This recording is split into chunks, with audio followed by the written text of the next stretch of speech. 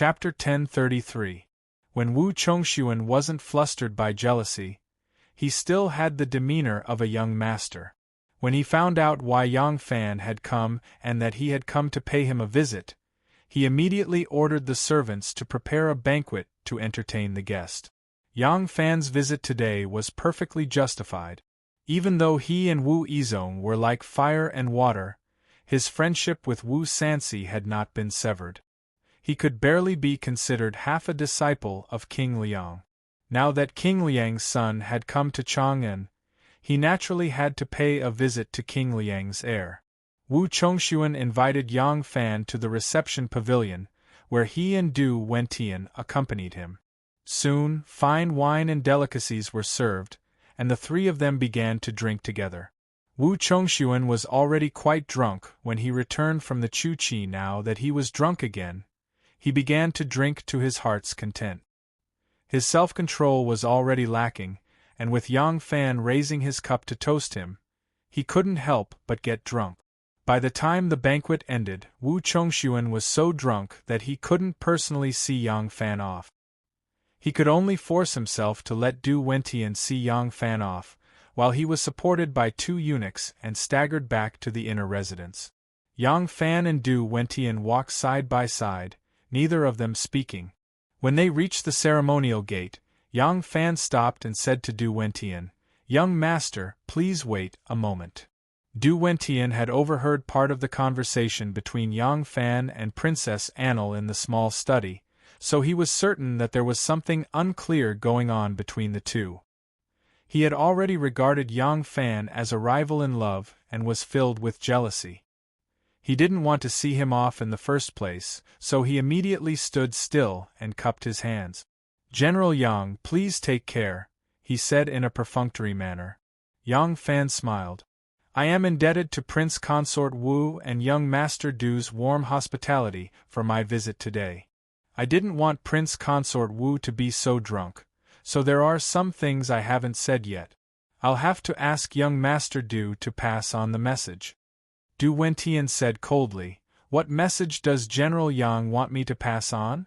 Yang Fan said, "I heard that the new residence that Princess Enlo has chosen is right next to this Yang's residence. In the future, our two families will be neighbors, so we should visit each other often. Moreover, this Yang and the Liang household are old friends. If Princess and Prince Consort are free, Yang Fan would like to host a banquet on the island in the middle of the lake to invite Princess and Prince Consort." Du Wentian judged him by his own standards and thought that he had not given up on Enlo. His expression immediately changed and said, "Don't worry, General, I will definitely pass on the message." In his heart, however, he had made up his mind that he would never tell Enlo about Yang Fan's invitation. He would also think of a way to slander Yang Fan to prevent the two of them from rekindling their old relationship. Yang Fan saw the change in his expression and knew what was going on. He laughed, cupped his hands and left. Du Wentian stood at the door and coldly glanced at his back. Without waiting for him to leave, he flicked his sleeves and left. Mo Guan's disciples put in a lot of effort in their performance. There was a sea of people watching on the street, but when it was time to collect the money, more than half of them had left. The young disciple of the illusion group held the gong and sometimes used words to urge the prideful audience not to leave. At other times, he nodded and bowed and passed small messages. The gong clanged and after one round, he managed to get a few dozen copper coins. Mo Guan sat in a small dressing tent set up at the corner of the long stage. Looking at the situation outside, he sighed and said, "Performing on the street is not profitable. It's better to go to the brothel to earn some money." A disciple standing beside him said, "Master is right. But we have already gone to the more lively brothel in Chang'an. There won't be that many customers for a while." Elder Mo nodded and said, "We have been in Chang'an for about a month. After 2 more days we will go to Taiyuan." At this moment, the young disciple who was holding the gong and begging for money walked to a tall young man with a beautiful mustache. He bent his knees and lowered his head, saying with a smile, "Thank you for the reward, Lang Jun. The young man smiled and casually tossed it. With a clang, the gong in the young disciple's hand sank. The young disciple was in charge of begging for money from the audience every day. Even if it was just a few copper coins, he could estimate the amount based on the slight changes in the weight. When he heard such a heavy sound, he couldn't help but feel annoyed. "It's fine if you don't want to reward us, but why did you toss a brick to tease us? Judging from the weight, wasn't it just a brick? How could such a heavy piece be gold?" But when the young waiter raised his head and saw what was in the gong, he was immediately tongue-tied. Inside the gong was a glistening yellow biscuit that seemed to be round yet not round. It sparkled under the sunlight. It was definitely a piece of gold. This guest was really generous. He actually rewarded him with a golden collar. The young disciple was surprised and happy. As if afraid that the guest would go back on his word, he quickly put the gong away and bowed repeatedly while holding it. He repeatedly expressed his thanks. "Thank you, Langjun, for the generous reward. Thank you, Langjun." The man in green smiled and said, "Take me to see your leader. I have a big deal to discuss with him." "Please, please, this way please, noble." When the young disciple heard that there was a big deal, he was overjoyed. He didn't care about asking for money anymore and quickly led the man in green to the side of the tent. In the tent, Elder Mo could also see that the guest had given a generous reward. He was about to stand up and go out to welcome them when the young disciple had already led the man in green in. Mo Guan looked at the gong in the young disciple's hand and saw a glistening yellow piece of gold. His eyes couldn't help but shine with a golden light. He quickly went forward with a face full of smiles and said humbly, "Noble, please take a seat. This old man thanks the noble for the generous reward." The man in green stroked his beard and smiled. "Elder, are you the leader of this illusion class?" "Yes, yes, yes." "Very good. My surname is Yang Jigu. My family's matriarch's 80th birthday is approaching. As a junior, I want to make some rare things to please her." When Mo Guan heard the 3 words, matriarch, he knew that the person was from an official's family. For the matriarch to be called a matriarch, her children and grandchildren must be at least a 5th-rank official. His expression became even more respectful as he quickly said, "Langjun, do you want this old man's illusion troupe to perform at your residence?" Yang Jigu shook his head and said, "No. I want to learn some illusionary tricks and put them on at the matriarch's birthday banquet." Since ancient times, there was a saying that old Lizy used colorful clothes to entertain his relatives. To make the matriarch happy as a grandson, why would I be afraid of playing an actor? Mo Guan smiled and said, "Langjun's filial piety is commendable. May I know what tricks Langjun wants to learn?" Yang Jigu said, "To be honest, I know some illusionary tricks and have demonstrated them to the matriarch in the past. Therefore, my matriarch will not be interested in ordinary tricks. If I want to learn, I will learn what you are best at." When Elder Mo heard this, he couldn't help but hesitate. Although this guest was generous and would definitely reward him if he taught him tricks, this was his skill after all. How could he easily show it to others? Seeing his hesitation, Yang Jigu couldn't help but laugh. "Elder, don't tell me that you think I want to secretly learn your skills? I am a scholar and will take the imperial examination to become an official in the future. Do you think I will become a street performer? Moreover, I only want to learn one skill from you. I can't take away your rice bowl." As he said this, he waved his hand lightly in front of the table. 3 glistening yellow gold collars appeared on the table without a sound. Elder Mo's eyes lit up. It wasn't because Yang Jigu's technique was magical. Although his technique was ingenious, it was not enough in the eyes of an illusionary master like Mo Guan. He saw the 3 gold collars and became greedy at the sight of money. Yang Jigu asked with a smile, "How is it?" Mo Guan swallowed his saliva and said in a low voice, "Langjun, we Jianghu performers also have our own rules. This illusion trick is mysterious. Long Juan's request is really a bit. Yang Jigu waved his hand and the 3 gold collars on the table became 6. Yang Jigu stared at him and said, "How about this? 6 pieces of gold in exchange for one of your skills."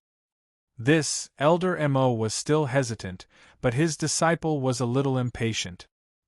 He called out in a low voice, "Master." Yang Jigu said, "One spell can't support an entire troop. You can't be thinking that I can steal your rice bowl just because I learned one of your skills, right? Moreover, with Yang's identity, would he do such a thing? I can guarantee you that if I learn this skill of yours, it will only be to make the matriarch happy. I won't teach it to anyone else in the future." Elder Mo said awkwardly, "Nothing in illusion is real or fake. If you want to turn illusion into reality and falsehood into truth, you need to have a very high level of skill. This requires a long period of hard training. Even if I tell you the trick, I'm afraid you won't be able to learn it quickly." Yang Jigu said, "You don't have to worry about this. Whether I can learn it or not, that's my own business. As long as you are willing to teach me wholeheartedly." Mo Guan smacked his lips and said in a low voice, "Lang Jun, can I add one more?" He also felt that he was a little too greedy and didn't have much confidence in what he said. Yang Jigu didn't say anything. He just raised his hand and there were 3 dang dang dang sound. 3 more pieces of gold fell on the table. The golden light was dazzling and shone brightly. Mo Guan was excited. He pressed the gold pieces and asked with a trembling voice, "What do you want to learn?" Yang Jigu said word by word, "Head-changing technique." The sun was setting in the west and the city was covered in red. The servant of Long Qing workshop was about to close the door when he saw a fast horse galloping from afar. On the horse was a man in green who was very agile. The servant stopped in his tracks and only left the door half open, waiting for the man in green to come. The horse did not stop for even a moment. When it arrived at the front of the workshop, it saw a man in green, about 30 years of age. He had a beautiful mustache and was full of vigor. The man in green saw the worker waiting in front of the door and laughed at him. In a clear voice he said, "Thanks." He tossed a shiny object to the worker's feet. The servant looked down and saw that it was a silver coin. The servant was surprised and happy. He quickly picked it up and turned his head to look. The horse was already galloping in the direction of Long Qing Pond. The servant shouted at the back of the man, "Thanks." Then he closed the door with a smile. The man in green quickly arrived on the island and quickly appeared in front of Yang Fan. Yang Fan sat next to a lamp tree. There was a small table in front of him. There were 4 kinds of delicate dishes on the table that were steaming.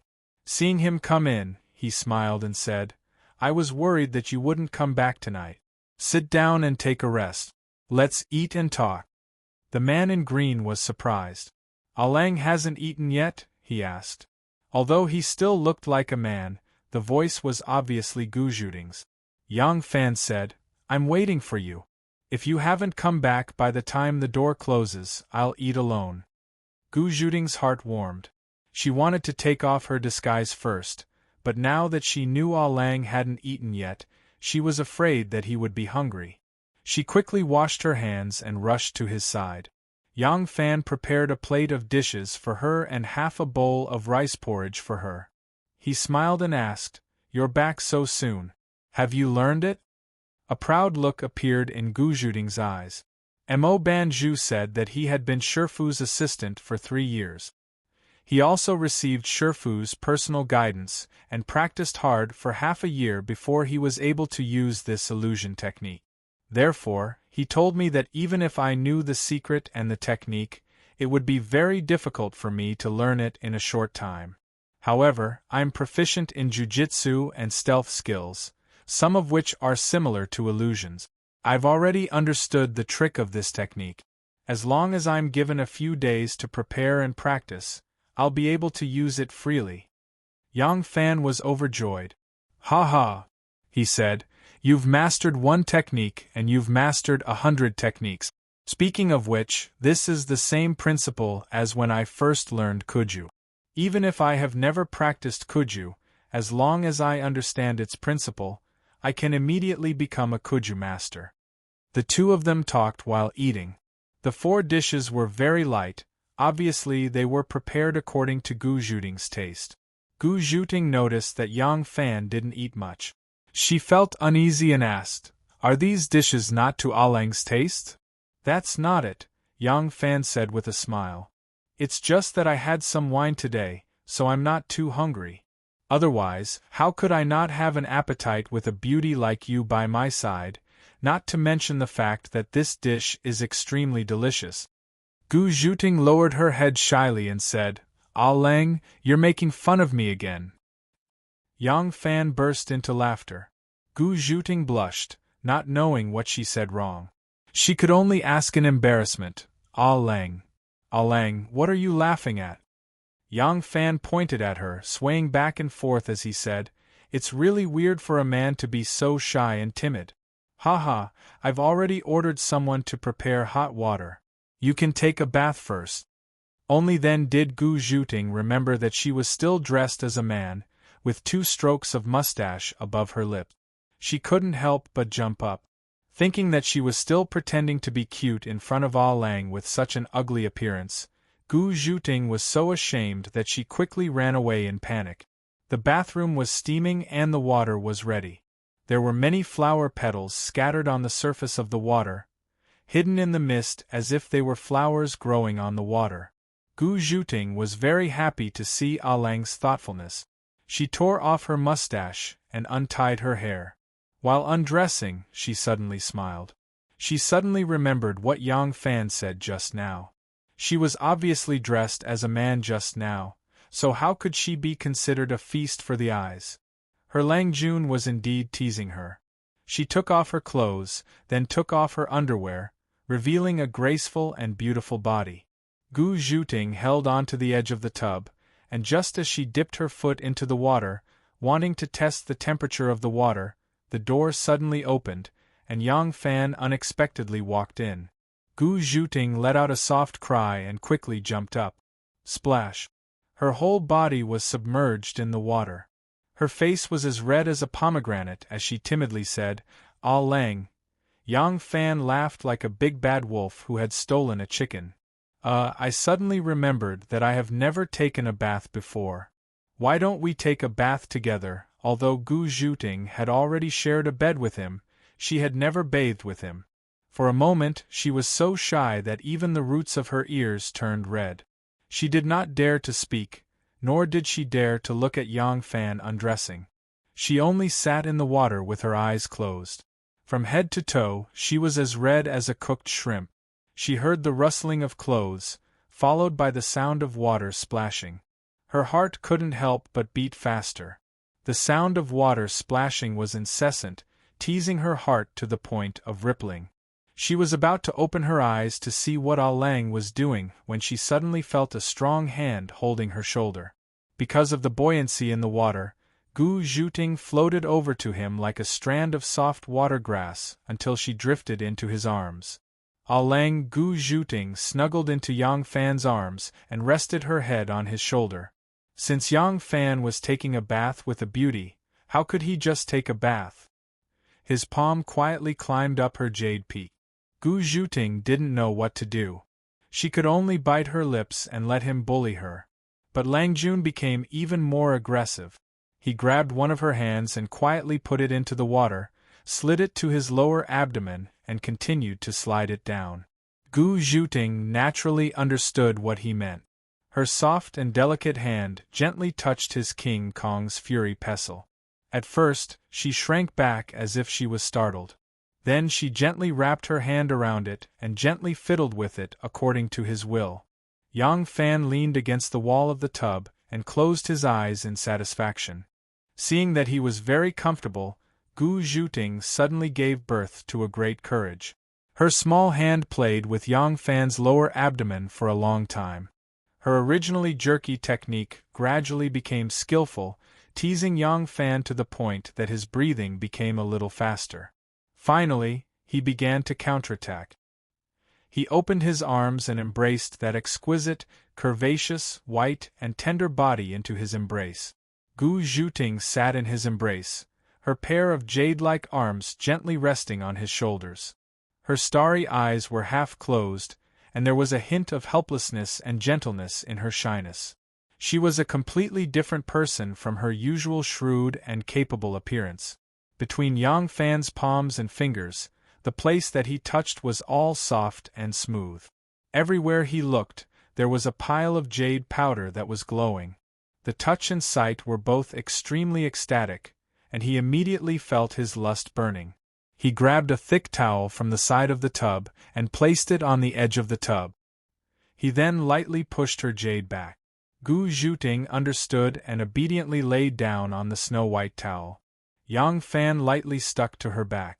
As soon as he touched her smooth and soft buttocks, he couldn't wait to explore the deep stream. The sound of the water splashing could be heard as the waves surged. Endless waves were set off in the middle of the bath. When the waves surged to a high point, they hit Gu Zhuting's perfect and smooth back. When the tide flowed down, it rippled under her moon-like buttocks that were suspended in the air. Following her lover's wave after wave, Gu Zhuting's heart also rose and fell in the waves of lust. She let out a moan that sounded like she was crying. She respectfully and tenaciously raised her beautiful buttocks, welcoming Yang Fan's increasingly intense thrusts. Her slightly raised red lips were like a delicate and pitiful rose. Seeing that her body was becoming more and more fragile, her slender waist involuntarily swayed and straightened. Yang Fan only felt that the buttocks under him were smooth and round, plump and firm. The extreme pleasure made his lust rise continuously. The bright light shone on the female body under him. The beautiful body that was lying on the edge of the tub was half submerged in the water and half exposed. It was like a beautiful snake climbing on the edge of the tub, waiting for the great sorcerer to subdue the demon. The beautiful snake gradually couldn't stand the great sorcerer Yang's divine power. Her body went limp. Just as her body went limp, she was scooped up from the water by Yang Fan. The sound of slapping was as rapid as the rain. Gu Zhuting felt that it was difficult to breathe. But she liked it this way. She liked to be ravaged by him. She liked to be played by him. She liked to be conquered by him. Suddenly, the beautiful snake seemed to have been hit where it hurt. Her slender jade neck suddenly swung. With a soul-stirring cry of despair, her whole body went limp and she could no longer move. The petals on the surface of the water gently undulated, and the waves in the bathtub gradually calmed down. However, the waves in Gu Zhuting's heart had not completely calmed down. She rested her flushed cheeks on Yang Fan's shoulder, and Yang Fan could hear her heart beating twice as fast as usual. Yang Fan patted her buttocks twice and chuckled. He knew that this time she was really tortured. Almost half an hour was spent in the most violent storm. Even a beautiful and mature woman like Princess Taiping could not bear it, let alone a woman like her who had just become a married woman. Yang Fan held her in his arms and loved her tenderly. Following his gentle caress and the warmth of the water, Gu Zhuting gradually recovered her strength. She faintly sighed and looked at her lover with her somewhat dazed eyes. She said in a low voice, "I'm really going to die because of you." Yang Fan smiled mischievously. "You're not dead yet. It's never too late for a gentleman to take revenge. Practice hard and you'll come back for revenge next time." Gu Zhuting blushed and gently bit his chest. Yang Fan smiled and hugged her delicate body. He whispered, "Go back and investigate Du Wentian. There may be an affair between him and Enlo. Maybe we can use this matter to our advantage." "Okay." Gu Zhuting meekly agreed. But the time it took for her to answer was 2 beats slower than usual. She gasped a few more times and gently raised her body. Her breasts were half submerged in the water like a pair of jade melons. Her breathing was much more comfortable when she was slightly out of the water. "Alang, she really has a trick up her sleeve?" "Yes." I tried to dispel her idea, but she refused. Her action of avenging her brother and sister made me look at her in a new light. but she will implicate so I can't just sit back and watch. And Lu has always done things without considering the consequences. I have to be careful when dealing with her.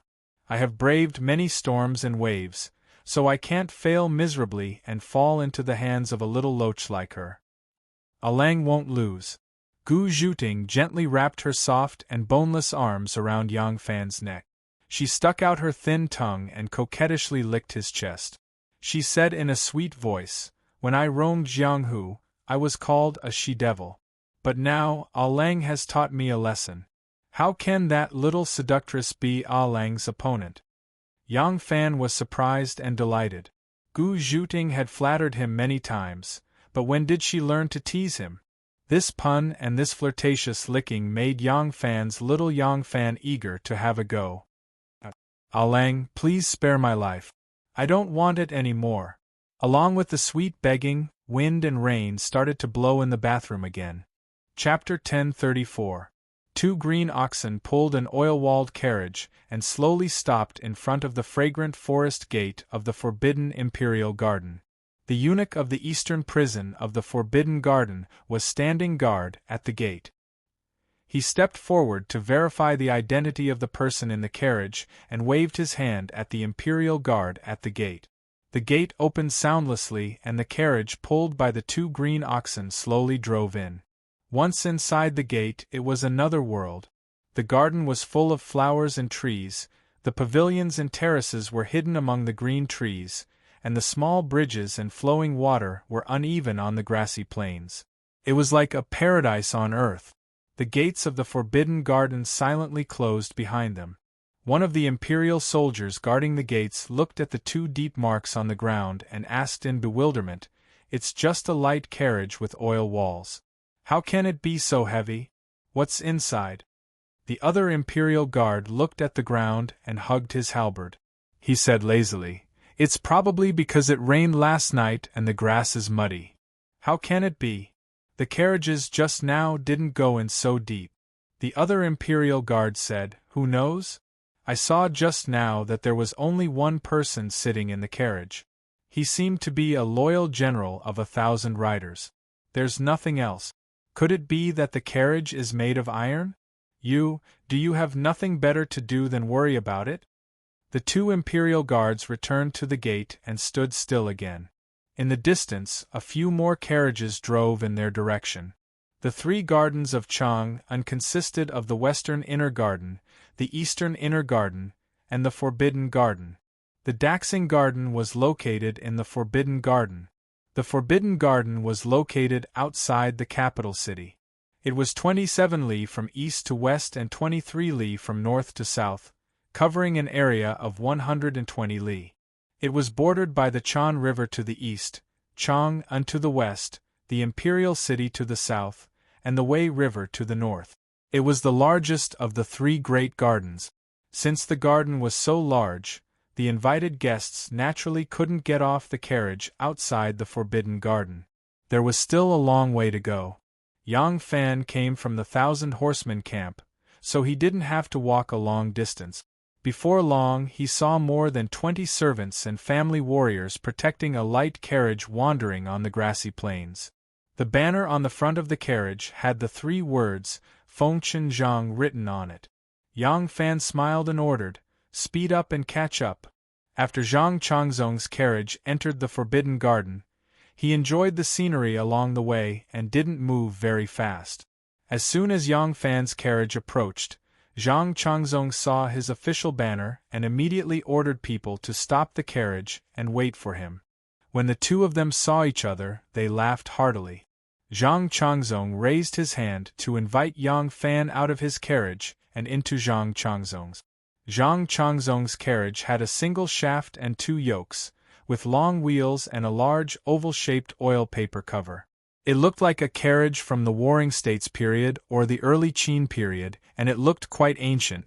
Because there were no carriages blocking the view, it was suitable for walking around, and one could enjoy the beautiful scenery in all directions at any time. Zhang Changzong asked with a smile, "General Yang was also invited to the banquet?" Prince Gaoyang had invited a lot of people to this banquet. relatives of the emperor, officials with meritorious deeds, influential officials from the two capitals, officials and gentry, civil and military officials are all here. I heard that even the top-ranked eunuchs in the palace have been invited. Haha, it really is all-inclusive. Yang Fan could hear the mockery in his words and replied with a smile. This kind of thing can only be done by Prince Gaoyang and his wife. The two of them are the members of the imperial family, meritorious officials, relatives of the imperial family, and influential officials. If someone else were to do this, it would be unbefitting of their status and would easily attract gossip. Secondly, others might not necessarily buy it. Zhang Changzong curled his lips, his expression full of disdain. Yang Fan's eyes flashed, and he said, "As far as I know, Shangguan Daiji was also invited by Princess Anil." Zhang Changzong said with a smile, "I'm afraid Shangguan Daiji won't be able to come." Yang Fan said with a smile, "Exactly, he will definitely decline. Unfortunately, Princess Anil doesn't know the real reason, and I'm afraid she will blame Shangguan Daiji." Zhang Changzong said in a carefree manner, "What does Anil count as? 99% of the guests who came today are here to give face to Liang Wangu Sansi. Do you really think that so many people care about her? If I wasn't so bored that I wanted to come to the Forbidden Garden to relax, I wouldn't even bother to go to her appointment today." Yang Fan smiled and said, "Oh yes, recently there are some strange rumors in the street. Has Lulang heard of them?" Zhang Changzong said, "What's there to inquire about rumors in the streets?" From Erling's tone, could it be that this rumor has something to do with me? Yang Fan said, "Correct, this rumor has something to do with Lulang. There is a rumor in the streets that Shangguan Daiji is pregnant. In order to prevent this matter from being exposed, she found an opportunity to hide in Chang'an." Zhang Changzong was shocked and cried out involuntarily, "How is that possible? Shangguan Daiji has always been living on the island in the middle of the lake, and basically doesn't have any contact with outsiders. How can others know that she is pregnant?" Yang Fan shook his head and said, "I am also puzzled by this. However, what is even more strange is that the rumors in the streets say that the man who made Shangguan Daiji pregnant is you, Lulang." Zhang Changzong was so scared that he almost jumped up. His face and neck were red as he said, "Nonsense. Who is this person who dares to slander me like this? If I catch that bastard who is gossiping, I will cut him into 1,000 pieces, file his bones and scatter his ashes to appease the hatred in my heart." With a strange expression, Yang Fan said, "Lulang, why do you have to be so angry? That man can't really be you?" Zhang Changzong was anxious and angry, and his face turned purple. "Of course it's not me. You know why I am involved in this matter, Erlang. Why are you saying such things?" Yang Fan laughed dryly and said, "I didn't believe it at first. But speaking of Shangguan Daiji's character and talent, only a young talent like you, Lulang, would be able to catch her eye. So after hearing the rumors in the streets, I won't hide it from you, even I am a little confused." Zhang Changzong anxiously said, "You can't say such things. Erlang, this matter really has nothing to do with me. I have always been doted on by the sage. How would I dare to cross the line in matters between men and women? Think about it, if I really had an affair with Shangguan Daiji, would the sage let her go? Would she let me go? Would she let me settle Shangguan Daiji?" Yang Fan nodded and said, "Liulang's words are reasonable. It's just that the common people don't have such brains, and only know how to echo what others say. That's why they spread such rumors. Lulang, don't take it to heart. The rumors in the streets won't reach the sage's ears. Moreover, the sage has always doted on Lulang. Although there's a saying in ancient times that 3 people will make a tiger, and the public's mouth will shine gold, I don't think it will happen to Lulang." It was fine if Yang Fan didn't comfort him, but once he did, Zhang Changzong felt even more scared. His pale face no longer had any color. His Majesty may not believe other things, but this kind of thing is simply worse. Once His Majesty hears about it, it's really strange. How did the news of Shangguan Daiji's pregnancy get leaked? Why is it said that it's me? Zhang Changzong's body shook and he suddenly said, "No. Someone must be trying to harm me." Yang Fan disapprovingly said, "It can't be. Lulang has always been kind to people who would want to harm you." Zhang Changzong said, "There are many people who want to harm me. The Wu family, the Li family, and those who pretend to be loyal officials, think that I, Zhang, have brought chaos to the court and deceived the emperor. They want to get rid of me quickly." Yang Fan shook his head and said, "Who doesn't know that Lulang is the sage's most favored official? Would they dare to do something like an ant trying to shake a tree?" Zhang Changzong said, "If they want to harm me, it's naturally not that easy. That's why they made such a big fuss about it. The sage dotes on me, so if they want to harm me, they can only make the sage hate me first." The more Zhang Changzong analyzed, the more he felt that his speculation was correct. Yang Fan secretly laughed in his heart. "The emperor ordered you to take care of one. If you fail in your duty, it's just a small matter. Now that this matter has implicated you, I'm afraid that you won't do your best." His face suddenly changed color and he said, "It's not impossible. I originally thought it was an absurd rumor, but I didn't expect that there's a hidden killing intent behind the rumor." Zhang Changzong gritted his teeth and said, "Who wants to harm me? Who wants to harm me?" Yang Fan murmured in confusion, "Yes, once Shangguan Weiji arrived in Chang'an, she was sent to the island in the middle of the lake and had no contact with outsiders. I definitely didn't leak any information, and I can guarantee for my people. But this information... I remember, we've traveled to Fanchuan and Xingjiao Temple. Could it be that someone recognized Shangguan Weiji?" Zhang Changzong said resolutely, "Impossible. Shangguan Weiji has lived in the palace since she was young. Even in Luoyang, there aren't many people who can recognize her, not to mention this is Chang'an. I understand now. It must be someone in Luoyang who heard this secret and wants to use this matter to harm me." Yang Fan said, "Those who are innocent are innocent. Lulang, don't make wild guesses and mess up your position. Leave this matter to me. I'll definitely help you find out the truth." Zhang Changzong couldn't stand being provoked. At this moment, he was so angry that he couldn't wait to go back and investigate this matter.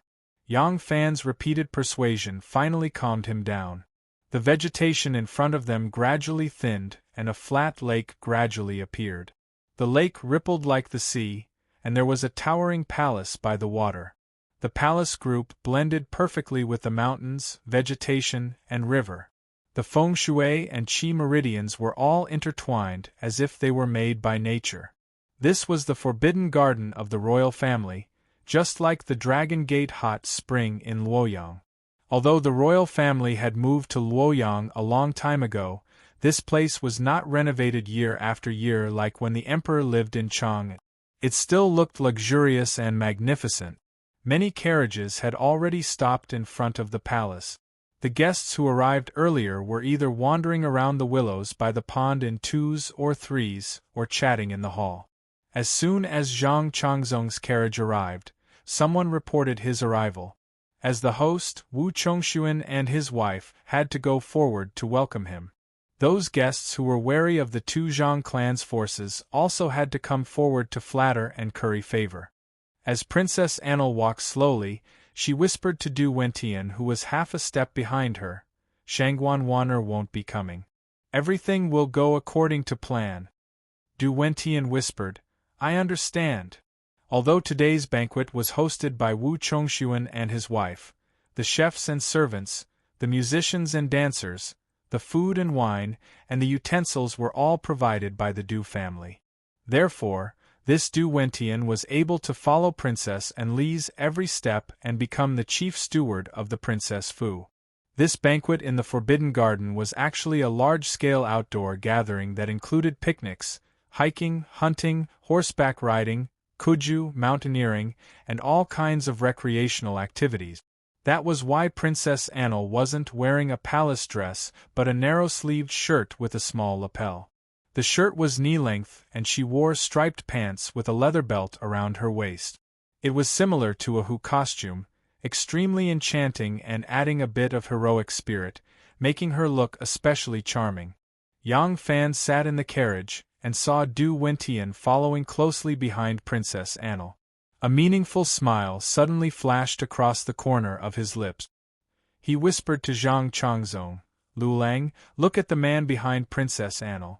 Doesn't he look familiar?" Although Zhang Changzong was arrogant, he wouldn't sit in the carriage and wait for everyone to come over. He was about to get off the carriage when he heard Yang Fan's words. He quickly looked over and saw Du Wentian. He couldn't help but feel slightly puzzled. That's right. He does look familiar. Who is he? Yang Fan said uncertainly. Why does he look like that lecturer we taught a lesson at Xingjiao Temple? Really? Zhang Changzong stared at it for a while more, then slapped the armrest and said, Yes, that's him. After Zhang Changzong said this, he suddenly thought of something. He jumped up and gritted his teeth, saying, I understand. So it's him. Chapter 1035. Before Yang Fan could hold him back, Zhang Changzong had already jumped off the carriage. In truth, Yang Fan did not really want to stop him. Enlu wanted to take revenge for her brother and sister. Yang Fan did not care, but she could not harm his family. Li Guo used Wanner and the child's lives as a weapon, so he could only stand on Zhang Changzong's side.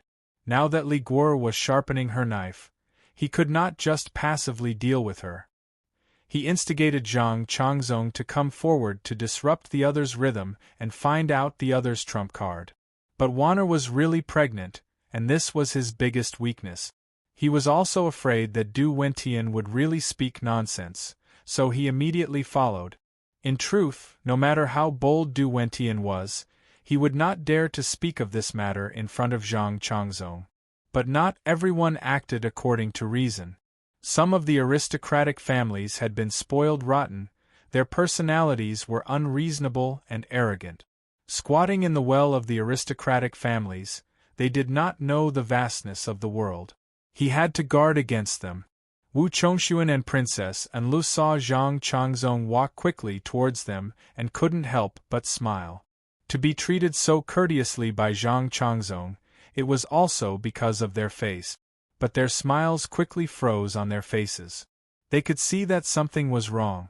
Zhang Changzong's face was green and his eyes were filled with anger. He was not looking at them at all. Zhang Fengqin. Wu Chongshuan stopped and hesitantly raised his hands towards Zhang Changzong.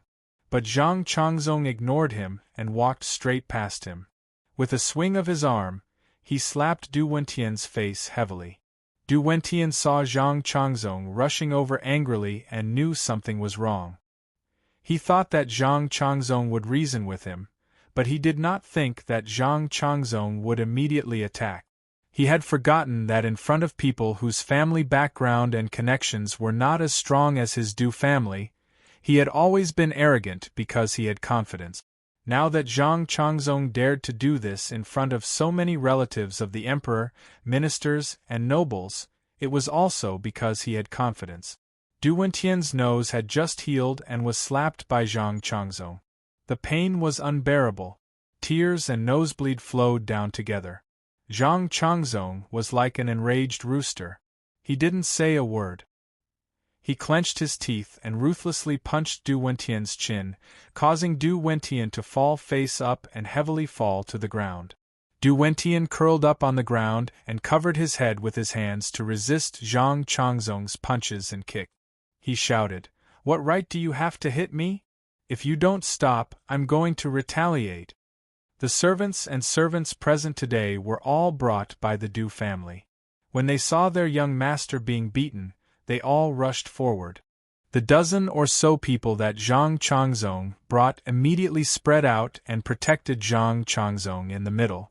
Their swords and sabers were unsheathed and they shouted, "Whoever dares to come forward, kill without mercy." These people were all experts of the imperial palace. They turned a blind eye to Zhang Changzong beating up others, but they wouldn't allow anyone to harm Zhang Changzong.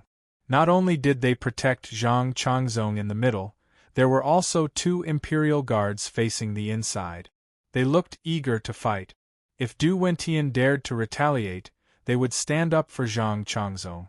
Today, Wu Chongxuan was hosting this banquet, and the Du family's patriarch, Du Jingting, was also present. Seeing Zhang Changzong beating up his son without saying a word, Du Jingting was both shocked and angry. He rushed forward and said, "Zhang Fengchen, my Du family respects you as an honored guest. Why did you beat up my son?" Zhang Changzong was panting from exhaustion after beating up Du Jingting. He pointed at Du Jingting's nose and said, "You old man are his father? This Zhang will teach your blind son a lesson on your behalf. What are you going to do about it?" Du Jingting was of noble status. When had he ever suffered such humiliation? His face turned green and his body trembled. Wu Chongxuan rushed forward and grabbed Zhang Changzong's arm. He said, "Zhang Fengchen, please calm down. I don't know how young Master Du has offended you. I'll ask him to apologize to you. Please don't hurt our friendship." Zhang Changzong said angrily, "What friendship does this Zhang have with him? Ask him yourself if he deserves to be beaten." Yang Fan rushed over at the right time and said with a surprised expression, "Why is 6th brother so angry? Does this friend have a grudge against you? He looks so familiar. 6th brother, this person seems to be the lecher we met at Xingjiao Temple." Du Jingting was stunned and asked in a panic, "What lecher?" Yang Fan said, "This Yang once visited Xingjiao Temple with Zhang Fengchen. We saw a lecher molesting a woman in the temple. Zhang Fengchen acted righteously and taught him a lesson. May I know who this old gentleman is? Is this lecher your son?" Du Jingting knew Yang Fan's real identity. How could he not believe him when he heard him say this? He turned to Du Wentian in shock and anger and shouted, "Evil creature, is this true?" Du Wentian hurriedly defended himself, "Father, don't listen to their nonsense.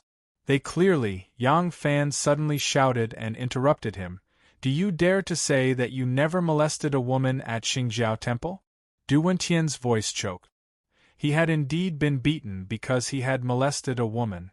Later on, all kinds of grievances had arisen because of this. But how could he admit it now? He wanted to refute, but Yang Fan's shout had exposed his scandal. His tone paused and his expression changed. The surrounding guests had all seen the world. Just by looking at his guilty expression, they knew that Yang Fan was telling the truth.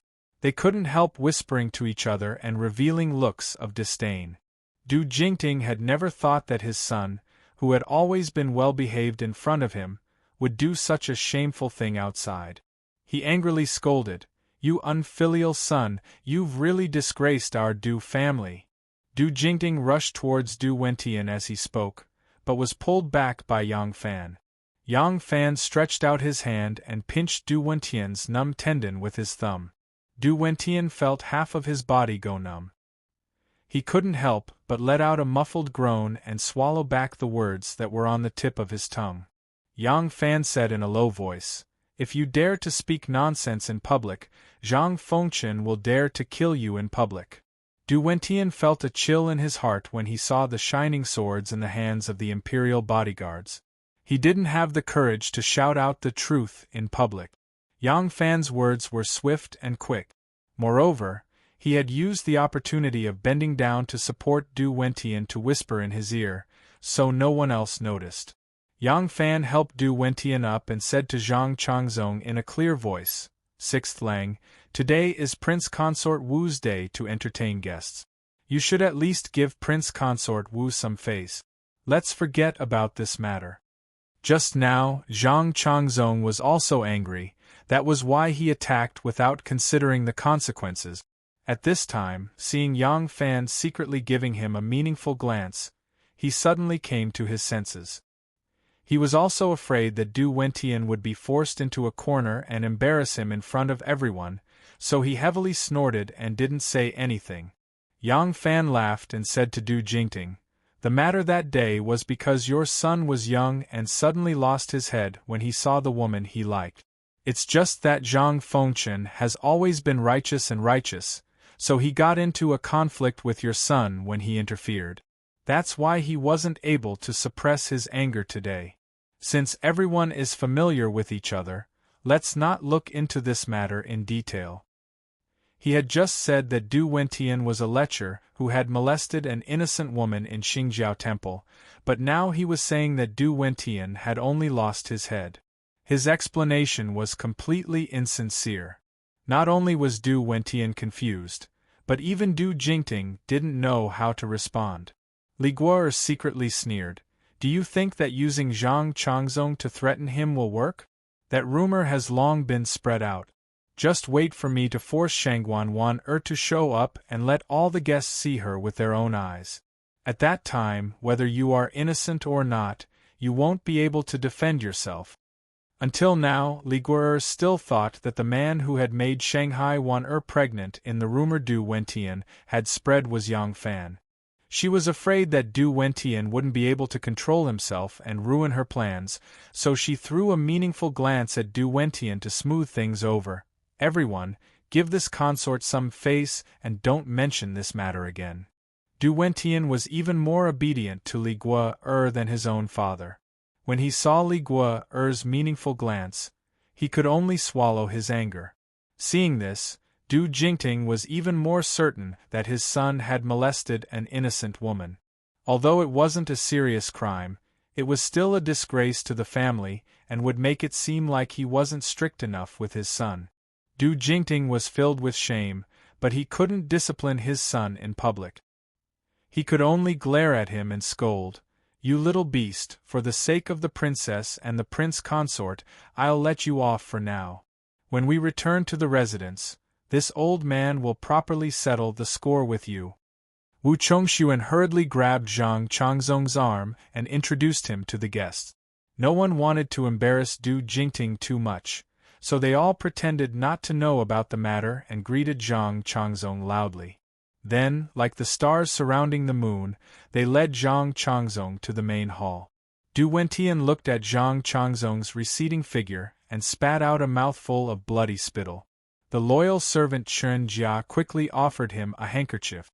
Du Wentian wiped the blood from his nose, the hatred in his heart growing. When Li Guo'er had asked him to do that, he had been somewhat hesitant, but now he no longer had any scruples. The banquet began in the main hall. Everyone talked cheerfully and wittily, deliberately avoiding the matter just now. However, it could be imagined that the news of Fan Chuan's son molesting a woman and being beaten up by Zhang Changzong would definitely spread throughout Chang, and after the banquet. Du Jingting's face was dark. He only sat for a moment before saying that he wasn't feeling well and bidding farewell to the princess and the prince consort. Wu Chongxuan knew that he wasn't feeling well, so he didn't urge him to stay. Du Jingting left the main hall. He had wanted to find his son to teach him another lesson, but when he asked a few servants, no one knew where he had gone. Du Jingting thought that his son was too ashamed to see anyone else and had already left. He angrily boarded his carriage and left. In a corner of the palace, Chen Jia carried a barrel of oil and walked over with difficulty. She pulled out the cork, then hesitantly turned around and asked, "Young master, do you really want some?" There was a clear palm print on Du Wentian's face as he limped over. He kicked the oil barrel and threw a torch forward fiercely. A raging flame ignited with a ping sound. The fire raged, reflecting his ferocious face. Only then did he grit his teeth and say, "Light." Princess Enlu and Wu Chongxuan were the guests at today's banquet, but neither the Prince of Xiang's 5 sons nor Wu Chongxuan and his wife were here for this banquet. Since Zhang Changzong had arrived, it would be difficult for him not to usurp the host's position. Everyone took turns toasting him. Yang Fan waited for a long time before finally finding an opportunity to walk up to him. Zhang Changzong glanced at him and said, "Sit." Yang Fan folded his feet and sat down next to him. Zhang Changzong raised his wine cup and stared at the two groups of dancers dancing in the hall. He whispered, "Why did you stop me just now? Wouldn't it have been over if I had killed him with one strike of my sword? So what if it's the Du clan? I've already killed him, so what can they do to me?" Yang Fan took a sip of wine and smiled at the beautiful leading dancer who was waving her green sleeve at him. He whispered, "Does Sixth Lang think that this matter is as simple as young Master Du harboring a grudge and slandering someone?" Zhang Changzong's expression changed. He slowly turned his head and asked, "What do you mean?" Yang Fan replied, "That lecher really has the guts to make Sixth Lang his enemy? Moreover, even if this matter were to spread among the common people, how could it reach the ears of the Emperor, who resides deep in the imperial palace? If the Emperor doesn't know, what harm can it do to you, Erlang? But does he have the ability to face the Emperor?" Zhang Changzong's pupils suddenly constricted as he realized. "You mean he has someone behind him?" Yang Fan didn't say anything and only took another sip of wine. Zhang Changzong's expression changed. He suddenly turned his head to look at Wu Chongxuan, his eyes full of murderous intent. Wu Chongxuan was carefully picking out the fish bones and attentively placing a piece of fish meat on a plate. He didn't notice Zhang Changzong's fierce gaze at all. Zhang Changzong withdrew his gaze and asked in a low voice, "What other conspiracy do you think they have?" Yang Fan said, "I don't know either, so we have to wait." Before he finished speaking, a burst of smoke suddenly rolled in from the back of the hall. There were many layers of curtains in the palace and most of the buildings were made of wood. In addition, there was oil to fuel the fire and the wind to help it burn, so it burned very quickly. Yang Fan suddenly turned his head and saw the tongue of fire was already in front of him. Chapter 1036. The palace that Princess Anlu used to entertain her guests was called Baiyu Palace. It was the largest palace building in Dexing Yuan. Not a single nail was used in the entire palace. Everything was built using mortise and tenon joint. This palace had been built since the second year of Renshou of the Great Sui. It had hosted Emperor Wen Yang Jian, Emperor Yang Guang, Emperor Gaozu Li Yuan, Emperor Taizong Li Shimen, Emperor Gaozong Li Ji, and countless concubines and even relatives of the emperor. It had always been in perfect condition. But now it had become a blazing volcano. The flames soared and the heat burned their noses and mouths. Everyone could only retreat again and again. The eunuchs and eunuchs of the Changle, Eastern, and Western eunuchs who were in charge of the Forbidden Garden heard the news and rushed over.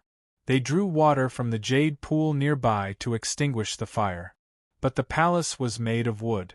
Once it started to burn, the fire could not be contained. Under the rising flames, no one could stand within 100 feet. A few daring eunuchs tried to force their way closer. Their hair was immediately burnt and curled up. They could not even open their eyes. How could they put out the fire like this? They could only watch as the fire engulfed the entire palace. Zhang Changzong looked at the flames that were as tall as a small mountain. He clapped his hands and praised, "What a big fire! It's a pity that it's not as spectacular as the Ming Tang and Heaven fires in Luoyang." Yang Fan looked at him from the corner of his eyes. He thought, does this guy think he's setting off fireworks? Such a big and magnificent palace is gone just like that. It's as if he still wants to see more. Yang Fan turned around and looked at the palace that was completely engulfed in flames. He sighed with regret. Suddenly, he felt a pair of eyes staring at him. Yang Fan's eyes flashed as he looked at that pair of eyes. Li Guo hurriedly withdrew her gaze and turned her head away, as if she had never seen him before. However, even though she withdrew her gaze quickly, Yang Fan still caught a glimpse of it. It was an excited and bewitching gaze. Baiyu Palace is on fire. Why is she looking at me? Why is her gaze so strange? Yang Fan frowned slightly. An uneasy feeling rose in his heart. Boom! A huge pillar fell down, sending up countless sparks. The flames first dimmed, then burned even more fiercely. One of the palace walls was on the verge of collapsing, and finally collapsed in the fire. The raging flames that came rushing towards them forced them to step back again and again. They had to retreat more than 100 feet before they could regain their balance. The majestic palace had finally been reduced to a pile of rubble. Although the fire was still burning, the blazing flames had already begun to die down. Luo Shanqian, the head steward of the Forbidden Garden, who had rushed over, saw this scene and his legs went soft. He fell to the ground on his butt. His white and plump double chin trembled, as if he was mourning the death of his parents. It's over, it's over. The aquamarine palace is finished. How can I, your husband, bear such a great sin? Yang Qingfeng, the head steward of perpetual music, had a dark and pale expression on his face. Like a little ghost that had crawled out of a pit, he moved in front of Luo Shanqian and said miserably, "Eunuch Luo, the aquamarine palace is on fire. What should we do now?" Luo Shanqian did not know where he got the strength from. His round and fat body actually crawled up from the ground with a grunt. He stared hard with his puffy eyes and shouted in a shrill voice, "You ask me? Who should I ask? You bastard, how could you cause the aquamarine palace to catch fire in broad daylight?" Yang Qingfeng cried out in grievance, "Eunuch Luo, you can't blame me for this. It's true that I am in charge of Daxing Garden, but I can't always be in the aquamarine palace." Luo Shanqian gave him a big slap, causing Yang Qingfeng to spin twice on the spot. Luo Shanqian rebuked in a shrill voice, "So you're saying that you're in the right? Why would the aquamarine palace catch fire out of nowhere? Was it caused by the dry weather? You have to give me an explanation. Otherwise, you, Yang Qingfeng, won't be able to escape responsibility." As Luo Shanqian spoke, he winked at him. His round, white, and clean face was like a large pig's head that had shed its fur. With a slight shake of his neck, his double chin would tremble incessantly. His pair of puffy eyes still had to make a suggestive expression of pursing his lips and knitting his eyebrows. It was truly difficult for him. When Yang Qingfeng saw Luo Shanqian's squinting eyes and crooked mouth, she thought that he had suffered a stroke from the fire in the aquamarine palace. She was stunned for a moment before suddenly coming to her senses. She hurriedly shouted, "It just rained here yesterday. How could it be dry? This is clearly the result of the carelessness of the cooks. They lost the fire seed and caused the fire." Luo Shanqian secretly heaved a sigh of relief. This fellow was not too stupid after all. Luo Shanqian ran to Princess Annel's side like a round meatball. He bowed with his hands in front of him and said, "Princess, why would the aquamarine palace catch fire out of nowhere? This is clearly the result of the carelessness of the cooks brought by the Du family. If the imperial court investigates this matter, please bear witness for this servant." Princess Annel glared at him with her almond-shaped eyes and reprimanded, "I am having a banquet today. It was supposed to be a joyous occasion, but now it has been ruined by this fire. You eunuchs caused the fire because of your carelessness and nearly cost me my life. Now you still want to push the blame onto others?" Eunuch Luo was wrapped in a tight green robe. His back was already drenched in sweat. Now that he heard that Princess Annel seemed to want to cover up for the Du family's cooks and put the blame on them, he was both anxious and afraid. He sweated profusely. "Your Highness, this aquamarine palace has been here for many years. Nothing has ever happened before. Now that there is a fire for no reason, it is naturally the result of the carelessness of the cooks. Your Highness must uphold justice for this servant." Hearing this, Du Wentian was unable to restrain his anger. He stepped forward and said, "According to Eunuch Luo, this fire should be blamed on the cooks. But looking at the source of the fire, it is clearly not under the cooks."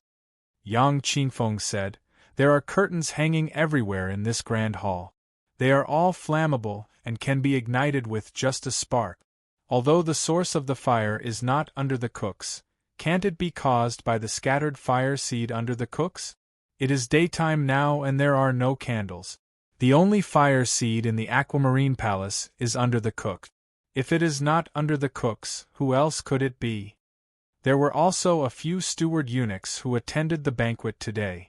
They were more or less friends with Eunuch Luo and Eunuch Yang.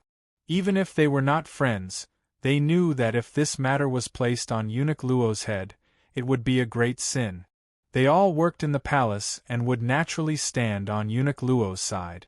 Immediately, a few steward eunuchs came forward and helped Eunuch Yang argue.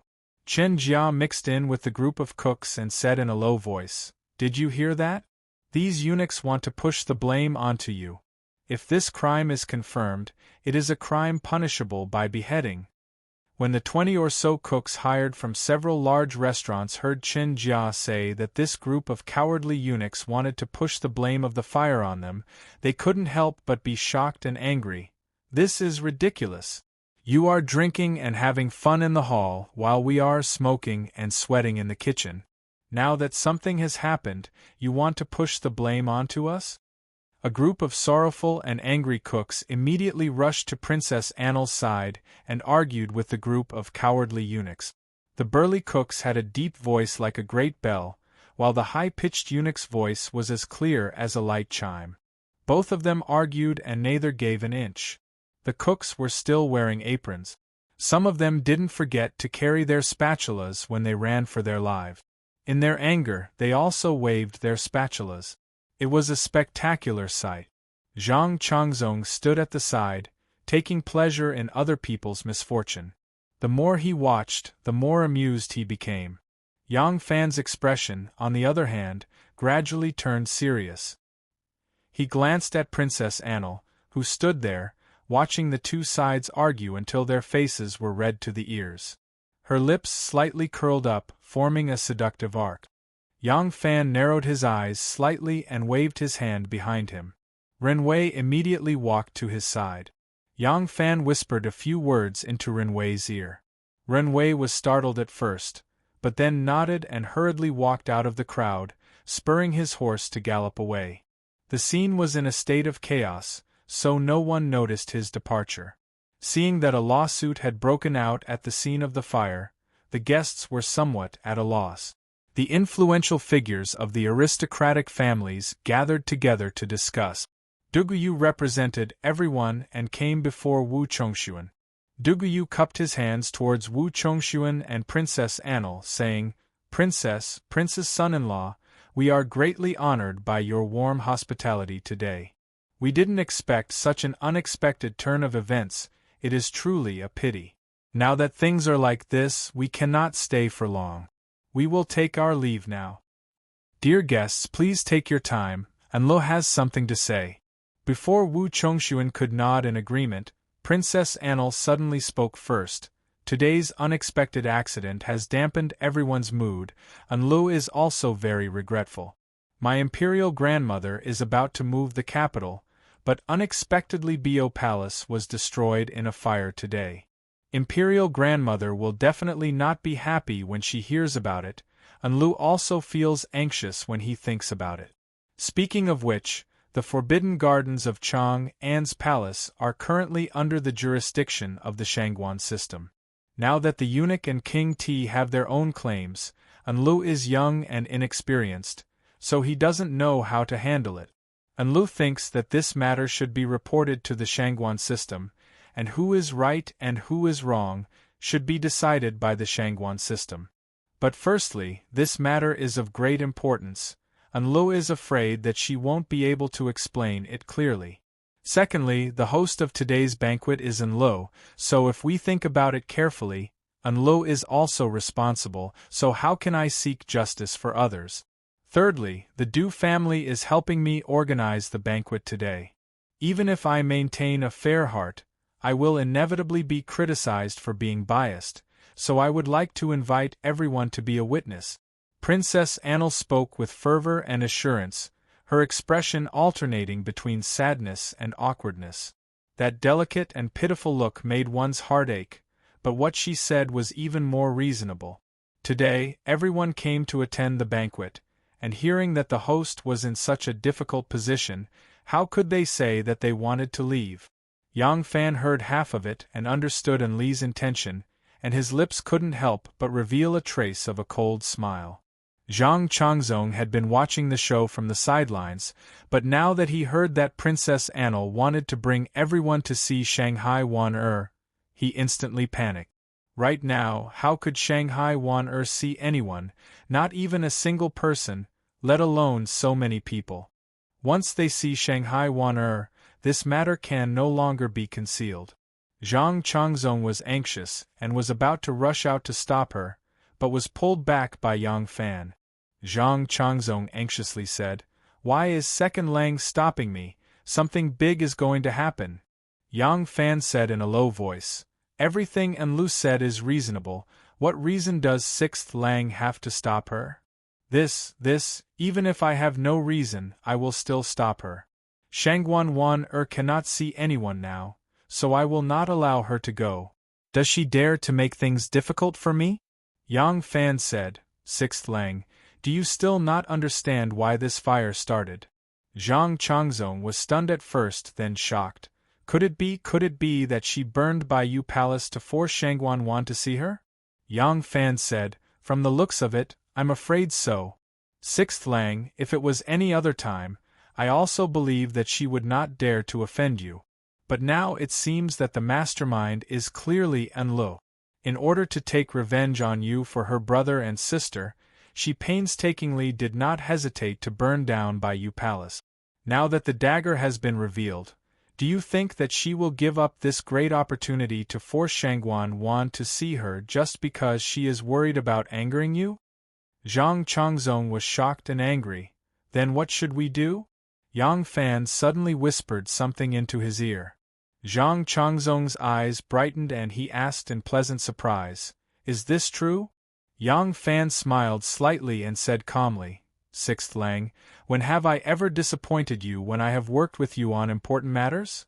Zhang Changzong laughed, but just as the laughter rushed out of his throat, he hurriedly held it back. Luckily he held it back in time, and only made an explosive sound. This place was so smoky that others would think that he was choking on his throat. Zhang Changzong coughed, lowered his voice and said excitedly, "Then I will endure for a while. As long as I can get through this, Chapter 1037. It was the first time that so many dignitaries gathered in Longqing Square, and it was the first time that Longqing Pool was so lively. There were hundreds of nobles attending the banquet today, and there were at least a few thousand attendants and servants. They majestically stepped onto the island in the middle of the lake. A large group of people arrived on the island and arrived in front of Shangguan Wan-er's mansion. Apart from Zhang Changzong and Yang Fan, who were already living on the island, only Princess Enlu and the others stepped forward. She was a member of the imperial family, and the reason why she was able to use the Forbidden Garden for the banquet was also because of her status. Now that something had happened, it was only natural that she would step forward. The three of them stepped forward. Zhang Changzong couldn't hold back and rushed to knock on the door. Princess Anil glanced at Yang Fan and teased, "General Yang, you seem a little nervous." Yang Fan looked steadily at the red lacquer door and lightly said, "What do I have to be nervous about?" Princess Anil's lips curled up with a trace of complacency of her plot succeeding. She sneered and said, "Do you think that Shangguan Daiji can still avoid people today? As long as she comes out, who can hide her big belly from? Under the watchful eyes of the public, this matter will soon spread throughout Chang'an City, and then the rumors circulating in the streets will enter the ears of these high-ranking officials and dignitaries. At that time, do you think that my imperial grandmother will investigate the scribes of the CI officials and make this scandal known to everyone in order to protect you, or will she quickly behead you and Shangguan Wan?" Yang Fan suddenly turned his head to look at her, and his eyes were full of surprise that couldn't be concealed. Li Guo saw it in his eyes and thought that it was his shocked and frightened look. She felt even happier and proudly sneered. "Do you think that I let people spread the news that you have an affair with Shangguan Wan just to ruin your reputation? If you think so, then you are wrong. Very wrong. I, Li Guo, have never been such a magnanimous person. Since you've offended me, I want you to die." I want you to die without a burial. Yang Fan did not hear the last of her harsh words. His thoughts were abnormally chaotic. What is going on? The rumor said that Wan'er and Zhang Changzong had an affair. Why did she say it was me? Could it be that she did not want to avenge her brother and sister, but deliberately wanted to deal with me? But how could the rumor? Yang Fan suddenly thought of something and turned his head to look. In the crowd, Du Wentian was staring at Zhang Changzong's back with his fingerprints all over his face. His face was filled with a smug sneer. In an instant, Yang Fan understood everything. Zhang Changzong quickly walked down the stairs. Li Guo immediately greeted him and said, Zhang Fengchen, what did Shangguan Weiji say? Zhang Changzong had already received a hint from Yang Fan before, but after all, he did not participate in the whole process. He was afraid that things might not be as easy as Yang Fan said, so he was still a little nervous. He first looked at Yang Fan and then said, Shangguan Weiji is at the back of the mountain. What? Li Guo was also stunned. A pregnant woman could ride a horse to the bow? Obviously not. Could it be that Du Wentian's information was wrong? But no matter what, she had to see Shangguan Wan'er with her own eyes. Li Guo was startled and immediately said, Okay. Then let's go to the back of the mountain. Li Guo turned around and quickly walked a few steps with her dress in her hand. She said to the many Chang and officials and nobles who were waiting quietly in front of her, Shangguan Weiji is at the back of the mountain. We will go directly to the back of the mountain to see her. Young Master Du, please come forward. I have something to ask you. Du Wentian hurriedly ran in front of her and bowed, Your Highness. Li Guo turned around and walked up the mountain. She asked coldly, Are you sure that the pregnant woman you saw that day was Shangguan Wan'er? Du Wentian hesitated for a moment and replied, I really don't know what Shangguan Wan'er looks like. However, the woman who donated the sesame oil money in the name of Zheng Wan'er was indeed pregnant. Moreover, the other two men who accompanied her under pseudonyms were indeed Yang Fan and Zhang Changzong. From the words and deeds of the three people, the woman's status was definitely not below Zhang Changzong's. Who else could it be other than Shangguan Wan'er? Li Guo was slightly relieved after hearing this. She whispered, When you see Shangguan Wan'er, look carefully for me. See if she is the person you have seen before. Du Wentian was just about to nod in agreement when a hand suddenly stretched out from behind and put on his shoulder. He was violently pulled out. Du Wentian was not prepared and almost fell. Wu Chongxuan squeezed over and whispered to Li Guo, Lu, what are you doing? We had a banquet in the Aquamarine Palace and accidentally caused a big fire. The sage will certainly be unhappy if he hears this. But what should we do now has already been burned. What can we do? Whether the imperial court is investigating the dereliction of duty of the eunuchs or those hired by the Du family for the fire, you are a dignified princess. Do you need to be the judge? Look, all the bigwigs in Chang and have been invited to the island in the middle of the lake by you. This is too big a scene. Li Guo glared at him and scolded, It's my business. Don't interfere. Yang Fan and Zhang Changzong walked side by side. He asked uneasily, Erlang, can we really deceive everyone this time? Yang Fan said, To tell you the truth, when I was wandering around Chang'an City, I happened to see the Jianghu entertainer who was good at illusions performing. That was how I came up with this idea. At that time, I asked someone to learn it just in case. I didn't expect it to really come in handy today. Don't worry. Unless they want to search you, they will never be able to tell the truth. Tell me, do they have the reason and courage to search Shangguan Du? Zhang Changzong sighed quietly and said, That's for the best. The so-called mountain on the island was just a high slope. After climbing over the slope, there was a stretch of green grass, like a green carpet, all the way to the dense forest at the foot of the mountain. Although the slope was relatively gentle, it was the flattest near the forest, so the horse racing field was set up there. 7 or 8 women wearing scarves, boots, and sticks in their hands were riding tall horses. They were fighting on the field, and the battle seemed to be very fierce. A woman riding a date red horse was galloping. Suddenly, she bent down and nimbly picked up the ground with her stick. She turned sideways and threw a ball backward. The red ball slid in an arc and flew 7 or 8 feet away. It bounced and rolled on the ground. Several women who had just managed to get there immediately scrambled to get it. As soon as Liguor climbed over the hill, she saw the crowd and immediately looked for Shangguan. When she saw the beautiful woman on the maroon horse, she immediately stopped in her tracks and stood there in a daze. The moment she stopped, the thousands of people following behind her immediately stopped as well. Although they were still far away, the woman riding on the purplish-red horse was clearly Shangguan. Her clothes fluttered in the wind as she urged the horse to gallop. Looking at her strong and agile figure, as well as her slender waist, who would dare to say that she was pregnant? Liguor suddenly turned her head to look at Du Wentian. Du Wentian was also a little confused. The woman who was bowing on the horse did look very much like the big-bellied woman he saw the other day. Although they were standing on the slope and were still far from the horse racing field, so they could not see the features clearly, but there were 7 or 8 people on the field.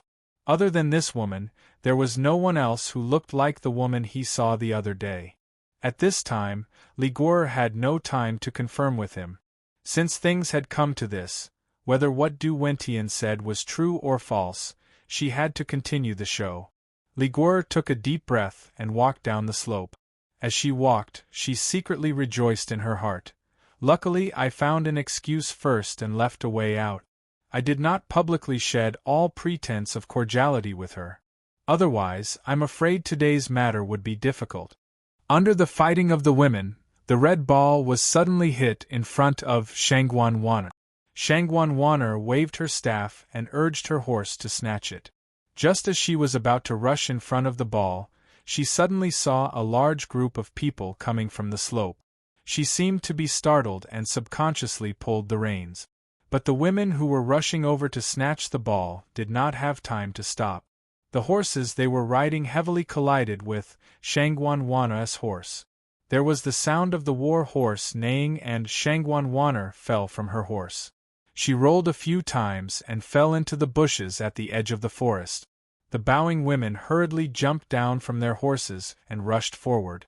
Liguor looked down from above and could see clearly that although that Shangguan fell from her horse and rolled a few times until she fell into the knee-high bushes at the edge of the forest, she could still see her. From the beginning to the end, Shangguan had never left her line of sight. Several bowing women hurriedly helped Shangguan up. Shangguan did not know if she sprained her ankle or twisted her waist. She put one hand on her waist, bent her body, limped forward 2 steps, and then waved her hand to stop.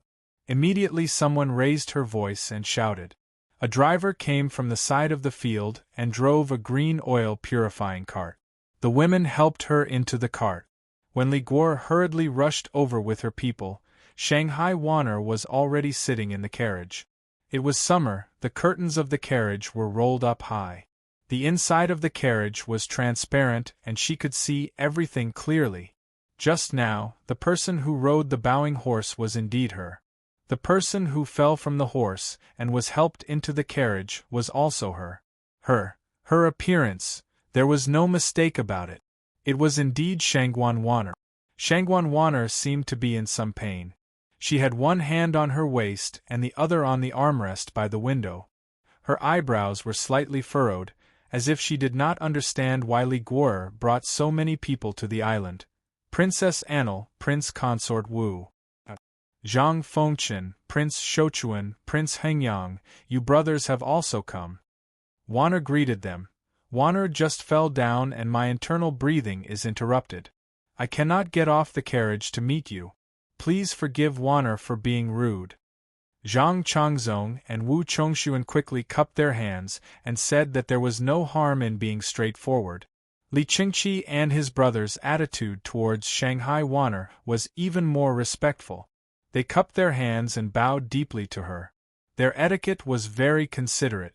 Shanghai Waner looked at the people standing behind them in confusion.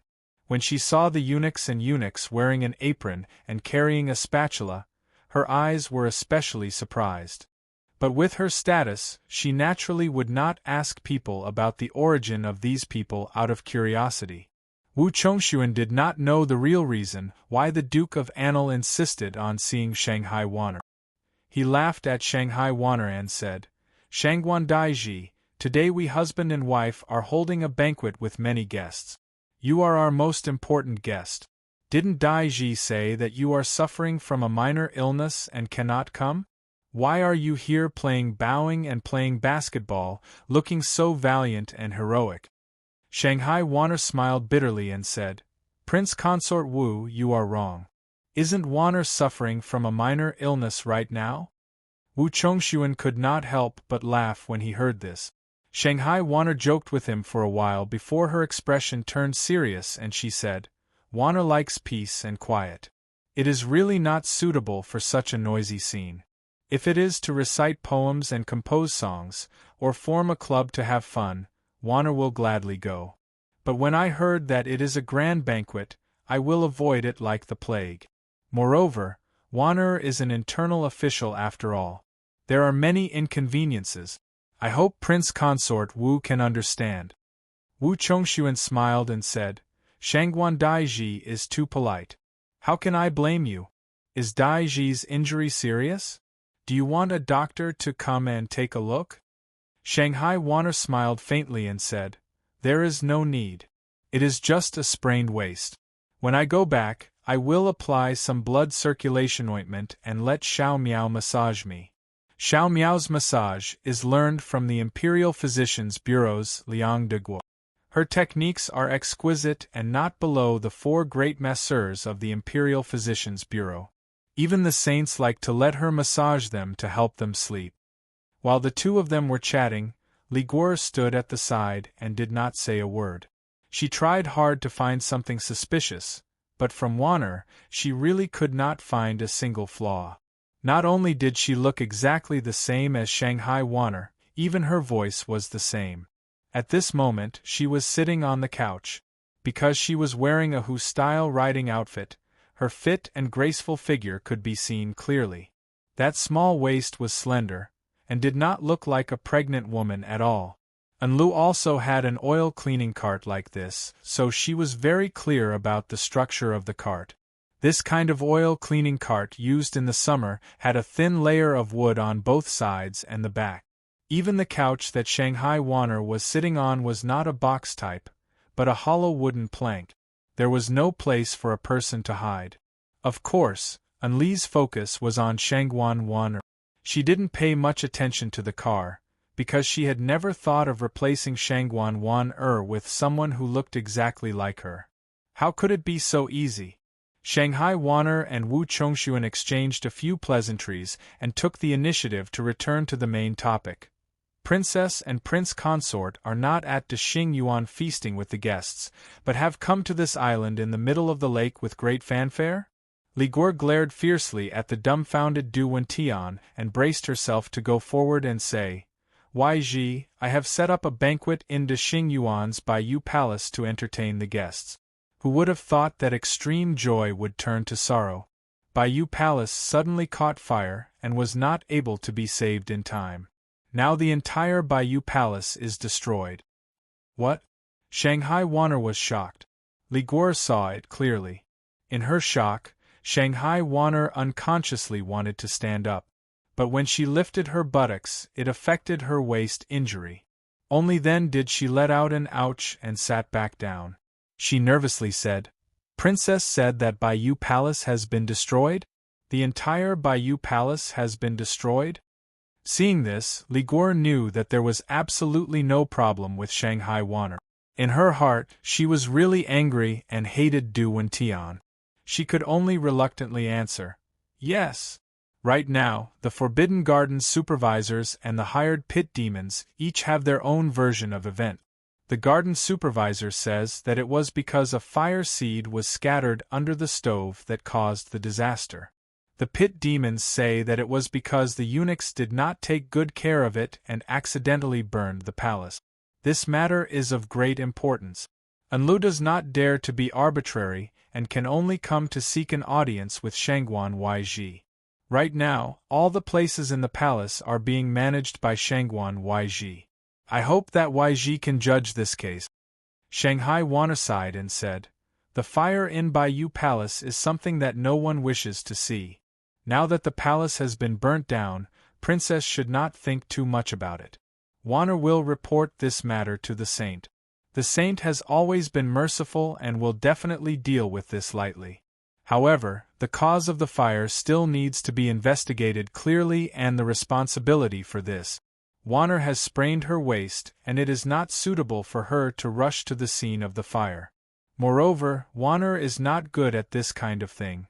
As far as I know, the Forbidden Gardens supervisors are under the jurisdiction of the Sinong Temple, right?" The Forbidden Gardens supervisor Luo Shanqian hurriedly stepped forward and said, "Yes, the Forbidden Gardens supervisors are under the jurisdiction of the Sinong Temple." Shanghai Wanner nodded and said, "Good. Then let the Sinong Temple come forward to investigate the scene of the fire and investigate the cause of the fire. Since this matter also involves the hired pit demons, in order to seek justice. Is there anyone from the Ministry of Justice and the Luoyang government here?" Chen Dong and Lu Qietian immediately stepped forward and cupped their hands in greeting. "Greetings to Shangguan Yiji." Shanghai Wanner nodded and said, "I thank the Ministry of Justice, the Luoyang government, and the Sinong Temple for working together to investigate the scene of the fire, investigate the cause of the fire, and clarify the responsibility." The two of them hurriedly agreed. Du Wentian stood in the crowd, almost unable to believe his eyes. He recognized Wanner sitting in the carriage. She was indeed the woman he saw at the Sinong Temple that day, but why was her stomach gone? Du Wentian paced back and forth, getting closer and closer, wanting to take a closer look. Yang Fan had been staring at him. At this moment, he secretly gave Xu Xiaomao, who was dressed in riding attire, a look. Xu Xiaomao suddenly jumped out and pretended to be suddenly enlightened. "Eh? Isn't this the lecher who dared to take liberties with me at Xingjiao Temple?" Du Wentian was shocked. He did not think that the other would dare to expose this matter.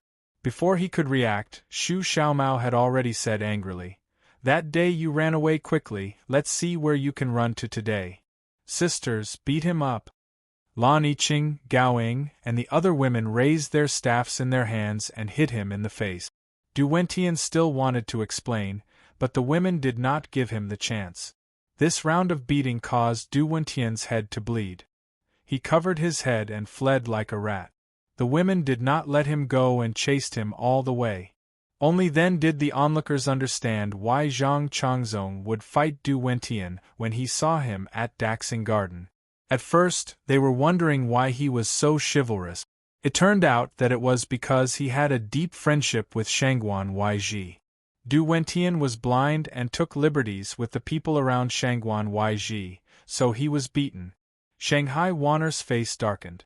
She asked Wu Chongshuan, "Prince Consort Wu, who was that just now?"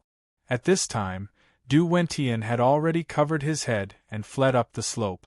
Gao Ying hit him on both legs and he cried out in pain as he rolled down. Du Wentian's character was despicable and he took liberties with women. This originally had nothing to do with Wu Chongshuan, but he was considered Wu Chongshuan's guest today. Moreover, Wu Chongshuan was staying in his residence, so he felt that his reputation had nothing to do with it. Wu Chongshuan awkwardly explained Du Wentian's identity. Shangguan Wanner said coolly, "Although it's easy to make friends with the emperor's son-in-law, it's better to keep a distance from such a despicable person. Wanner is injured and needs to go back to the residence to rest. I will not send you off." Originally, everyone had only come to be a witness. Originally, they felt that Li Guo was making a big fuss over a small matter, so they disapproved of it. Now that Wanner had already taken measures to deal with it, and because they saw the lecher who took liberties with her servant girl, they were displeased. Why would they still stand here and look for trouble? Many of these people had friendly relations with Yang Fan. Zhang Changzong, with his status, did not see anyone off. However, Yang Fan had to see them off. He saw them off to the exit of the island before returning. Yang Fan did not return to his own residence, but went directly to Wanner's residence. This time, he was using the pretense of inquiring about her injury, so naturally, he could openly enter her residence. Yang Fan arrived at the rear residence. Just as he walked out of the bamboo forest, he saw Zhang Changzong bump into him. Yang Fan hurriedly supported him and said with a smile, "Sixth Lang, why are you always so flustered?" Zhang Changzong gasped for breath. Oh no, Shangguan Daiji's torment seems to have affected the fetus. She is about to give birth. Chapter 1038. Gao Ying and Lan Yiqing were guarding the door of the backyard. 7 or 8 palace maids were going in and out of the room. Sometimes they remembered to take something, sometimes they forgot to take something. They were like a group of headless flies bumping around everywhere. It was not their fault. They were a group of unmarried girls. How could they understand these things? Things happened too suddenly, so naturally they were messed up. Wanner and Gu Zhuting performed a special double act on the bowing field. The person on the horse was Gu Zhuting. She could only act 60 or 70% like Wanner, but it was enough to pass it off as real from a distance. There was a mezzanine in the oil cleaning car, which used the same design as the props used in the illusion show. Could make people make a visual mistake. Wanner had hidden in the car in advance. Gu Zhuting pretended to be injured when she fell off the horse. After she was helped into the carriage, the two of them joined hands to perform an exquisite head swapping. Everyone saw that the body was Gu Zhuting's, while the head was Shangguan Wan'er's. It was a seamless and flawless disguise. It was difficult for Gu Zhuting to master such a difficult illusion in a short period of time, but her jiu-jitsu and escape skills made up for it. But the space in the compartment of the carriage was limited. Wanner already had a big belly, and she had spent too much time in there. She was already on the verge of giving birth, and this unavoidably affected the baby. The baby in her belly could not wait to come out. Now the person who performed the magic skill to help her deliver the baby was Gu Zhuting. Gu Zhuting did not even have time to change her clothes before she rushed into the car. At this moment she was sweating profusely. Wanner had a natural birth, so it was not as dangerous as Xiao Mang. However, when Gu Zhuting delivered Xiao Mang last time, it had nothing to do with the Yang family. She did not care about the life or death of the baby. She just tried her best. This time was different. She was already a member of the Yang family. If something happened to the mother and the baby, it would be her fault. As the saying goes, care makes one confused. In addition, the weather in June was really hot. The sweat on Gu Zhuting's forehead was no less than that of Wanner, who was in labor. Yang Fan and Zhang Changzong sat under the grape trellis in the courtyard. There was wine, yogurt, and sour plum soup on the table, but Yang Fan didn't touch a single mouthful. In front of Zhang Changzong, Yang Fan could not show any special concern or worry, but his heart had already flown into the room.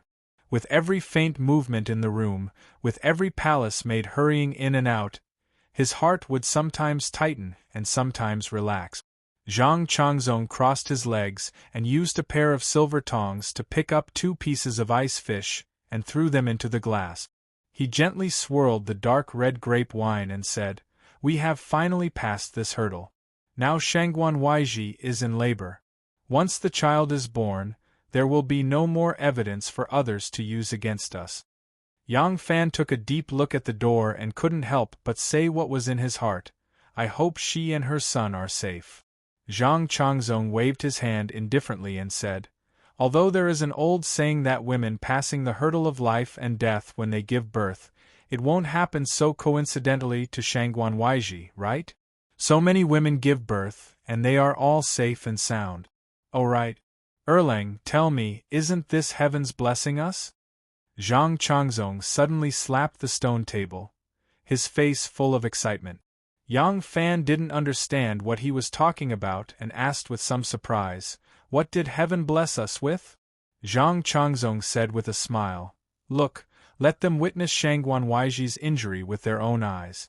If Shangguan Weiji can't make it through this hurdle and 2 lives are lost, we have to give an explanation to the outside, right? At that time we can use this excuse. Falling and causing internal injuries. No one can find fault with this excuse, right? Although Wan was not related to him in any way, how could she say such cold words? Yang Fan's heart was burning with worry. Hearing her say such shameless words was like cursing his wife and son to die early. Anger rose in his heart and he clenched his fists. He forced himself to restrain himself, and then turned to look at the door. Zhang Changzong felt that he had said something wrong, and seeing that Yang Fan didn't respond, he felt even more bored. He laughed dryly and changed the topic, saying, I really didn't see that the Li family has someone like An Lu. She is not simple. She actually thought of a way to trick me. This time I am safe and sound, but next, she will be in trouble. Yang Fan said indifferently. Because of Liulong's words, the Wu family lost a son and a daughter-in-law, and the Li family lost a son and a daughter. Now both the Wu and Li families see you as an enemy. Lulang, please don't cause more trouble.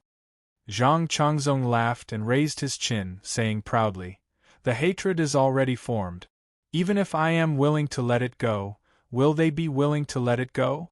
The officialdom is different from the business world. In the business world, harmony brings wealth. In the officialdom, one must either not fight or fight mercilessly. Only when the opponent is completely defeated will there be no future trouble. Zhang Changzong glanced at the side of Yang Fan's figure and lowered his voice. He said meaningfully, if you want to make friends in the officialdom, you must have a clear stand. An enemy is an enemy, a friend is a friend.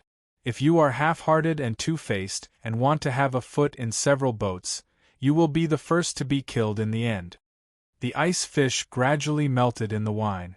Zhang Changzong took a sip of wine and said slowly, if 2 people want to duel, but there is someone in the crowd who has an unclear stand, he may stab you in the back at any time. But you don't know who he will stab. The 2 parties who want to determine the winner must first get rid of him. Isn't this reasonable? Yang Fan didn't expect that Zhang Changzong, who never had any political wisdom, would say such words today. Moreover, he was beating around the bush in an attempt to win him over. After being in the officialdom for a long time, even if one was imperceptibly influenced, one would still learn some things. The reason why Zhang Changzong said such words today was probably because the 2 of them had teamed up against Princess An Lu today. Princess An Lu was shouldering 2 families on her own. Behind her was the Li family and the Wu family, so she felt that there was a good chance to pull him over to her side. Yang Fan thought, your metaphor is good. But, do you think that you are the one in the duel? Not anyone can go on this arena. Those who can go on the arena can only have the surname Wu or Li. You are the one who needs to be the first to be cleared out by the duel. Yang Fan didn't have the slightest response. He was thinking about how to answer Zhang Changzong's words when the door suddenly opened. Xu Xiaomiao stood at the door, panting. Her cheeks were as red as peaches, and her forehead was drenched in sweat. She stammered excitedly, Born. Mother and daughter are safe. A loud and powerful cry of a baby accompanied Sapling's words drifted out of the room. Xu Xiaomiao's words were directed at Yang Fan. In this courtyard, besides Zhang Changzong, who didn't know that Yang Fan was the biological father of the child. Good. As Yang Fan said this, he almost jumped up and let out a cheer. But as soon as his toes touched the ground, he suddenly remembered that Zhang Changzong was beside him, so he quickly restrained himself. He wanted to immediately rush into the room to see his woman and child, but as soon as he leaned forward, before he shot out like an arrow, he immediately thought of Zhang Changzong. Any overly enthusiastic performance was inappropriate for him, and it didn't match his current position and identity. However, his excitement was already overflowing with words. His body first straightened, then leaned back, and it was already impossible for him to pretend to be calm. High official Yang's quick-wittedness was on full display at this time. His body spun like a windmill, and he grabbed Zhang Changzong's hand. Yang Fan tightly held Zhang Changzong's hand, and said excitedly, "That's great! The matter that the saint entrusted to us has finally been completed. Ha ha ha, Lu Lang, do you feel relieved now?" Zhang Changzong's mouth was full of tears, and he said with difficulty, Let go. It hurts. It hurts. Let go. It hurts so much." When the two of them walked out of Wan Er's residence, Yang Fan was in high spirits, and he said to Zhang Changzong in high spirits, "Today I went to buy you Palace's banquet, but because of the fire, I didn't eat and drink well. Then I came to the island, and I'm covered in sweat. I'm going back to take a bath, and I'll invite Lu Lang to drink tonight." Zhang Changzong swung his fiery red palm and said with a grimace, "Good. I also want to go back and take a bath. See you tonight." The two of them lived in Lu Xuantian's residence, one in the East Stride Courtyard, and the other in the West Stride Courtyard. Outside of Yang Fan's courtyard was the outer wall of Wan Er's courtyard, which was about 100 feet away. Yang Fan rushed back to his own courtyard, and without a moment's pause, he jumped over the wall. A moment later, he appeared in Wan Er's bedroom, panting. Although the bedroom was still messy, it had been cleaned up. Gu Zhuting stood in the room, looking at Yang Fan, and said with a smile, "Sister Wan Er and her daughter are safe." And Yang Fan opened his mouth to say something, but for a moment, he couldn't say anything. He just opened his arms and tightly hugged Gu Zhuting, so hard that she almost couldn't breathe. Only then did he let go of her and look towards the bed. He saw Wan Er lying on the bed, and her face was a little haggard, but she was smiling sweetly, and her smile was incomparably serene and contented. Yang Fan walked over, sat down by the bed, and held her hand. Her hand was a little cold and unusually soft. Gu Zhuting smiled and walked out, and on the way, gently closed the barrier door. Yang Fan stretched out his hand and tenderly wiped Wan Er's forehead. Someone had already wiped her face, but there was still a thin layer of sweat seeping out. Yang Fan completely wrapped her hands in his palms, and with a slight turn of his gaze, he saw the child in the swaddling clothes. A flower lattice bundle wrapped around a small person, only half the size of a palm could be seen. The little one's eyes were closed, and she was sleeping very sweetly. She was on the bed, right inside Wan Er's body. The two of them, one big and one small, intertwined into two warm currents, rippling in Yang Fan's heart. Yang Fan's doting gaze lingered on the child's face for a long time, and then turned to Wan Er. In a low voice he said, "It's a daughter, our daughter. When she grows up, she will be as beautiful as you." Wan Er softly said, "Now it's as you wish." Yang Fan chuckled before he quickly shut his mouth, fearing that he would wake his daughter up. He lowered his voice and softly asked, "How are you?" Wan Er gently rubbed her stomach and quietly said, "My stomach is empty, but my heart is full." The two of them looked at each other, and suddenly laughed at the same time. Smiling, they looked at the crystallization of their love. After a long time, Wan Er withdrew her soft gaze from her daughter's face, and said to Yang Fan, "Lang Jun, let's give our daughter a name." Yang Fan gently stroked her cheek, and then slowly moved to the space between her eyebrows, and stroked the scar that had been drawn into a plum blossom, and quietly said, "Dare, let's call her Yang Dare." Chapter 1039. Zhang Changzong returned to his residence and wrote a short secret letter. He wrote down the news that Wan Er had given birth to a daughter and ordered someone to secretly report it to the emperor. Then he undressed and went to take a bath. Wan Er had just given birth and was very tired. After talking with Yang Fan for a while, her excitement faded and she became tired. Dyer was very quiet. She was probably tired from crying when she was born. She lay beside her mother and did not wake up.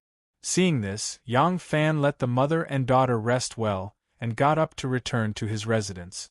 After Gu Zhuting left, she immediately disguised herself and went to the residence of the famous doctor in Chang'an, Mu Hui. She still blindfolded Mu Hui and invited him into the carriage. They drove around the city a few times and confirmed that no one was following them before returning to the island in the middle of the lake. She asked him to check Wan Er's pulse again and wrote a few nourishing prescriptions before sending him back. Gu Zhuting stayed by Wan Er's side. With her taking care of Wan Er, it was much better than Lan Yiqing, Xu Xiaomiao and the other inexperienced girls. Of course, Yang Fan also wanted to use this opportunity to get closer to Gu Zhuting and Wan Er. It was a win-win situation, so why not? After taking a bath, Yang Fan changed into a light robe.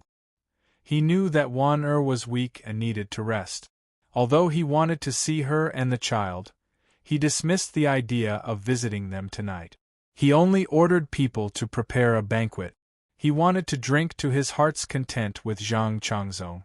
Yang Fan held a banquet today to celebrate the birth of his beloved daughter and the safety of both mother and daughter. It was just that this reason could not be announced to the public. He had just ordered the kitchen to prepare the banquet when he saw Ren Wei walk in quickly from outside. Looking at his expression, it seemed that something had happened. Yang Fan stopped and asked, "What is it?" Ren Wei moved closer to Yang Fan with a strange expression and said in a low voice, "Ah Lang, about the matter you asked me to do, my men have found some clues." This random sentence made Yang Fan frown and ask, "What did I ask you to do?" Ren Wei said, "It's just that there seems to be something unclear going on between Du Wentian and Princess Annel. Today, Du Wentian had suffered a beating from Miss Gao, Miss Lan and the others. After he escaped back, he invited a doctor to treat him. Logically speaking, he had just been injured, so he should be resting in the residence. Who knew that he would actually leave the residence and go to a restaurant to drink to drown his sorrows? This lowly subordinate felt that there was something fishy about this matter, so he bribed a wine expert with a large sum of money and impersonated him to be by his side. When Du Wentian was in a drunken stupor, he said a lot of drunken complaints. Although he did not mention the name Enlu, the woman he was talking about was obviously her. From his tone, it seemed that he had messed up his task and was scolded by Princess Enlu. As he drank, he grumbled, saying that he had done his best for that woman. He had given her a mansion to live in, and was willing to be a servant. He had shopped for her, prepared banquets, and spent close to $1 million. In the end, he had become the biggest joke in Chang'an. Even his father did not like him, but he was still treated coldly. From the words of this fellow when he was drunk, it seemed that he and Princess Enlu had already done it between a man and a woman. Heh, this person is really affectionate.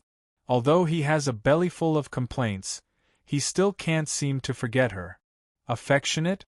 He's just lusting after her. Yang Fan sneered disdainfully and lightly paced with his hands behind his back. Ren Wei asked in a low voice, "What are Ah Lang's plans?" Yang Fan pondered for a moment and said, "The crisis has been resolved. As for Enlu, she will have to deal with Zhang Changzong's revenge next. I'm afraid she will be overwhelmed and will not have the time to find trouble with me. As for this Du Wentian..." Yang Fan shook his head helplessly. If Du Wentian had not chosen the right time and the right accomplice, he would not have had the qualifications to provoke him. Yang Fan had ordered people to investigate this matter and wanted to make a fuss about it. But now that Wan Er had safely given birth, there was nothing he could use against her. When people were happy, their state of mind was very different. Thinking of his daughter's cute little face, some of the hostility in Yang Fan's chest was washed away by tenderness. After this defeat, Du Wentian would probably give up. He also did not want to pursue and attack relentlessly. Yang Fan sighed and said, "This matter, let's just forget about it. Withdraw the people watching them and don't pursue it."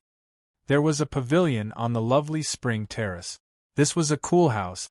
There was a stream next to the reception hall. The water was gurgling, and a water wheel was being driven by water power. It spun round and round at a uniform speed. The bamboo tubes circulated, continuously pouring the clear and cool stream water onto a wooden trough that was suspended in the air. The spring water flowed out and just happened to pour onto the umbrella-shaped roof of the reception hall. The water spread in all directions, hanging down from the eaves of the pavilion like curtains, forming a sparkling curtain of water. Because of this, the pavilion was abnormally cool, completely different from the hot weather outside. Wu Zetian reclined on Xiang Fei's bamboo couch, leaning against a jade pillow. She looked at the red and white lotuses in front of the pavilion and slowly sipped the lotus seed soup. Zhang Yizhi sat beside her, softly reading Zhang Changzong's secret memorial to her. After Zhang Changzong went to Chang'an, Zhang Yizhi slowed down the compilation of the three schools Pearl Flower to make time to accompany Wu Zetian. He clearly knew where his power and position came from. Without Zhang Changzong, he could let go of everything else, but he could not alienate the Empress. Once the Empress favored someone else, he would lose everything. Wan gave birth to a daughter?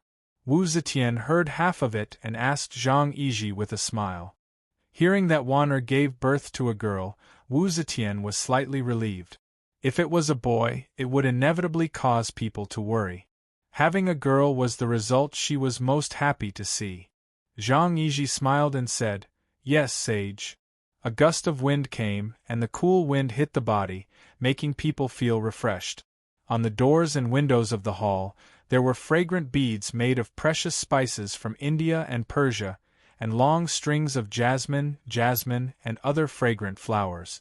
These fragrant beads and fragrant flowers formed a curtain that could block mosquitoes and flies. With the wind, it could also send bursts of fragrance, making people feel relaxed and happy. Wu Zetian lifted her body, and Zhang Yizhi quickly put down the secret memorial. He moved a bamboo pillow behind Wu Zetian and replaced it with a jade pillow. Wu Zetian leaned back comfortably and closed her eyes. Zhang Yizhi's hands gently pressed on her shoulders. Wu Zetian smiled and said, "Wan Er's previous letter mentioned the placement of the child." Zhang Yizhi massaged her and said, "Yes. Shangguan Daiji wants to ask the sage for mercy and give the child to her mother to raise with the reason that old Madame Zheng chose a stepson for her." Wu Zetian said indifferently, "Now she gave birth to a daughter. Is there a need for a girl to adopt a stepson? Can the Shangguan family rely on a girl to support the family?" Zhang Yizhi did not understand her meaning and said tentatively, "The sage means." Wu Zetian smiled and did not speak, but she sighed softly in her heart. Her words were already very obvious to Zhang Yizhi, but Zhang Yizhi's political awareness was obviously far from the result she wanted to see. Zhang Yizhi did not see the meaning behind Wan Er's action.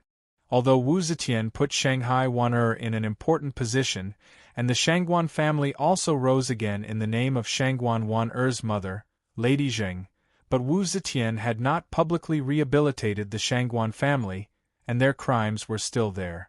Shangguan Yi and his son were killed by Wu Zetian, so how could she easily deny her decision? This girl knows how to use opportunities. She wants to use this matter to rehabilitate the family. As long as I agree to let Lady Zheng choose a stepson for her and support the Shangguan family, won't it be a form of rehabilitating Shangguan Yi and his son? Haha, does this girl really think that I'm senile and can't even see through this ploy? Wu Zetian thought with a smile. Although she put Wan Er in an important position and trusted Wan Er, she had never removed the crimes on the Shangguan family. This crime was still there, and it was like a sharp knife hanging over the Shangguan family's head. As long as she wanted, this knife could fall at any time, and everything the Shangguan family had taken back would be taken away again. Actually, Wu Zetian had always trusted Shanghai Wan Er without a doubt. She did this not to coerce Wan Er, but it was a method that a cunning emperor was used to. However, after Wan Er's accidental pregnancy, although Wu Zetian still valued Wan Er, she did not trust her as much as before. She felt that it was necessary to keep this method in reserve. Wu Zetian did not say this to Zhang Yizhi. She had already given him some pointers. Since Zhang Yiji could not figure it out, then even if she explained it more clearly, it would not help him improve. Wu Zetian smiled faintly and said casually, "Nothing, I am just curious. Wan has always been meticulous. How could she be so careless now? Did she not think about what it would be like to have a daughter?" Actually, Wu Zetian knew very well that having a daughter did not involve the problem of supporting the family. It would be easier to solve. If Shanghai Wan wanted to adopt a son, she could even allow it. Having a daughter was even easier. Wan did not have to specifically mention how to have a son and how to have a daughter in the secret memorial. Zhang Yiji smiled and said, "Presumably, Shangguan Wan also thinks that if he has a son, then he can painstakingly arrange a future for him. If he has a daughter, why can't he raise her? So there is no need to worry too much. A daughter is always less troublesome than a son." Wu Zetian smiled and suddenly asked, "In this matter, Yang Fan was also involved?" Zhang Yiji looked at Wu Zetian warily. Wu Zetian's face did not show any signs of abnormality. She was lying on the couch, looking serene. The sunlight shone through the glistening curtain of rain and the fragrant flowers and shone on her wrinkled old face. Her already wrinkled old face was reflected by the mottled light and shadow and became even more wrinkled. Zhang Yiji suddenly turned his head and looked at the blurred curtain of rain. He took a deep breath of the faint fragrance of the fragrant flowers and suppressed the nauseous feeling in his heart. But his voice was still gentle, respectful and lingering, as if he was whispering words of love into the ear of his most beloved woman. Lu Lang is the most attentive to the matters entrusted by the sage.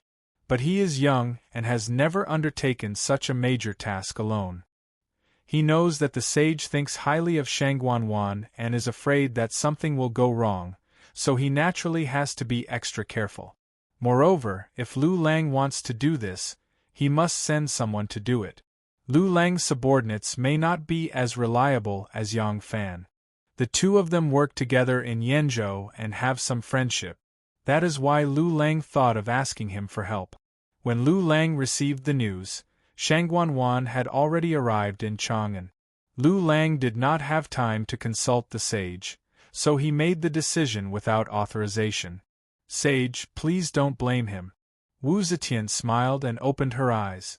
She pointed at Zhang Yiji coquettishly and said, When did I blame Lu Lang? It was just a casual question. Why are you so nervous?" Zhang Yiji smiled awkwardly and said in a low voice, "The sage is magnanimous, but don't spoil Lu Lang." Wu Zetian closed her eyes again and was silent for a while. Then she said, "In that case, how to settle this child will still be left to Yang Fan.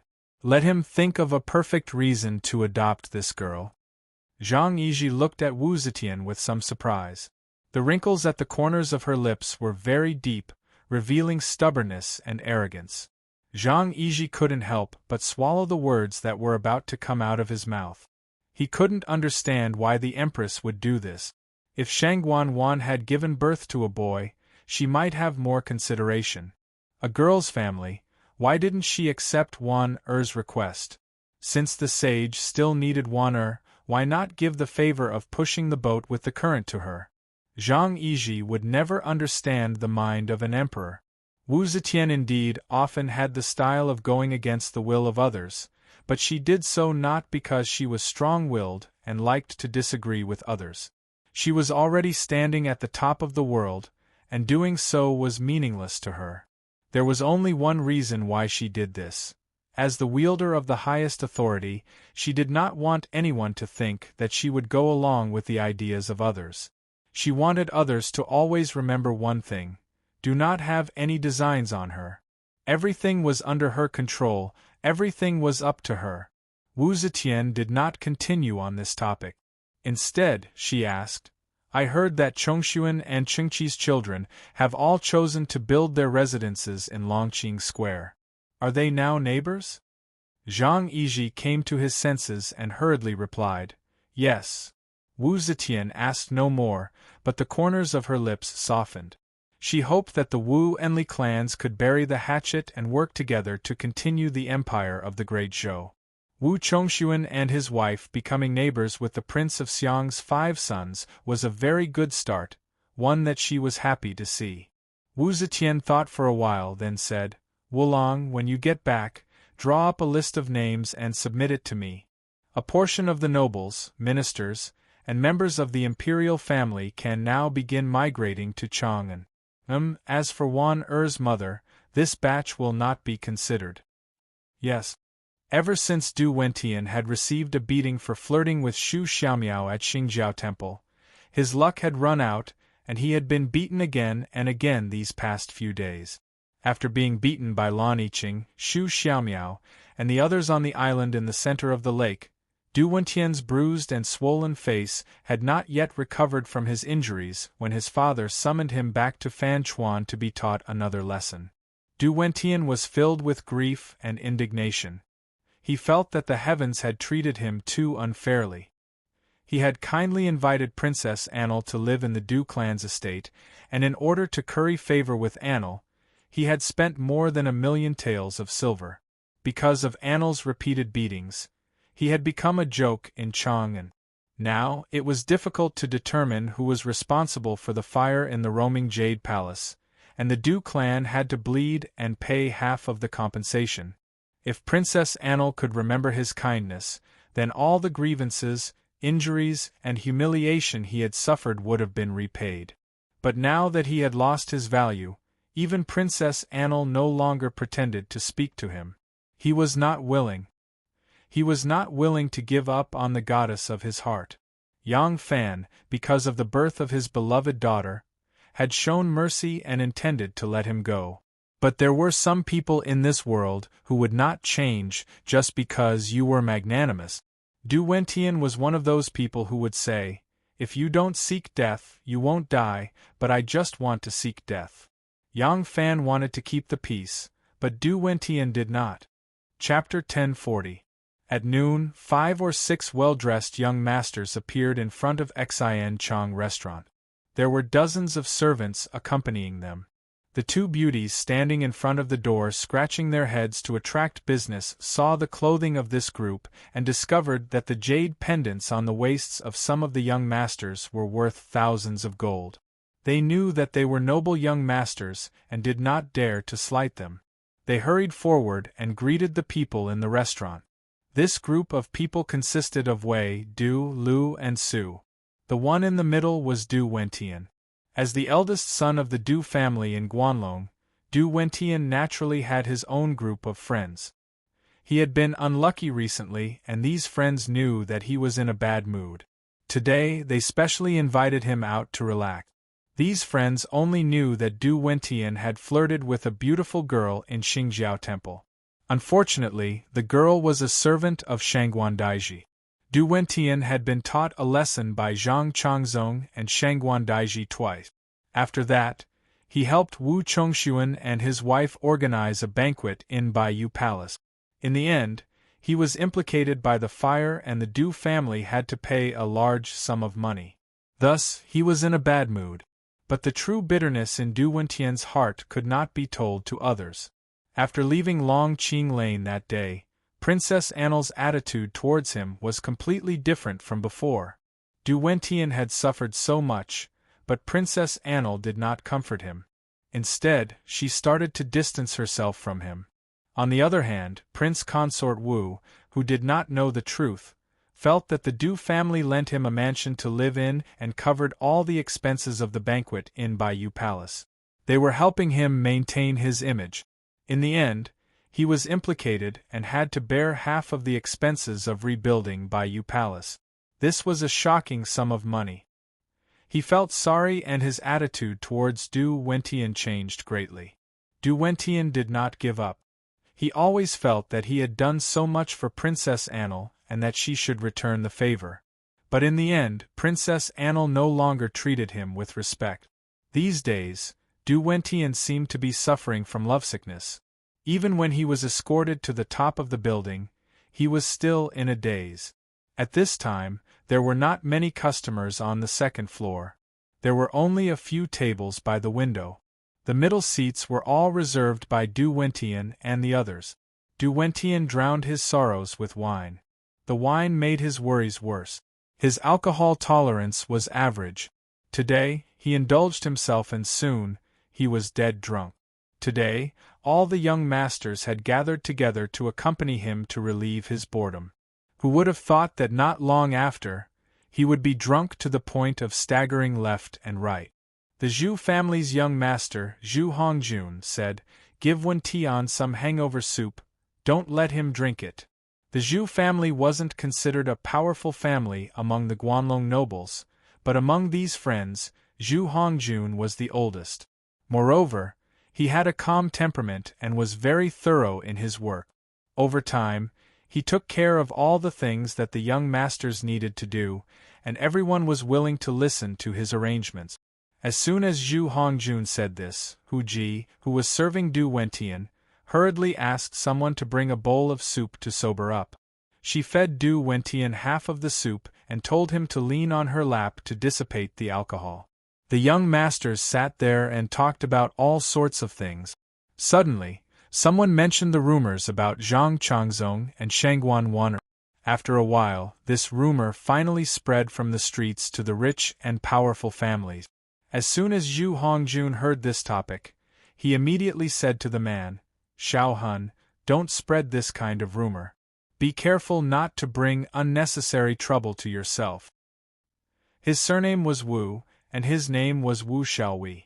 Although his family was well off, and he had an uncle who was an official in another city, he was only a third-rate family compared to these rich and powerful aristocratic families. However, not all of the friends that the young master of a rich and powerful family often hung out with were of equal social status. Among them, there had to be a few people who had good eyes and knew how to talk to make everyone happy. Wu Xiaowei played such a role. He often followed these noble young masters to eat and drink, and these young masters made fun of him. That was why they called him a homonym, little rascal. Wei Derui was young, but he was a sensible youth. He immediately followed Zhu Hongjuan's words and said seriously, "Brother Zhu is right." That day, Prince Consort Wu held a banquet at Bio Palace. I accompanied my father to the banquet. Later, because it was difficult to determine the cause of the fire, Princess Annal invited me to meet Shangguan Daiji at Longqing Lane. I saw it with my own eyes. Shangguan Daiji and the palace maid were riding horses. How could a pregnant woman ride a horse and do that? What's more, I saw clearly that Shangguan Daiji's slender waist was definitely not a pregnant woman.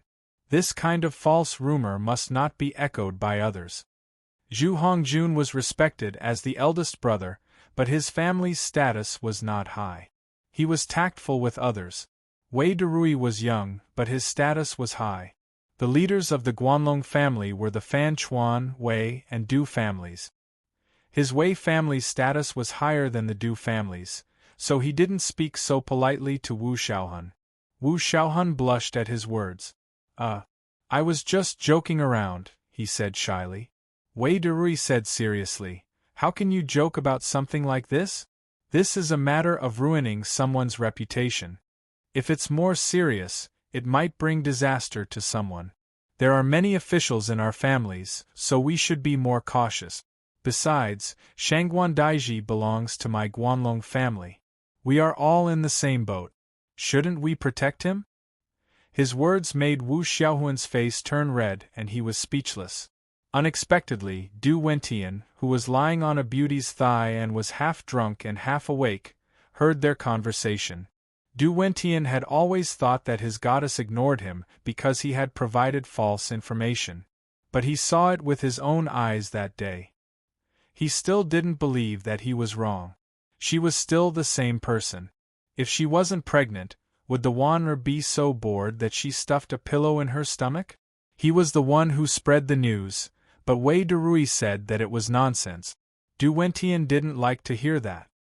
He sat up and slammed the table, saying loudly, "Xiao Hun is right. Wanner, she had an illicit relationship with someone and is pregnant." Wei Derui frowned. "Brother Wentian, you're drunk. I'm not drunk, I'm not drunk. Du Wentian stood up shakily. He walked as if he was walking on clouds. He patted his chest and said, I'm sober. That carriage, there must be something wrong with that carriage. Someone had fallen off the horse, but was that person definitely Shangguan Wan'er? I don't think, not necessarily. I thought about it over and over again. The more I thought about it, the more I felt something was wrong. Do you think they rode a horse to the bowing ground? Why is there a carriage next to the bowing ground? Zhang Changzong and Wan'er, one is young and the other is charming. They both live in the palace for a long time. It's normal to fall in love with each other. Du Wentian sneered as he spun half a circle. His laughter suddenly stopped, and his expression changed. A man and a woman were standing at the top of the stairs. The man was Zhang Changzong and the woman was Wan'er. Wan'er went to Baiyu Palace to check on the damage. She didn't want to show her face in front of people before. But now she wasn't afraid. She used the fire in Baiyu Palace to appear in front of the world. On the way back, she accepted Zhang Changzong's invitation and went to Xin Chong restaurant to eat. Who would have thought that she would run into Du Wentian and hear his nonsense? Du Wentian saw that Zhang Changzong's face was distorted with anger. He couldn't help but shiver. He woke up from his drunkenness and secretly complained, "Oh no! How did I run into them?" Zhang Changzong suddenly let out a creepy laugh. It made Du Wentian's legs go soft. If it wasn't because there were too many friends here and he couldn't put down his face, his legs would have gone soft and he would have knelt on the ground. Zhang Changzong looked at Du Wentian with a smile, but his eyes were as cold as ice. "Young Master Du, this Zhang and Shangguan Daiji are standing in front of you. Please explain clearly. You say that this Zhang has an affair with Shangguan Daiji, and that Shangguan Daiji is pregnant?" Du Wentian didn't say a word. Wan'er's pretty face was pale. She didn't say a word and walked away with a flick of her sleeve. Yang Fan was still standing at the bottom of the stairs. Because the width of the stairs was limited, it was only suitable for two people to walk side by side. Yang Fan's status was not as high as Zhang Changzong and Wan'er, so he fell behind. Yang Fan didn't walk with Wan'er. He walked past Wan'er and walked to Zhang Changzong's side. He shook his head and sighed at Du Wentian. "Young Master Du, that day, I invited Zhang Fengchen and Shangguan Daiji to Xingjiao Temple. In order to not make too much noise and affect the mood, we all wore casual clothes. You didn't know our real identities and used your Du clan's power to flirt with Shangguan Daiji's maids. Zhang Fengchen taught you a lesson. I didn't expect you to hold a grudge against me. Xingjiao Temple is in Fanchuan. Your Du clan is also in Fanchuan. I was wondering why you, a young master of the Du clan, suffered a great loss in your Du clan's territory. Now I finally understand. When you suffered a loss, you might have called your minions to take revenge. You just didn't dare to show your face because you saw through our real identities. I think such rumors in the marketplace should have been spread by your people, right? You held a grudge against Zhang Fengchen, but you couldn't take revenge. So you used such rumors to slander Zhang Fengchen and Shangguan Daiji. Young Master Du, you came from a prestigious family. You are really shameless." The highest level of lying was to mix the truth with falsehood and falsehood with truth, making it difficult for people to tell the truth from the lies. Zhang Changzong glanced at Yang Fan, his heart filled with admiration. "I couldn't tell that General Yang isn't only good at punching and kicking, but his mouth is even better. With this, even the rumors have been resolved. Just the right time to clear my name." Yang Fan knew from Zhang Changzong's eyes that he had understood what he meant, so he said, "Shangguan Daiji is very angry. Don't let anything happen to him. I will go after him to appease him. Please take care of this place, 6th Lang." Speaking up to this point, Yang Fan glanced at Du Wentian without any emotion or anger. It was as if he was looking at a dead man. If someone was determined to seek death, he would not be merciful. Being merciful to the enemy was being cruel to himself. Yang Fan was not a living bodhisattva. Erlang, just go. Zhang Changzong took charge. After hearing what Yang Fan said, he also felt that this rumor was probably spread by Du Wentian. However, it was not important whether it was Du Wentian or not. What was important was that this was an opportunity for him. He could use this opportunity to clear his name. With this rumor, it would be a hidden danger to him sooner or later. Therefore, he had to make a big fuss today. The bigger the better. Only then could he clear his name. The key to clearing his name was Du Wentian. Therefore, even if he was not the one who spread the rumor, he had to prove it today. 2 rows of imperial bodyguards spread out like goose feathers, just like an official entering the court to question a case. Zhang Changzong walked forward. Wei Derui and Zhu Hongjun, who were sitting at the head of the table, hurriedly retreated to the side. Zhang Changzong sat down at the back of the table. He grabbed a tin pot and slammed it on the table. He roared, "Surnamed Du, do you know your crime?" Chapter 1041. Although Zhang Changzong was simple-minded and impulsive, he had been in the palace for a few years.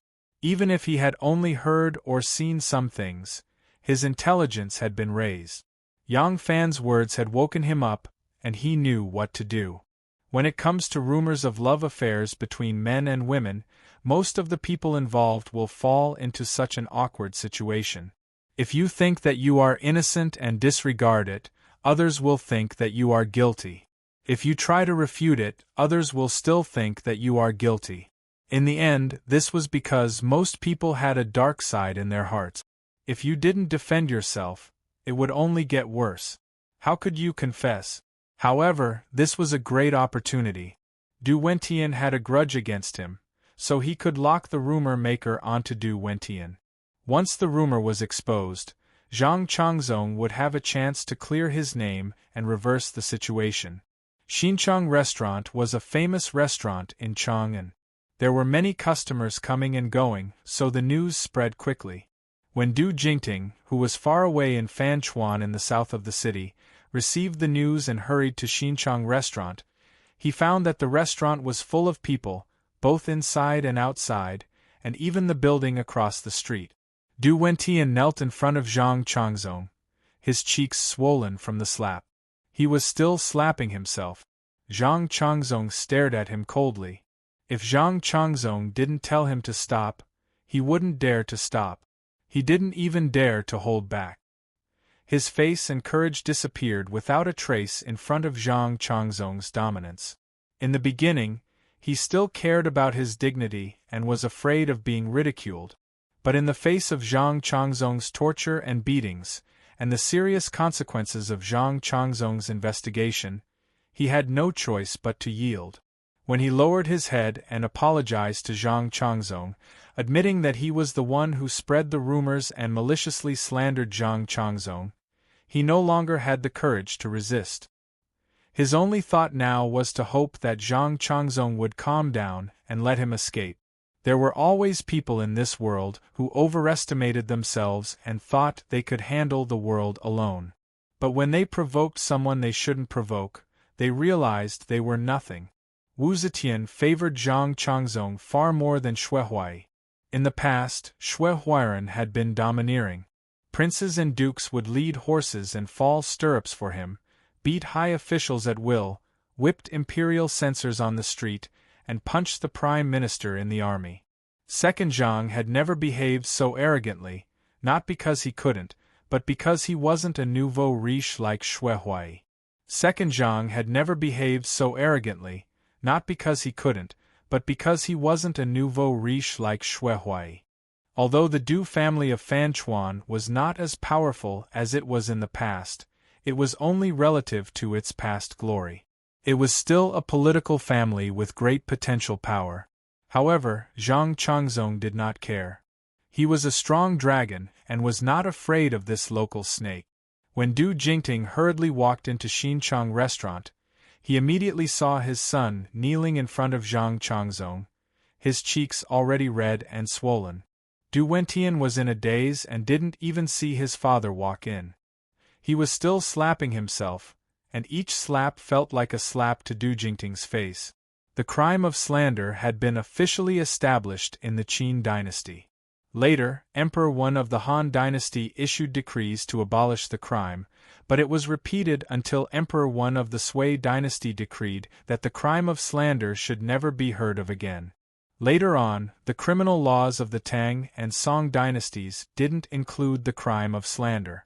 But just because there was no crime of slander in the law didn't mean you could speak as you pleased. This was a society ruled by men, where power was greater than law. Even if the crime was clearly written in the law, whether or not to pursue it depended on the person. Now that there was no legal basis, the consequences depended on the person. The people Du Wentian had slandered were Zhang Changzong and Shangguan Wan'er, the two closest people to the emperor. Under Zhang Changzong's coercion, Du Wentian had already admitted that he had said everything. He had even written a confession and signed it, putting his life and death in Zhang Changzong's hands. Du Jingting was ashamed. He raised his hands to Zhang Changzong and said, "Zhang Fengchen, it is all this old man's fault for not teaching my son well. This unfilial son dared to slander the reputation of Zhang Fengchen and Shangguan Daiji. This old man is ashamed. This old man wishes to take this unfilial son back and discipline him strictly. I hope that Zhang Fengchen will be merciful." When had Du Jingting ever called himself this old man in front of others? He had lowered his status so much because he was under someone else's roof and had to lower his head. In front of Zhang Changzong, he could not display his status as the leader of a major Guanzhong family. He could only beg Zhang Changzong humbly. Zhang Changzong smiled coldly and said, "How you want to discipline your son is none of my business. But your son slandered an official that has something to do with me. I am a man and can ignore these rumors, but Shangguan Daiji is a woman who values her reputation more than her life. I and Shangguan Daiji have had their reputations tarnished because of the rumors your son spread. What do you say about this?" Du Jingting was so ashamed he could not show his face. He raised his hands and said, "This old man knows his wrongs. This old man is willing to take this unfilial son to Longqing Square and solemnly apologize to Zhang Fengchen and Shangguan Daiji." Zhang Changzong said coldly, "This old man does not deserve it. When you go to Longqing Square, how will others know what happened? Who knows what ugly rumors will spread then?" Du Jingting knew that Zhang Changzong wanted the Du family to publicly apologize. Now that his old face had been completely lost by this unfilial son, if he took his son to publicly apologize, it could be imagined the damage to the Du family's reputation. But what could he do? A great mistake had been made. No matter how disappointing his son was, he was still his flesh and blood. He could not abandon him.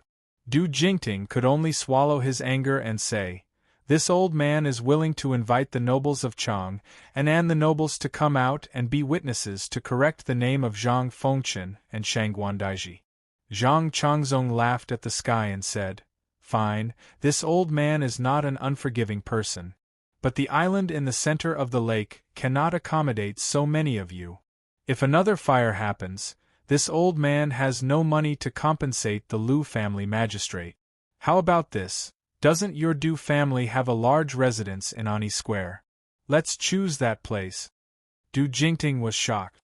That residence had already been lent to Prince Consort Wu, and this matter had been mentioned at the banquet a few days ago. Zhang Changzong was there at the time, so he knew very well. Why did he want to hold a feast there to apologize? After a moment's thought, Du Jingting understood. He had offended this Zhang Fengchen long ago and was now using this as a pretext to make a fuss. The relationship between the second Zhang and Wu and Li was like fire and water. The Du family was trying to curry favor with the Wu family. Wasn't this clearly going against Zhang Changzong? For a moment, Du Jingting was filled with regret and hatred. Actually, his choice was not wrong. Those with foresight could see that while the second Zhang was insufferably powerful now, the future of the world could only be decided by the Wu family or the Li family.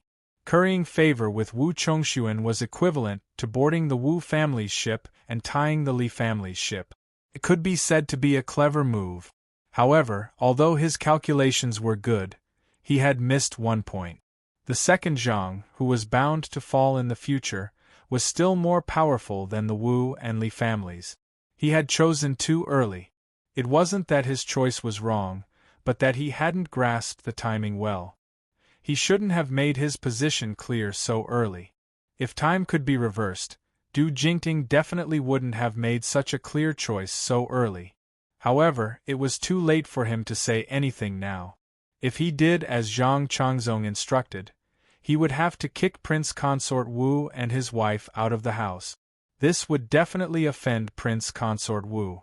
If he didn't do this, Prince Consort Wu would be the current owner of that residence. What was the point of holding a banquet there to apologize? He would still offend Prince Consort Wu. Du Jingting was so worried that he didn't know how to answer. However, Zhang Changzong didn't give him much room to choose. He stood up and arrogantly walked to Du Wentian's side. Suddenly, he kicked Du Wentian to the ground and coldly said, "This Zhang's patience isn't that good. 3 days. I'll give you 3 days. After 3 days, if you can't hold a banquet to clear this Zhang's name, I'll let you understand what it means to say that disaster comes from the mouth." Zhang Changzong swung his sleeves and left. Du Wentian crawled up and called out while trembling with fear, "Father?" Du Jingting was furious and raised his leg to kick him away. Du Wentian was so scared that he shrunk back. Du Jingting wanted to cry but had no tears. He could only let out a long sigh and dejectedly walk down the stairs. Wanner gently pulled open her clothes, revealing a tender, snow-white breast. The little girl, who had been lying lazily in her arms with her eyes closed, smelled the scent of the milk. She suddenly stretched her slender neck forward and accurately sucked on Wanner's tender, red nipple. She sucked on it forcefully. Wanna looked at her daughter's adorable appearance, and couldn't help but giggle. She caressed her little face and softly said, "This little girl is really greedy." Yang Dyer sucked very hard, gulping down the sweet milk in big mouthfuls. She simply had no time to pay attention to her mother's teasing. Yang Fan also stopped talking and looked at his daughter with a smile. Wan raised her arm a little higher to make it more convenient for her daughter to eat. She raised her head and said to Yang Fan, "I reckon that those rumors really were spread by him. With Zhang Changzong's temperament, he won't easily forgive him. Now it's just the right time to seize this matter and make it clear to him. He was used by Enlu, but Enlu may not necessarily protect him at this time." Yang Fan sighed softly. Wan stared at him and asked, "What is it?" Yang Fan was silent for a moment and said, "It's true that Enlu used him, but he also used Enlu. Although this idiot has no schemes and no courage, he is arrogant and thinks himself infallible. In fact, the person that Enlu really wanted to deal with was me. It was Du Wentian who burned the fire onto Zhang Changzong." Wan raised her eyebrows in surprise. Yang Fan didn't wait for her to ask and repeated what Enlu said that day when he brought people to the island. He added, "Enlu wanted to use him to deal with me. He held a grudge against Zhang Changzong and also wanted to use Enlu to deal with Zhang Changzong. That's why he changed the words that Enlu told him. If it wasn't like this, Zhang Changzong wouldn't have stood up today. Then the person who put on airs at Xinchang restaurant could only be you. Your husband doesn't have the ability to make the Du family of Fan Chuan submit to me." Wan said angrily. "Lang Jun did more than just save Enli's family. Enli's family can have today's riches and honor is all thanks to Lang Jun's plan that risked his life and death. Unexpectedly, Enlu would seek revenge for the smallest grievance and treat Lang Jun like this." Yang Fan smiled and said, "Beautiful mushrooms are usually poisonous. The brighter the color of the snake, the more poisonous it is. Enlu has an outstanding appearance, but her heart isn't as beautiful as her appearance. She has the heart of a snake and a scorpion. Wan frowned and said, however, her identity is special. Lang Jun can just mention her, but you shouldn't do anything against her. Yang Fan said, if she wants to deal with me, I can tolerate it. But if she wants to hurt my family, I can't not fight back. She and that Du Wentian, I have already given them a chance. It was they who didn't know what was good for them. Wan said worriedly, Lang Jun, what do you plan to do? Yang Fan didn't answer. He just lowered his head and pressed his daughter's pink cheek. He smiled and said, little darling, are you still not full? Why don't you accompany Daddy for a chat? You are so naughty. Yang Dyer let out a hiccup, and her little head froze for a moment. She impatiently shook off her father's fingers and threw herself onto her mother's breast.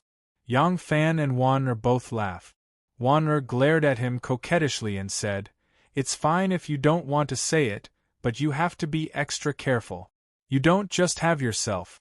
You still have me, the child, and this family. No matter what you do, you have to consider your own safety first. You can't act impulsively. Yang Fan smiled and said, I understand. Don't worry, if I want to fight back, I don't necessarily have to be at the front. Early in the morning, the Vice Minister of the Ministry of Works, Xiao Zhichen, appeared at the construction site of Princess Anli's residence with a few officials. The residence of the Prince of Xiang's fifth son hadn't started yet, but Princess Anli's residence was already in full swing. Currently, the Wu family was more powerful than the Li family. Although most of the Chang'an officials favored the Li family, they didn't dare to make it too obvious. Now that the Wu and Li families were building residences here, they naturally had to take care of the Wu family first. Moreover, Prince Consort Wu had to come to the construction site every day. Who would dare to be perfunctory? But early this morning, Xiao Zhichen had just arrived at the construction site when something happened. Someone dug out a box from the construction site. On it were 5 large words, For Prince Consort Wu. Chapter 1042. Wu Chongxuan returned to the Du residence with a gloomy face. The steward of the residence quickly came forward and said respectfully, Fuma, the princess and the dukes and marquises have gone on a tour. Wu Chongxuan did not say a word and walked towards the study. The steward looked at his back in astonishment and shook his head inexplicably. Every time the Fuma returned to the residence, the first thing he would ask was about the princess's movements. That was why the steward did not wait for the Fuma to ask before taking the initiative to explain. But what was wrong with the Fuma today? Wu Chongxuan sat down in the study and slowly took out a wrinkled letter from his sleeve. He slowly opened it and looked at the words written on it. His originally gloomy face gradually turned ashen, and his eyes faintly emitted a bloodthirsty cold light. There was only one sentence on the letter, Anlu and Du Wentian have an affair. Wu Chongxuan did not want to believe that this matter was true, but he had no choice but to believe it. If it was any other man, they would not use, I believe her, as a reason to not investigate or ask. Wu Chongxuan stared at the letter. After a long time, he fiercely crumpled the letter and sternly shouted, Guards! Logically speaking, everyone in the princess residence belonged to the princess. The prince consort was the same as marrying into the princess residence, and did not have any say in the financial and personnel matters of the princess residence. However, Wu Chongxuan was a Junwang and was very different from a normal prince consort. Moreover, Anlo had only been back in the capital for a short time and did not have a complete team like Princess Taiping. Moreover, she liked extravagance and paid attention to ostentation. So more than half of the people in Princess Anli's residence were brought by Wu Chongxuan. Princess Anli's servants were mostly placed in the inner residence, while Wu Chongxuan's people were mostly in charge of the outer residence. Even though the two sides were mixed up, they had different priorities. Wu Chongxuan's 2 trusted family warriors left quietly after entering the study. Very quickly, Princess Anli's maid, Qing was quietly dragged into the study by them. Qing came to the princess residence as part of the imperial family's dowry when Princess Enlu became a nun. When she was dragged into the study by the two murderous guards, she was so scared that her limbs were weak. When the two guards let go, she knelt on the ground and said to Wu Chongxuan in a trembling voice, "Fuma, I don't know what mistake this servant has made." Wu Chongxuan slowly raised his head. His eyes were indistinct, like two burning clusters of will-o'-wisps. "You didn't do anything wrong. It's just that this prince wants to ask you something. You must answer this prince honestly. If you answer well, I'll spare your life, but if you lie—" Wu Chongxuan slowly stood up and leaned forward with the table in his hand. "I'll kill your entire family." Qing-er's face turned pale with fright as she hurriedly kowtowed and said, "I will tell you everything I know and will not hide anything from you. Please have mercy on me, Prince Consort Ma." An hour later, in the backyard of the Du family, a maid dressed in green walked to the well. She reached out and took the bucket, hung the iron hook on it, and was just about to enter the well when she casually glanced into the well. Suddenly, she let out a scream and almost fell into the well in her panic. She retreated in panic and screamed shrilly, "Oh no! Not good! Someone fell into the well." Many maids and eunuchs in the back of the residence heard the commotion and ran over. Some of the more daring ones went over to the side of the well to take a look, only to see Qing-er half submerged and half floating in the well water with a pair of horrified eyes opened wide. There was no such thing as absolute fairness in the world, not even the love of parents. Even though they were all their own flesh and blood, as parents, there would always be one that they favored the most. Du Jingting had more than one wife and concubines, but among all his sons, the one he liked the most was Du Wentian. Even though Du Wentian had made the entire Du family a target of ridicule in Chang'an, and caused the Du family to use a quarter of this year's income to pay for the losses of the Baiyu Palace, in Du Jingting's heart, there was still no son that could replace Du Wentian's position. But Du Wentian had caused so much trouble, he had to give an explanation to the family. Moreover, even though Du Jingting loved Du Wentian dearly, he was still very angry. He was angry because he expected better from Du Wentian. As if in response to the rumors, Shanghai Wan-er had been making frequent appearances recently. Last time at Xinchang Restaurant, many people had seen her with their own eyes. The rumors about her pregnancy had been dispelled, and Du Wentian didn't dare to continue stubbornly insisting on this matter. What he needed to do now was not to attack others, but to clear his name. It was easy for him to deal with his father. In this world, there would always be some people who appeared to be very incompetent and stupid when dealing with outsiders. They would be fooled around like fools. But when he returned home, he could use flowery words to deceive his parents. His parents, who were very shrewd in front of outsiders, seemed to have drunk a bewitching potion. Du Wentian admitted to his father that he had indeed seen a beautiful and charming girl at Xingjiao Temple and had a good impression of her. But he had not done anything despicable or said anything. He had only gone up to chat with her because he had a good impression of her, but he had been beaten up by Zhang Changzong without any explanation. Du Jingting believed him. He believed in his son's character and that his son would not lie to him. On the contrary, he had already experienced Zhang Changzong's savagery. He believed that his son had indeed been wronged in this matter. Du Wentian also said that the rumors about Zhang Changzong and Shangguan Wan-er in the workshop had nothing to do with him.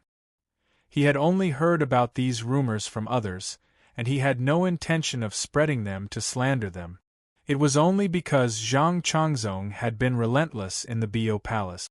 Beating him up was a small matter, but it had caused the Du family to lose face. Du Wentian was furious, and in order to vent his anger, he said these words. Du Jingting believed him again. He felt that his son had always been sensible and righteous. It was impossible for him to commit such despicable acts. It was all because Zhang Changzong was too savage, and his son was unable to seek justice from the powerful Zhang Changzong. That was why he had spoken disrespectfully. It was to vent his anger, and also to protect the family. After Du Jingting's anger subsided, he listened to his son's reasonable explanation. Instead, he felt that his son had been wronged, and as a father, he was unable to redress his son's grievances. He felt apologetic. However, as a strict father, Du Jingting would never let his son know how he felt. He still made Du Wentian kneel for 6 hours in front of the ancestral shrine as an apology. Only then did he have someone bring Du Wentian to him. Du Jingting's heart softened when he saw that his son had knelt for too long. His footsteps were unsteady, and he had to be supported by 2 people to enter the study. When he saw that Du Wentian was about to kneel, he hurriedly said, "Forget it. You must firmly remember today's lesson. There's no need to kneel." Du Jingting had 2 family members bring a chair for his son and ordered them to withdraw. Only then did he say to Du Wentian, "Zhang Changzong wanted us father and son to gather guests from all over the world to apologize to him. He specified that the place would be the residence in Ease Square. That house has already been lent to Prince Consort Wu. Although the house belongs to my Du family, Prince Consort Wu is the current owner of that house. If my Du family were to apologize to Zhang Changzong there, we would definitely offend Prince Consort Wu." Du Wentian calmed down when he saw that his father wasn't going to continue scolding him. Instead, he had something to discuss with him. He said, "Since that's the case, why don't we choose another residence? Why can't we invite him to Fanchuan for the banquet?" Du Jingting sighed and said, "My dear son, can't you tell? Zhang Changzong isn't making things difficult for you just because of your criticism of him. Ever since our Du family welcomed Prince Consort Wu and his wife to Ease Square, we've already offended him." Du Wentian suddenly understood. Du Jingting continued, "Second Zhang's arrogance won't last long. However, the current Second Zhang isn't someone our Du family can handle. Therefore, we have no choice but to agree to Zhang Changzong's request. But if we agree just like this and offend the Wu family, our Du family's losses will outweigh our gains." Du Wentian didn't know what to do after hearing this and couldn't help but ask, "Then what should we do?" Du Jingting stroked his beard and said softly, "I've thought about it carefully and have come up with a plan. If we ask Prince Consort Wu to be the host and host this apology banquet under the guise of mediating, then wouldn't it be reasonable to hold the banquet in Annie Square? This way, not only would it not make Prince Consort Wu lose face, it could also be considered an explanation to Zhang Changzong. How could he let his father shamelessly do such a shameful thing? Naturally, he, as his son, had to take responsibility for it." Du Wentian understood and immediately said, "Your son will return to Ease Square first thing tomorrow morning. I'll definitely make Prince Consort Wu agree." Du Jingting worriedly said, "Your injuries," Du Wentian said, "they're just some flesh wounds, nothing serious." Du Jingting nodded and got up from his seat. He walked to Du Wentian's side and lightly patted his shoulder before slowly walking out of the study. The next morning, Wu Chongxuan ordered people to prepare horses, saying that he had an appointment with Wei Derui, Zhu Hongjun, Wu Xiaohun, and the others to visit Mount Zhonan. The steward of the residence hurriedly reminded him, "Prince Consort, didn't the Du residence send news yesterday that the Du family's young master is here today to ask Prince Consort to mediate the grudge between him and Zhang Fengchen?" Wu Chongxuan slapped his forehead with an "ah" and said, "That's right, how could I have forgotten about this? Forget it, when he arrives, I'll bring him to see the princess and let the princess decide. Quickly prepare the horses." The steward acknowledged and hurriedly left to prepare. About an hour later, Wu Chongxuan left the Du residence in Ease Square with a dozen or so guards and galloped away. About an hour after Wu Chongxuan left, Du Wentian arrived at Ease Square. When he asked about Wu Chongxuan's whereabouts, the steward of the princess residence said, "Prince Consort Wu had an appointment with someone early in the morning and went to visit Mount Zhonan. Before he left, He instructed that if young Master Du has any matters, you can discuss it with the princess. The princess's decision is the prince consort's decision. Du Wentian had always been thinking about Princess Enlu, but ever since he returned from Longqing Square, Enlu refused to see him. Du Wentian could only sigh helplessly.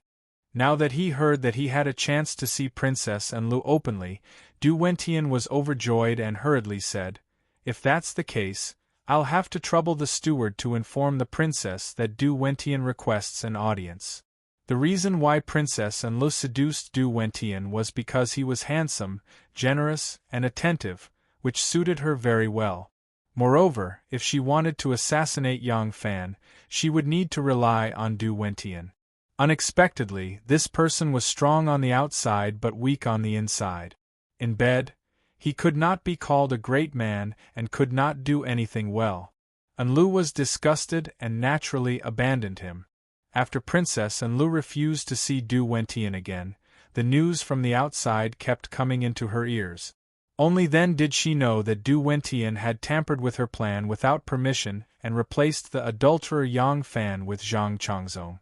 She was even more furious. But when she heard that Zhang Changzong had made things difficult for the Du family, she couldn't help but feel apprehensive. She was worried that Zhang Changzong had pressured the Du family too much and Du Wentian would have no choice but to reveal her, his accomplice. Her brother and sister had died in Zhang Changzong's hands. In the end, it was only because they had ridiculed Zhang Changzong. But she had deliberately slandered and killed Zhang Changzong. Even though this was not her intention, the person she wanted to harm was Yang Fan and not Zhang Changzong. She had never thought of taking revenge for her brother and sister, and did not have the courage to go against Zhang Changzong. All of this was done by that ungrateful Du Wentian, but would Zhang Changzong believe her? Princess Enlu started to regret being so heartless towards Du Wentian. If he still had feelings for her, he would not have betrayed her so easily. But she had already given Du Wentian the cold shoulder. Du Wentian had been in Fan Chuan's residence for the past 2 days, and she couldn't contact him. She didn't know if he had sold her out. Princess Enlu was feeling uneasy, but when she heard that Du Wentian wanted to see her, she couldn't help but be overjoyed. She immediately got someone to invite him over. After the steward left, Princess Enlu thought for a moment, then took off her outer garment and changed into a thin, soft silk gown that was only suitable for couples in the inner chambers and private residences. She lay down on the Luohan couch and pulled the silk gown up a little, revealing a pair of sparkling and translucent jade legs. Because Enlu had been treating him coldly for the past few days, the moment Du Wentian entered the inner chambers, he lowered his brows and put on a respectful expression, afraid that he would be thrown out by Princess Enlu before he could say anything. But when he raised his head and saw Enli's indescribably flirtatious appearance, his throat tightened and he was stunned. Enlu looked at his mesmerized appearance and was secretly pleased. She rolled her eyes at him and said coquettishly, "What are you looking at? It's not like you haven't seen it before." She reached out and picked up a peeled lychee from the table beside the couch and held it between her lips. She took a small bite and the juice splashed onto her lips. She stuck out her agile tongue and licked it lightly, saying in a sweet voice, "I heard that Zhang Changzong made things difficult for you, and I was very worried. Luckily you are fine. Come, if you have anything to say, come to my side and say it."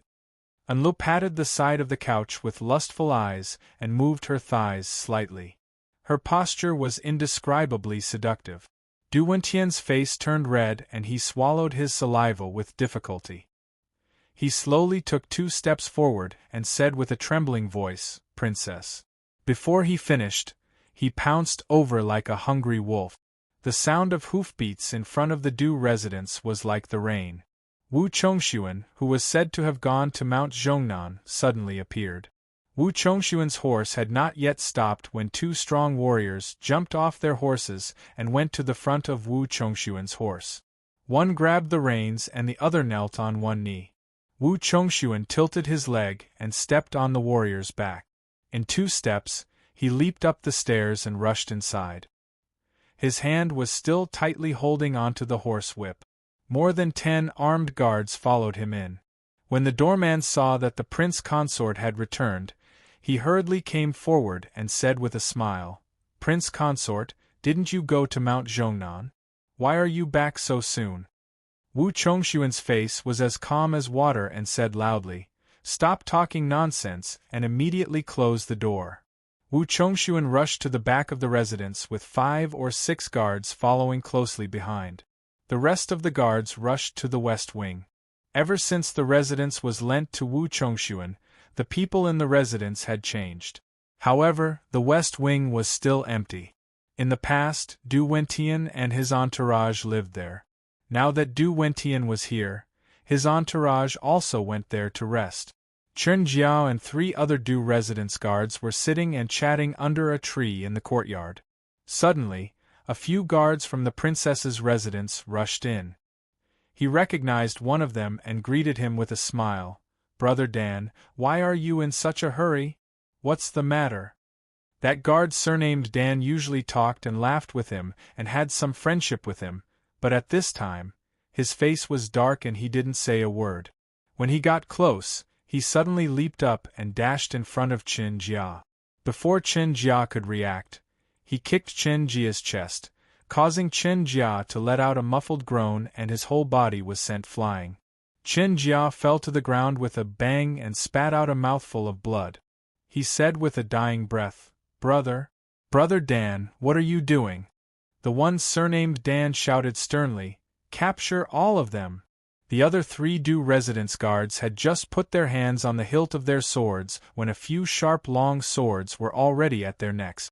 When Wu Chongshuan saw the secret letter, he could not help but be dubious. When he heard from Qing that Du Wentian used to enter the princess's private chamber frequently and every time for more than an hour, his suspicions grew.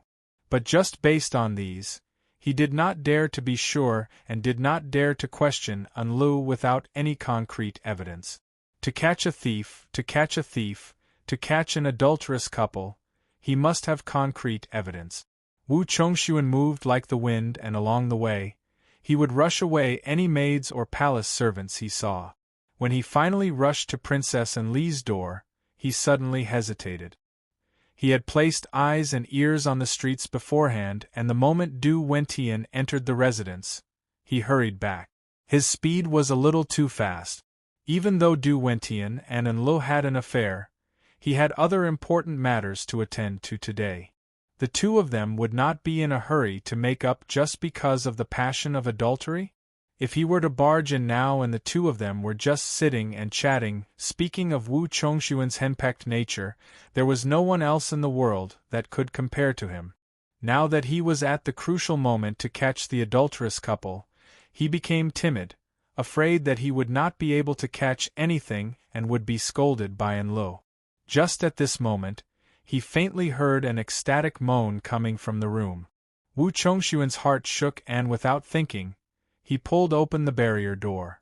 Once Wu Chongshuan rushed in, his family warriors pulled the door open from outside and stood in front of the door. Even though they were very clear why they were here today, but this was the last hurdle that they should not barge in. They could only stand there and leave the rest to Wu Chongshuan to settle. After Wu Chongshuan rushed in, he immediately wanted to go around the screen to catch the thief in the inner chamber, but once he stepped into the room, he was rooted to the spot. Surprisingly, they did not even enter the inner chamber. Right in this central room, right on that Arhut couch, they flipped the Luan over the phoenix, entangling with each other. Du Wentian's legs were kneeling on the couch with his chest exposed. On his shoulders was a pair of white and tender feet, like 2 shy little flowers in the wind and rain. On the couch, the white robes and pink clothes were tangled together, appearing to be a mess. In the mess, the pink and curved jade thighs were half hidden, incomparably lustful and seductive. Because of Wu Chongshuan's sudden intrusion, the 2 people on the couch were stunned. They maintained the position of intercourse and did not think to separate for a moment. What a thief! Wu Chongshuan was so angry that he was about to vomit blood. He rushed up and heavily punched Du Wentian's cheek. Du Wentian's head jerked violently and 2 teeth and blood flew out in a parabola. His entire body flew out and landed heavily on the ground. Wu Chongxuan quickly caught up and swung the horsewhip in his hand. Just as Du Wentian raised his arms to protect his head, he immediately let out a blood-curdling scream. His entire body bent over, allowing Wu Chongxuan's whip to ruthlessly strike his head and back, not resisting in the slightest. Wu Chongxuan's boot was stepping on his crotch. Du Wentian felt a pain in his balls and almost suffocated from the pain. How could he care about the whip that was hitting his body? Wu Chongxuan grinned maliciously as he stepped on Du Wentian's crotch. Suddenly, a faint pew sound was heard as one of Du Wentian's balls was crushed by Wu Chongxuan. Du Wentian let out a muffled groan and fainted. While Wu Chongxuan was torturing Du Wentian, Princess Annel had already calmed down from her panic. She hurriedly climbed up and put on her dress. When Wu Chongxuan realized that Du Wentian had already fainted and turned to glare at her, Princess Annel was already extremely calm and elegant. She was like a cold and inviolable fairy. Wu Chongxuan's cheeks twitched as he closed in on her step by step. His eyes almost popped out of their sockets as he said, "Enlu, what have you done?" Enlu sneered and looked at him with disdain. She nonchalantly tidied up her clothes and said, "What have I done? Don't put on airs in front of me. Do you think that I will be afraid of you just because you are acting like this? Do you dare to say that you have never flirted with other women outside? Humph!" Wu Chongxuan angrily roared, "Ever since I married you, I have never touched another woman." Enlu tied up her hair and took a hairpin from the side of the couch to pin her hair. She glanced at him and said, "Keeping yourself pure for me? Who cares? Why are you staring at me? You have some guts to actually stare at me now." Wu Chongxuan was extremely furious. He suddenly raised his hand. Princess Enlu puffed out her chest and faced him. She proudly raised her face. Her face still had a tinge of spring pink. "What? You want to hit me? Do it. Wu Chongxuan, if you don't dare to do it, you are a tortoise bastard." Wu Chongxuan was so angry that his whole body trembled. Princess Enlu's expression changed. She suddenly raised her hand and ruthlessly slapped his face. She scolded, "Bastard, where did you go when you were kneeling at my feet and begging me to take pity on you, begging me to marry you? How dare you bare your fangs and brandish your claws at me now?" The more Princess Enlu spoke, the angrier she became. She turned her hand and slapped his face again. Wu Chongxuan stood there in shock. He had a helpless look on his face. The awe-inspiring aura he had when catching an adulterer was long gone. Princess Enlu coldly said, "I am going to take a bath. If you are not convinced, go ahead and write the divorce papers. Just say that I, Enlu, am not a woman and divorce me back to the Li family." Princess Enlu flung her sleeves and walked away. After a few steps, she stopped and said without turning her head, "Drag that Du guy out. Both of you disgust me." There was a saying in Buddhism, "The cycle of karma and retribution." It was unknown if it was because Wu Zetian had tricked the Li family too much. Now, the ladies of the Li family were trying their best to defile the men of the Wu family. Princess Taiping was like this, and Princess Enlu was even more so. Wu Chongxuan angrily ran over to catch them in the act. Li Guer, who had been caught in the act, slapped him twice and went to take a shower as if nothing had happened. Wu Chongxuan stood there for a long time. He did not have the courage to chase after his wife and make things difficult for her. He slowly turned around, bent over and grabbed Du Wentian's hair, then dragged him out. Chapter 1043. That afternoon, a piece of news suddenly spread throughout Chang'an. Prince Gaoyang, Wu Chongxuan, was asked by the young master of the Du family to visit Zhang Changzong at the center of the Longqing Pool in an attempt to mediate the feud between Zhang Changzong and Du Wentian. However, Zhang Changzong flatly refused and returned empty-handed. Zhang Changzong then announced that the feud between him and Du Wentian had long been settled and he was willing to let them go, but the Du family had to make a public apology to clear the names of him and Shangguan. Therefore, there was no need for anyone else to mediate. He also said that he had already made it clear at the Xinchang restaurant that the Du family had to publicly hold a feast to apologize within 3 days at the Du family mansion in Ani Lane. This matter could not be changed. Tomorrow was the deadline. If the Du family did not comply, he would pursue the matter to the end and let the Du family know how powerful he was. It was already evening when Du Jingting received the news. The news was brought back by the servants and stewards who had gone to Chang'an to deliver invitations to friends. Du Wentian himself did not send the news back in time. He did not return at all. Du Jingting was angry and anxious. He quickly drove to Chang'an, but the gates were already closed when he arrived. Du Jingting could have opened the gates based on his status and influence. However, the imperial army was now interfering in Chang'an's defense. Du Jingting had just offended Zhang Changzong and did not want to invite trouble at this time. He did not want Zhang Changzong to have more evidence against him, so he could only return unhappily. The next morning, Du Jingting drove to Chang'an again. When he arrived at Ani Lane to visit Wu Chongxuan, he did not see his son, Du Wentian. Wu Chongxuan was very courteous to Du Jingting. He invited him to take a seat, then said, "Yesterday, your son came to this prince to explain his difficulties.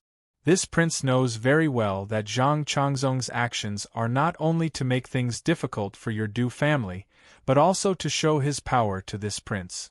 This prince has gone to Longqing Pool to visit him. This Zhang Changzong." Wu Chongxuan frowned and said unhappily, "Zhang Changzong is extremely arrogant. He did not agree to let me mediate at all. When I returned, I told your son the result. He was greatly disappointed and left in a hurry. Why did he not report back to Mr. Du?" Du Jingting said shamefully, "My son did not return to Fanchuan yesterday. This old man only heard from the steward that royal prince had come forward to mediate, but Zhang Changzong did not give you any face. This old man drove here early this morning to apologize to the royal prince. As for my son, I have yet to see him." Wu Chongxuan thought for a moment and said, "This matter was caused by him. Your son must be afraid of being reprimanded by old Mister, so he doesn't dare to meet him." Du Jingting also thought so. He reckoned that after that unfilial son got the news that Zhang Changzong wasn't willing to let go, he ran off to some gentle village in Pingkong Square to drown his sorrows in alcohol. But could Zhang Changzong's matter be avoided? This child didn't know what was important and didn't take responsibility for his actions. This time, Du Jingting was really disappointed. Wu Chongxuan said, "Old Mister need not be troubled over this matter. After I came back, I discussed this matter carefully with Enlo. Speaking of which, when I and my wife arrived in Chang'an, old Mister lent us his mansion and treated us warmly. Later, he helped us hold a banquet in the Aquamarine Palace. He was very sincere. In the end, the Aquamarine Palace caught on fire. Because it was difficult to ascertain who was responsible, the Du family suffered a great loss. This prince didn't say it, but I understand.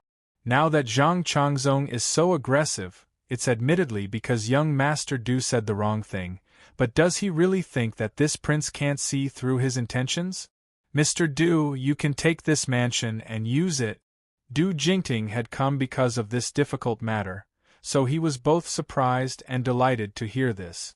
However, he still had to decline verbally and hurriedly said, "But it won't look good on the royal prince." Wu Chongxuan smiled faintly and said, "Is this prince's face not as good as the Du family's kindness to me? Don't worry, this prince will remember this debt on Zhang Changzong and definitely won't become hostile to the Du family because of this." Du Jingting hurriedly rose and bowed deeply to Wu Chongxuan. He said, "This matter was caused by my son. Since the royal prince is so magnanimous, this old man is truly ashamed." Wu Chongxuan laughed and raised a hand. "There's no need for the old sir to be so polite. In that case, old sir should start preparing." This prince and Enlu will leave immediately.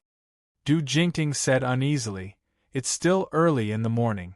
Has the royal prince already found a place to move? Will you have time to move? Wu Chongshuan said, The luggage can be moved slowly. This prince can't be bothered to see Zhang Changzong's swaggering face and will leave first. Speaking of which, this prince has long intended to stay with Enlu at the Hot Spring Palace, later known as the Clear Flower Pool, for a few days. This is a good opportunity to take a walk there. Du Jingting said gratefully, In that case, this old man will respectfully send the royal prince off. When the royal prince returns, this old man will still be responsible for this residence. This old man will definitely find a more spacious and luxurious mansion for the royal prince to stay in. Wu Chongshuan smiled. Good. I heard that old Sir Du's 60th birthday is in half a month. During this time, this prince and Enlu will stay at the Hot Spring Palace. Doesn't Zhang Changzong want to see our Wu and Du families fall out? At that time, this prince and Enlu will personally go to Fanchuan to celebrate old Sir Du's birthday. Du Jingting's heart was filled with excitement. He bowed to the ground and did not say a word of thank. Everything was said without words. Today was the day the Du family would publicly apologize. Zhang Changzong was so excited that he woke up early in the morning. In the beginning, he had indeed wanted to wash away the stain on his name, but now, he had discovered that he could make use of this matter to weaken the Wu family's influence and strengthen the second Zhang's power in Chang'an. If the local power in Chang'an was said to be a local snake, then the Du family was the head of this local snake. If the Du family was unwilling to submit to him, he could use this matter to ferociously attack them. By attacking the Du family, he could intimidate the local power in Chang'an and get more people to attach themselves to him. If the Du family was pressured and agreed to hold a banquet in Ani Square, then it would be a slap in Wu Chongshuan's face and cause the Wu and Du families to fall out. At the same time, this was tantamount to announcing to the world that in this confrontation, the Zhang family was suppressing the Wu family. Wu Chongshuan was not an ordinary Wu family descendant. He was the crown prince of Liang and the eldest son of Wu Sanxi, who had the highest status and the greatest power in the Wu family. The significance of this was even greater than suppressing the Du family to submit. This was a plan that killed two birds with one stone. No matter which side you looked at it from, it was 100 benefits and no harm to the Zhang family. Zhang Changzong could not help but feel proud of himself. He suddenly realized that the power struggle in the officialdom was nothing more than this. He had already grasped the knack of it and could swim freely in the officialdom. Zhang Changzong woke up in the morning and first washed off the cosmetic ointment he had applied to his face the night before. After eating breakfast and dressing neatly, he sent someone to invite Shanghai Wanner. Shanghai Wanner was also a victim of the rumors and naturally had the right to seek justice from the Zhang family. However, Shanghai Wanner politely refused and said that everything would be handled by Zhang Changzong. Zhang Changzong already knew that Shanghai Wanner would do this. As a woman, it was naturally not suitable for her to appear in public in this kind of situation. Shanghai Wanner did not go, so Zhang Changzong went to invite Yang Fan. This time, he did not send someone to invite him. Zhang Changzong personally rushed over. When he arrived, he did not allow any explanation and pulled Yang Fan away. Zhang Changzong did this. He said that he wanted to find a witness, but in fact, he wanted to pull Yang Fan into the water. Yang Fan was someone he had always strived to win over. If Yang Fan accompanied him today, it would give others the feeling that between the Wu family and the second Zhang family, Yang Fan was closer to the Zhang family. This would force Yang Fan to have no choice but to lean towards him. The more Zhang Changzong thought about it, the more pleased he became. He realized that he was already a very brilliant strategist. This made him feel as if he was floating in the air when he boarded the carriage. This feeling of contentment lasted until they left the island in the middle of the lake and walked to the end of the long causeway that led to the island. There were 2 rows of large locust trees at the entrance of the long causeway. Because there were only 2 aristocratic villas on the Long Ching Pond, and the surrounding mansions had just begun to be built, this area was very deserted. When Zhang Changzong's honor guard walked to the intersection, someone suddenly let out a cry of surprise, and then the entire convoy stopped. Surprised, Zhang Changzong poked his head out of the window and saw that the troops had already stopped. The guards had surrounded his carriage and pulled out their swords one by one.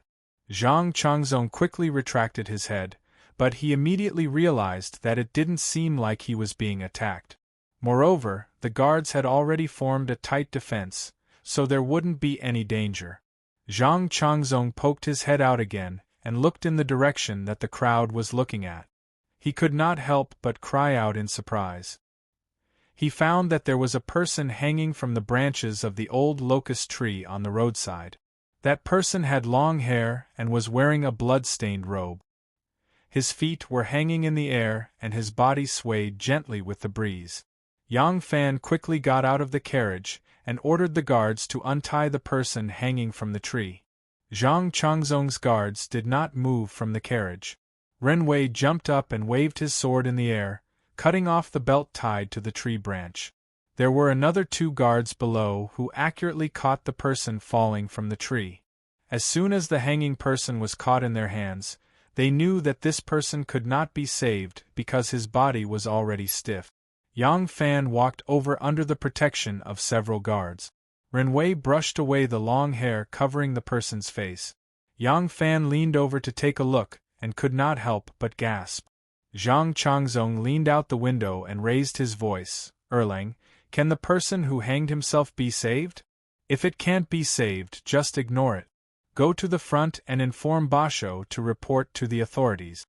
We still have to hurry. Yang Fan walked to the side of his carriage and said with a solemn expression, Lulang, I'm afraid we don't need to go to Ani Lane. Zhang Changzong asked curiously, why is that? Yang Fan said, because the person who hanged himself is Du Wentian. What? Zhang Changzong was shocked. He quickly got out of the carriage and parted the crowd to see the corpse. The corpse was indeed Du Wentian. The white robe on his body was already mottled with blood. Ren Wei carefully examined the corpse. Du Wentian's body was badly mutilated. His eyes were smashed, his tongue was cut off, and even his crotch was gouged into a bloody hole. He had become a dead eunuch through and through. Seeing such cruel means, Zhang Changzong's face turned pale with fright. He cried out involuntarily, how could this be? Who is so vicious? Yang Fan looked at him sympathetically and did not speak. Zhang Changzong slowly calmed down. He suddenly understood that his trouble had come. Chapter 1044. Wu Chongxuan took his wife to the hot spring palace, which later became known as the Huaqing Pool. Du Jingting sent Wu Chongxuan and his wife away and immediately began to prepare an apology feast. At the same time, he sent someone to look for his son. As he was preparing, the officials and nobles of Chang arrived one after another. They were all invited by the Du family, and their attitudes toward this matter could be roughly sensed from their identities. Those who had a close relationship with the Du family or were dependent on the Wu family mostly sent their nephews as a token of appreciation. This apology banquet was a humiliation to the Du clan and a slap to the Wu clan's face. Those who had friendly relations with the Du clan or relied on the Wu clan naturally wouldn't send out their clan heads or highly respected elders to support Zhang Changzong. Even those who were loyal to the Li family mostly sent their nephews as representative. Although the Wu and Li families fought openly and secretly, they shared a common hatred for the second Zhang.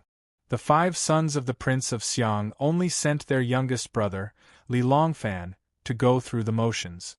This was a Jun prince, and Du Jingting had to personally welcome him. Du Jingting had just welcomed Li Longfan in when Longqing Square sent someone to report. Basho of Longqing Square sent a shopkeeper who rode a mule to Ani Square. The Du family steward, who welcomed the guests in front of the mansion, came forward and was shocked to learn that the young master had hanged himself. He hurriedly led the servant into the manor. Du Jingting was forcing a smile with Li Longfan when the steward suddenly came in. Du Jingting frowned and apologized to Li Longfan. He walked over and asked in a low voice, "Is Wen Tian back?" The steward whispered, "Ah Lang, eldest Langjun has been found, but, Du Jingting said angrily, "But what? He doesn't dare to come back? This unfilial son. The Du family has been through ups and downs for hundreds of years. There have been times when we were 10 times more embarrassed than today. What is there to be afraid of? As long as he doesn't admit defeat and doesn't give up, no one can trample on the Du family with his pride and ambition. What's the big deal about a temporary setback?" The steward found it hard to speak, but he had to. He lowered his voice and said bitterly, "Ah Lang, eldest Langjun. He hanged himself by the Longqing pond." "What?" Du Jingting felt as if he had been struck by lightning and staggered a few steps back. His vision darkened and he almost fell to the ground. Fortunately, Li Longfan reacted quickly and rushed forward to support him. "Ah. Yeah." Yang Dyer opened her small mouth and made a few babbling sounds. Yang Fan gently pushed a scarlet ball decorated with tassels hanging above the small bed.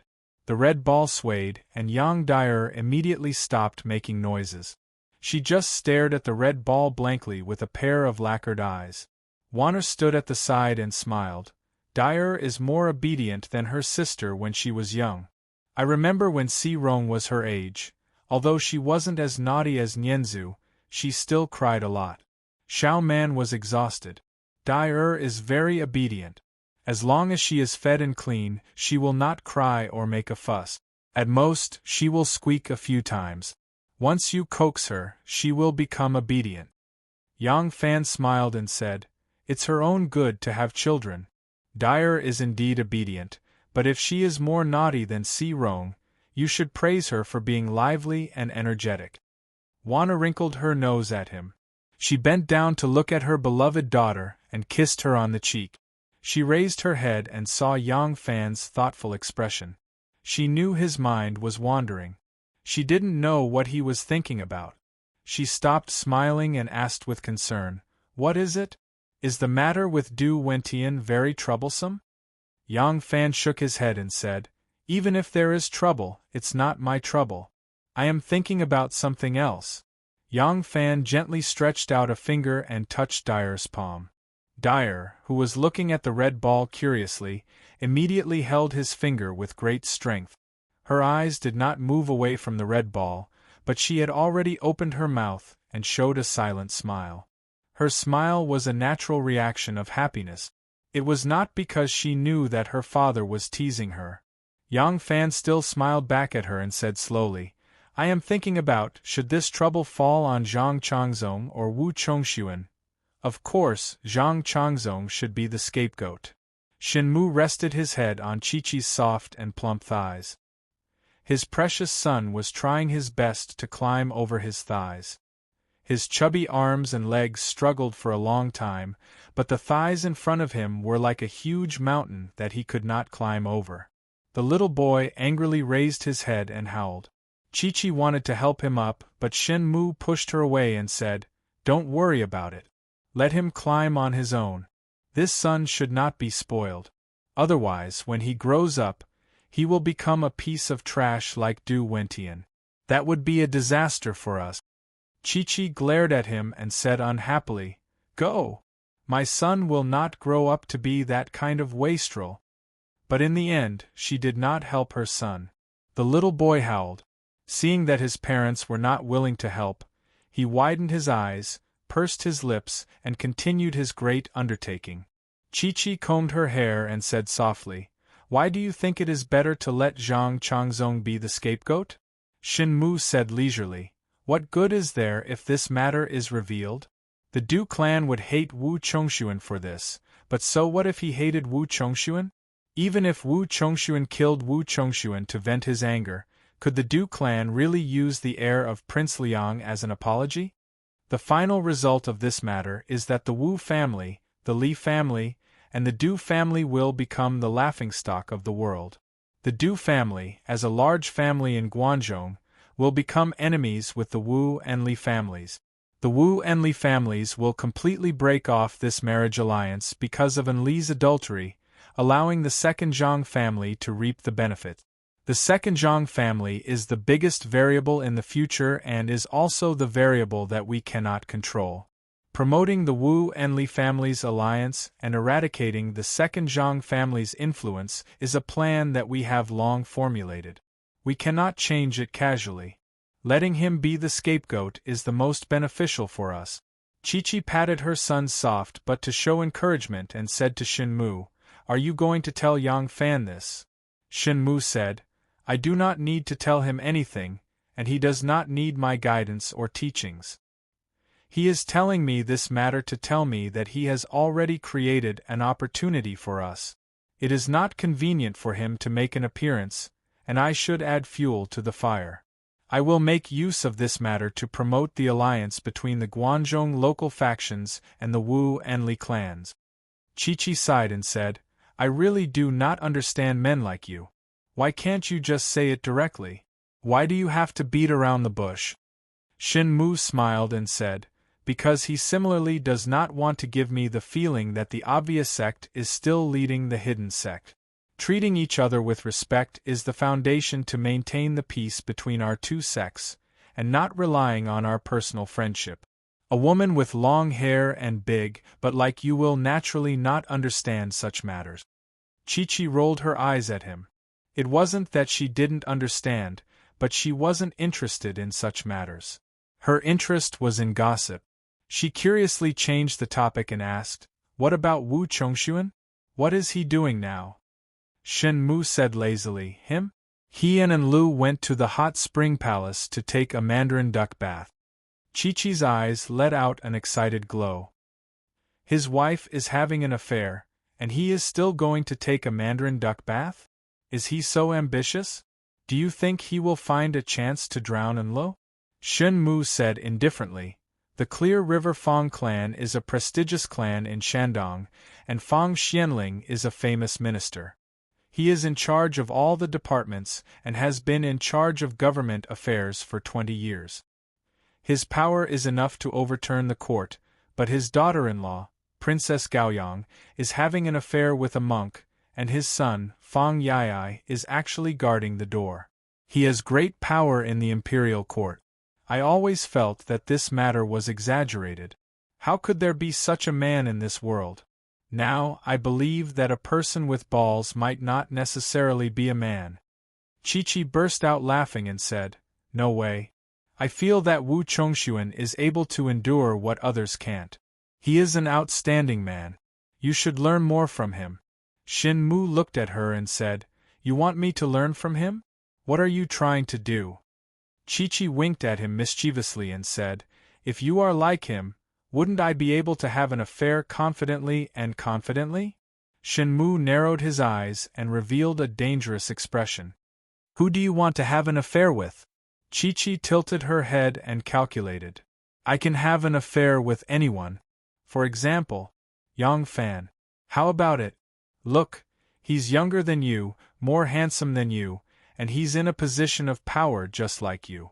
Not only does he wield great power in the dark, but he's also more prestigious than you in the open. Such a good man, ayaya." As Chi-Chi spoke, her eyes began to turn watery as if she had fallen in love. Shen-Mu snorted and said, "All right, then go ahead and give it a try." Chi-Chi pretended to be innocent and asked, "If I really try, what are you going to do? Hang Yang Fan by the Long Qing pool and treat me with love?" Shen-Mu rolled his eyes at her and said, "I will sink you into the bottom of the Long Qing pool." Chi-Chi bit her moist lips and said softly, "Are you willing to do that?" Shen-Mu said with a straight face, "Of course. A man with balls will definitely be willing to do that. I will bite you to death." Chi-Chi showed her power and rushed towards Shen-Mu with her mouth wide open. However, she only pecked him lightly on the lips in the end. Their precious son panted and finally climbed over his father's legs. He placed his hands on the bed and arched his little butt. He turned his head to look at his parents and smiled proudly. Du Wentian was dead. This cockroach that had been beaten many times, but the more he was beaten, the more tenacious he became. Finally, he died. With Du Wentian's death, there was no need to continue the Du family's apology banquet. When Zhang Changzong saw the state of Du Wentian's death, he knew that he would definitely be the scapegoat. Yesterday, Wu Chongxuan had visited the Du family but was arrogantly rejected. He had even spread the news that if the Du family did not apologize, he would not let it go. Then, Du Wentian had been hanged by the Longqing pool. Anyone would think that this had something to do with him. Some people even came to the conclusion that after Du Wentian learned that Wu Chongxuan had tried to mediate but was rejected, he had angrily gone to the island to argue. His words had offended Wu Chongxuan and he had been humiliated and beaten by him. Du Wentian felt that he had let down his family and had nowhere else to go, so he had hung himself. This rumor had been widely spread in Chang'an. But when Lu Qietian saw Du Wentian's body at the crime scene, he did not believe it. It was impossible for Du Wentian to have hung himself. When the basho of the Longqing pool heard that there was a murder case, he immediately brought people to the lakeside. When he learned that the deceased was from the Du family of Fanchuan, he knew that this was not something he could handle, so he immediately reported it to the Wanyan County. When the Wanyan County magistrate heard that the deceased was from the Du family, he immediately went to see the Chang'an local government magistrate. Finally, the Chang'an local government magistrate, Lu Qietian, led nearly 100 people, including the judicial military counselor, the imperial judge, the Wanyan County magistrate, the Wanyan County lieutenant, the patrol inspector, the errand officer, and so on, to the Longqing pool. After some investigation, they found 5 dead horses and 4 corpses in the Longqing pool. After identification, the 4 corpses were Du Wentian's attendants. It was even more impossible that they had committed suicide. Du Wentian had brought 4 bodyguards, 5 living people, and 5 horses to die by the Longqing pool. Besides Zhang Changzong, who else could have done this? This was clearly Zhang Changzong's revenge, naked revenge. But if this case was determined to be a homicide, Zhang Changzong would be implicated. Who would dare to interrogate him? Who would dare to interrogate him? Just thinking about Zhang Changzong's backer made people shudder. Lu Qietian, the judicial military counselor, the imperial judge, the county magistrate, the Wanyan County magistrate, and the chief of detectives of the torture room gathered together and discussed for a long time. They were not discussing the case at all. It didn't matter how Du Wentian died, and it didn't matter whether they could find the murderer or not. What mattered was how to judge this case so that Zhang Changzong wouldn't be implicated, so that these local officials wouldn't use their small arms to twist the queen's leg. In the end, they reached a unanimous opinion: Du Wentian committed suicide. Du Wentian's tongue was cut off. It didn't matter that his tongue was cut off, because he still had the strength to commit suicide. Du Wentian's lower body was also mutilated. It didn't matter, because he wouldn't die right away. As long as his vitality was strong enough, he would be able to take off his belt and climb up a tree to commit suicide.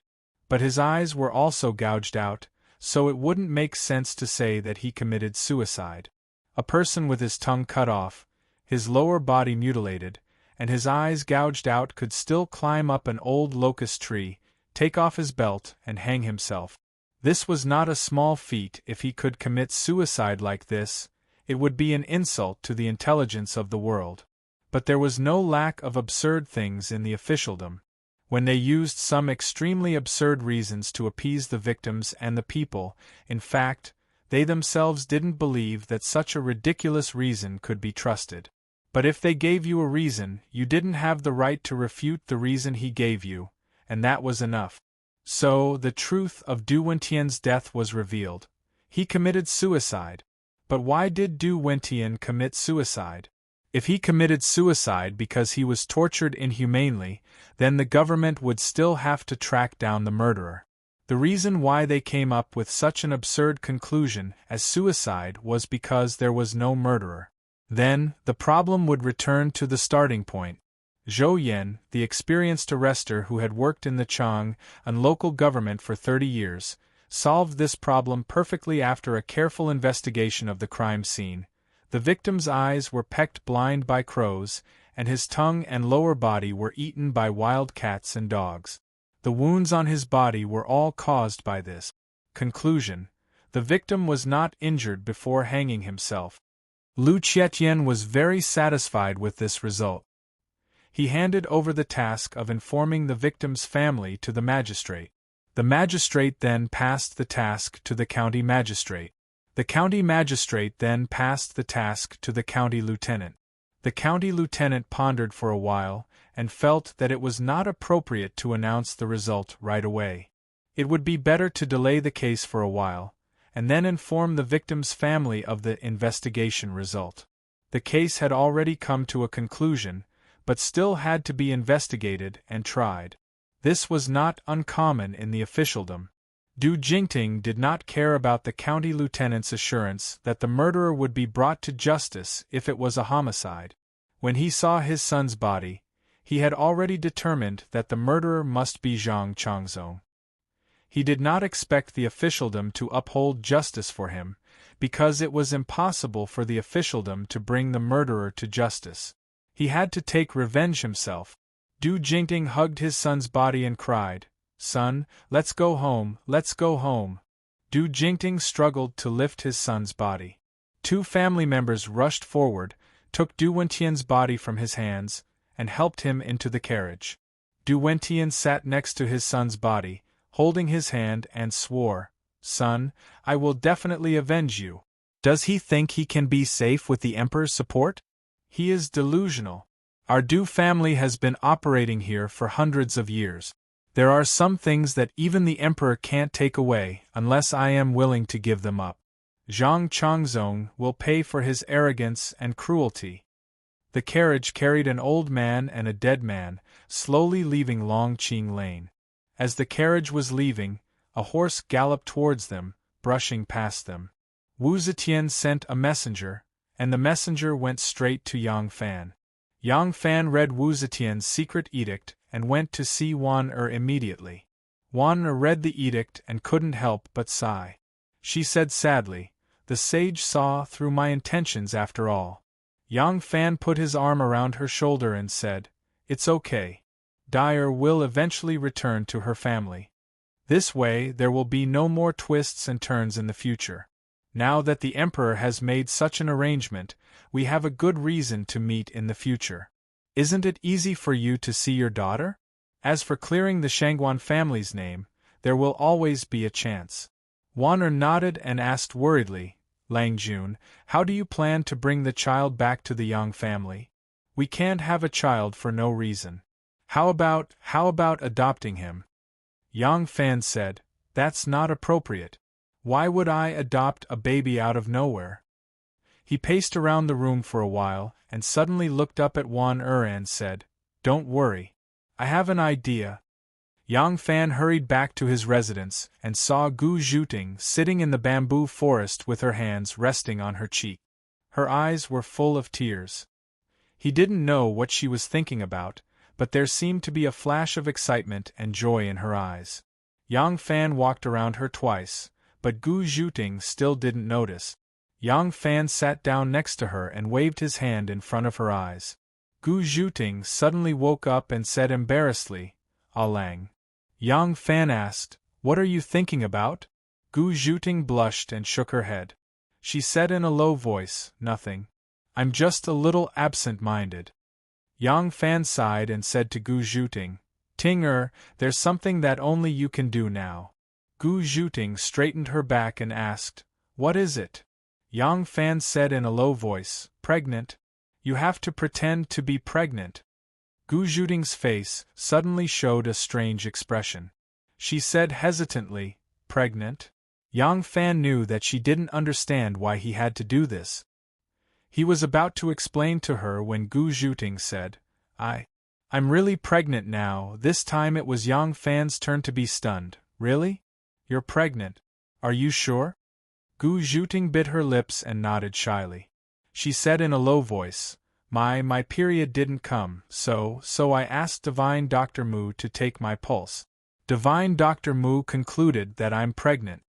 Yang Fan was stunned for a long time. He couldn't help but laugh. Great. Anyway, Xiao Man has already given birth to twins. It's not a big deal for you to have twins. I'm talented, haha. Chapter 1045. On the 3rd day of the 10th month of the 1st year of Dazu, Empress Wu Zetian led the court officials to leave Luoyang and head west to Chang'an. On the 22nd day of the 10th month, Wu Zetian arrived in Chang'an, pardoned the world, and changed the year to the 1st year of Chang'an. Wu Zetian had ascended to the throne in Luoyang, and now she had moved the capital to Chang'an. This was not a simple relocation of the capital. Everyone knew that this meant that the empress, who had taken the Tang Empire from her son, was preparing to return it to her son. After many secret discussions with his trusted subordinates, Wu Sanxi had already adjusted the Wu clan's strategy. He no longer coveted the throne, instead choosing to keep a low profile and consolidate the foundation of his power. He often visited Crown Prince Li Xian, inviting him to travel with him and feasting with him. The two families that were once irreconcilable enemies had now become the best in-laws. In the officialdom, there were no eternal friends or enemies. Whether one was an enemy or a friend did not depend on the relationship between the two parties, but on whether the two parties had common interests. Wu Sanxi was close to Li Xian. On the one hand, he wanted to unite the Li family against the second Zhang, and on the other hand, he wanted to maintain the glory of the Wu clan after the transition of imperial power. After the emperor moved the capital, the military power was divided into three. The South Yamen Imperial Army was handed over to the prime ministers of the Political Affairs Hall. The North Yamen Imperial Army was still controlled by the Wu clan. The left and right Yulin Guards, which protected the palace, and the 1,000 horsemen camp, which was the core of the Yulin Guards, were controlled by the most trusted generals of the emperor. The throne was no longer with him, so Wu Sanxi had to change his mind. He was determined to strengthen the power of his relatives and control the princes. During the days when the empress moved the capital to Chang'an, the court could be said to be peaceful. The most common thing everyone did was visit relatives and friends. After the emperor moved the capital to Chang'an, the officials bought houses and land in Chang'an. The old officials who had moved from Chang'an to Luoyang with the emperor had old houses in Chang'an, and the new nobles built new houses. With the change of the location of the houses, the relationship between the nobles seemed to be changing. Some former enemies became friends, and some close friends became enemies. Of course, the reason for this was not the change in the location of their residences. Instead, as the situation became clearer, they had a new choice. The local powers in Guangzhou also wanted to move. The emperor had just moved the capital, and it was a great opportunity for them to establish contact with the nobles and important officials who had followed the emperor to move the capital. Therefore, they frequently made contact with the important officials of the court. After the pain of losing their son gradually subsided, Fan Chuan and Du Jingting also actively took action. Today, they were inviting their old friend, the current prime minister of the Zhou dynasty, Wei Yuanzhong, to tour Tsuchi. Yang Fan's family was among the first batch of officials to move to Chang'an. The house that the Yang family had built by the Longqing Pool had been completed 2 months ago. It was a small pavilion with windows and rooms connected to each other. Every door was connected to each other. It was extremely elegant and beautiful. In the spacious courtyard, there was an undulating slope on the west wall of the courtyard. Green water surrounded the slope, and the flowers and trees on the slope were lush. There were several green pines and thousands of bamboo poles. Further inside, there were exotic flowers and rare grasses with fragrance. There was a small temple in the middle. Behind the temple, there was an osmanthus tree. Under the tree, Ning Ku's bones were buried. Except for Yang Fan, who would come to the 4 o'clock sacrifice, this small hill had become the favorite place for Yang Serong and Yang Nianzu to play. Little Ji, Anu's son, often jumped in his mother's arms and wanted to play with his brother and sister on the slope. However, he was too young and could only watch his brother and sister play freely. Yang Dyer was now raised in the Yang family. Except for the people in the inner courtyard, no one knew that Gu Zhuting was 5 months pregnant. Only when she gave birth in October could it be announced to the public that she had given birth to a pair of twins. At that time, the existence of Yang Dyer could be announced. As for showing it to the public, it had to be a little older so that the ages of the two children could be mixed up. Fortunately, Gu Zhuting was a concubine and Yang Fan was a general.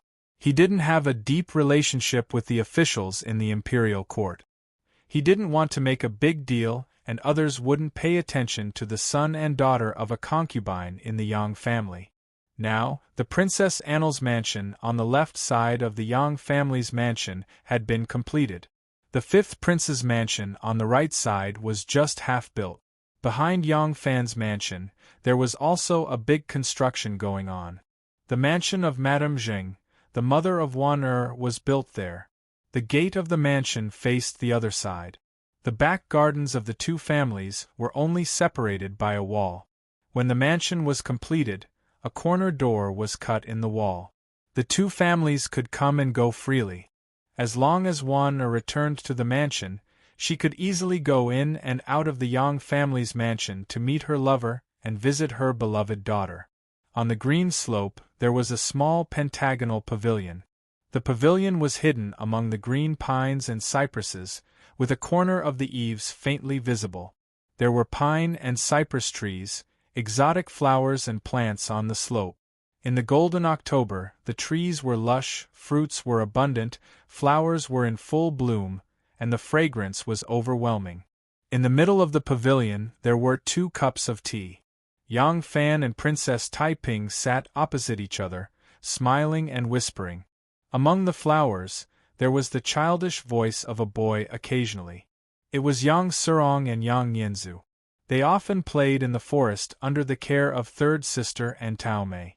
Yang Fan was a little laissez-faire to his son. Although he was very strict in his studies, he usually didn't treat him like a son of an official family or a noble son. At such a young age, Yang Nianzu was already mischievous. He also learned martial arts from his mother and concubine. Compared to the younger Yang Fan, he was more agile. From time to time, he would climb up a tree like an unruly wild monkey. Yang Serong was also led astray by her younger brother. If Tao Mei and third sister were not paying attention, she would tuck up her red skirt and use her hands and feet to quickly climb up the tree. By the time Tao Mei and third sister were looking around blankly and calling out "little lady," she was already sitting on a tree branch. She casually plucked pears and crabapple from her side. She used her red skirt to wipe them and started eating. Princess Taiping took a sip of the glistening yellow tea and said sweetly, "You don't say. The way you eat it, when you taste it carefully, it really has a special taste." Yang Fan said with a smile, "I also learned this from others. At first, drinking tea only refreshed my mind, but now I am somewhat addicted."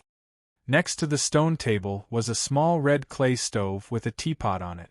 Yang Fan sifted a cup of tea for Princess Taiping and said, "Zhang Yizhi is preparing to present the Pearl of 3 Teachings to the Emperor as a congratulatory gift for the Emperor's relocation of the capital. This is an important matter of culture and education. The Emperor will certainly reward them. According to the previous agreement, you should join forces with the Wu family and persuade the Emperor to confer them the title of king." Princess Taiping stretched out her slender fingers and gently placed them on the edge of the green jade-like cup. She looked at him with her charming phoenix eyes and said, "Do you know how powerful the second Zhang family is now? They are becoming more and more powerful. If the Empress pushes the boat with the current and really confer them the title of king, Then the second Zhang family will be the next Junwang family after the Wu family. At that time, the second Zhang family will be even more famous. Yang Fan shook his head and said, "No, the emperor will not agree." Princess Taiping slightly raised her beautiful eyebrows and teased, "Oh? That is my mother. It seems that you know her better than I do." Yang Fan smiled and said, "Of course. Speaking of which, your mother is my mother-in-law. As a son-in-law, if I don't figure out my mother-in-law's temperament and character, how can I please her precious daughter?" Princess Taiping blushed and said coquettishly, "Glib tongue, are you asking for a beating?"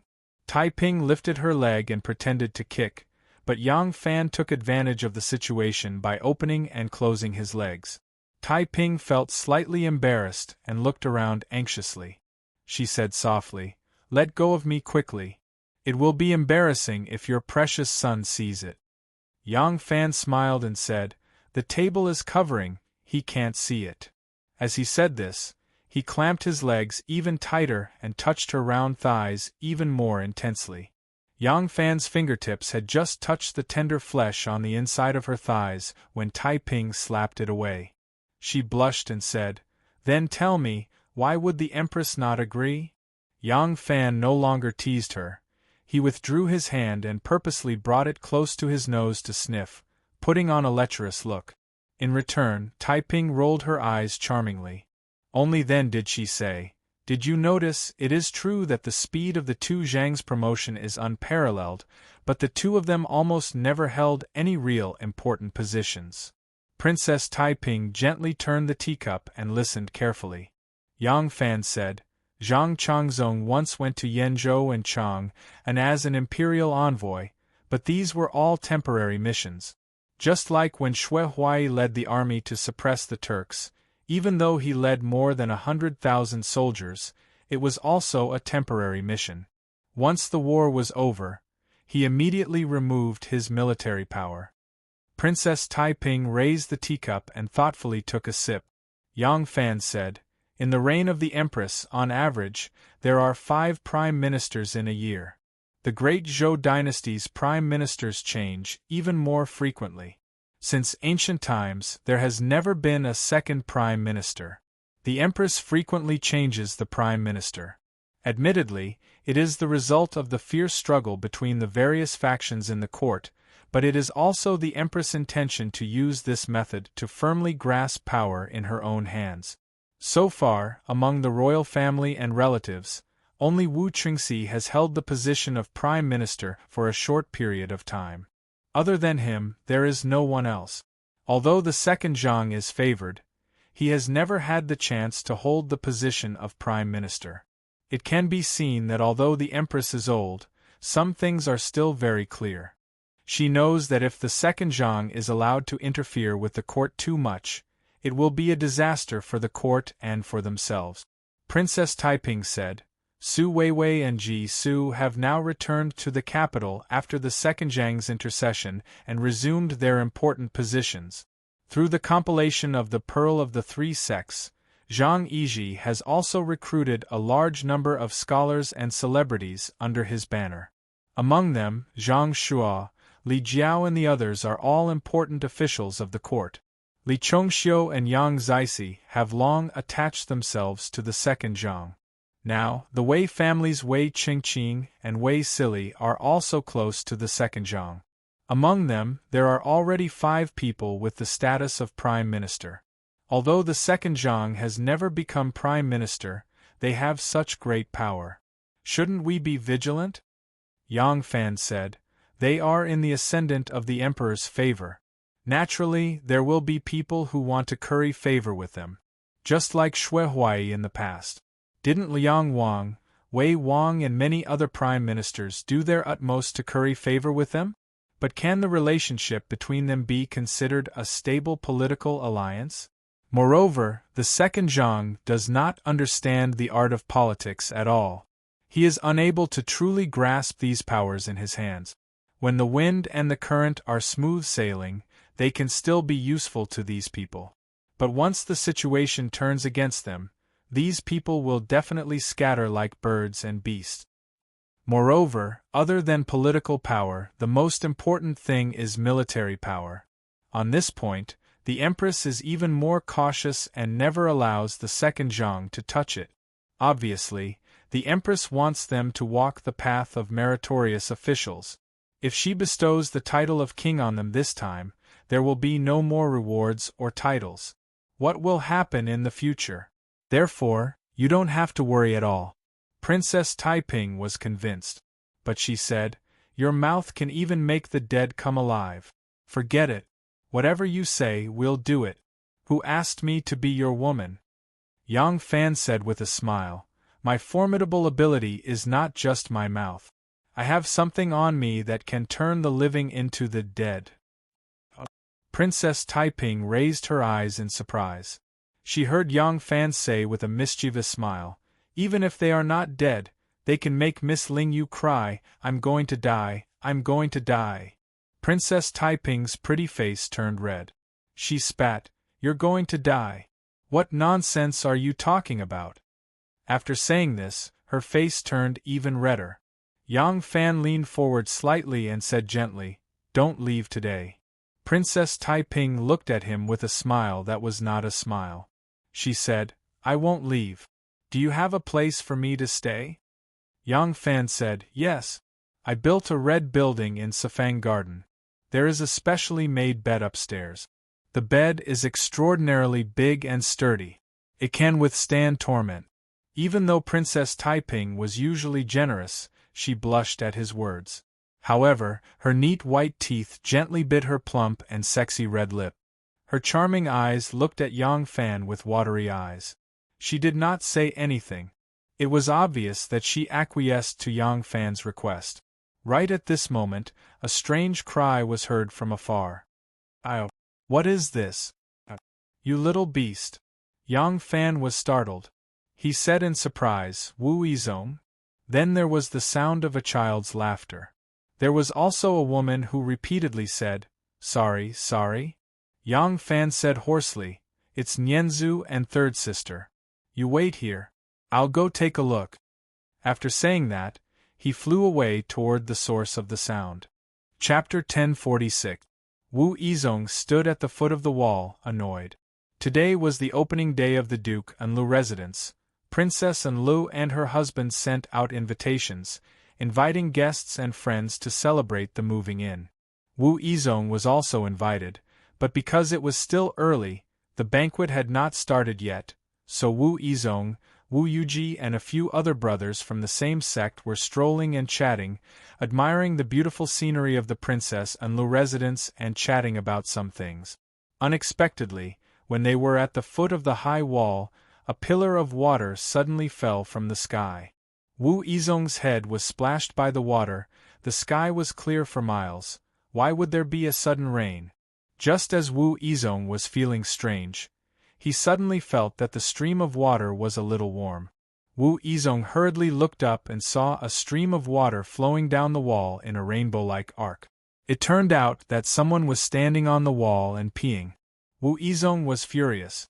Yang Fan's residence, because the wall was a slope, the outside of the wall was 12 feet high, but the inside of the wall was only 2 feet lower than the top of the wall. Yang Nianzu and his sister were playing hide and seek, but after searching for a while and not being able to find his sister, he suddenly felt the urge to pee and went to the wall to pee. The child was mischievous, seeing that the top of the wall was not high.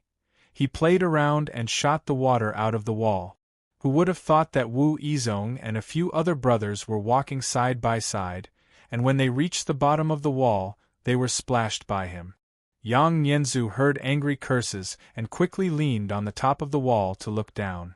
He saw a skinny old man with a long beard blowing his beard and glaring, constantly wiping his face and waving his hands, looking very comical. He couldn't help but laugh. Wu Yizong was even angrier. He pointed at him and scolded, "You little beast, you still dare to laugh, Ben Wang will twist your head." Yang Nianzu had never seen such a fierce person before. After being scolded and threatened, his little mouth flattened and he started to cry. At this time, Anu happened to rush over with Yang Ji in her arms. Yang Ji was still young and could not run around, so he followed behind his older brother like a shadow. But whenever he saw his older brother playing on the ridge, he would be extremely envious. He would always jump and run, signaling his mother to carry him over to watch. Anu couldn't dissuade him, so she would always carry him and chase behind Nianzhu or Si Rong, while Yang Ji watched his brother and sister hide. He was even happier than the two of them playing. At this time, hearing the scolding, Anu quickly carried Yang Ji and walked over. When she saw a skinny and withered old man standing outside the wall, scolding Yang Nianzhu to the point of tears, Anu's pretty face immediately sank. The Yang family's women were all protective, moreover, one was an old and one was a child, of an old and a young, so their ages were really disproportionate. How could such an old man be so serious with such a young child?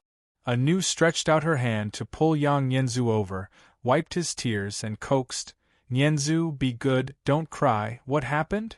Ingli Yang, Yang Yang Yang Yang Yang Yanxiang, Yang Long of the Yang Shenyang, Yang of Yang, Yin Yang and Yang, Nan, Yang, Yang Yang Yang, Nianzhu, don't cry, you're a boy, how can you protect your sister and brother if you're so timid?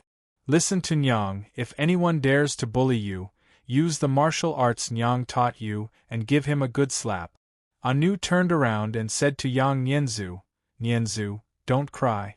You're a boy. How can you protect your sister and brother if you're so timid? Listen to me.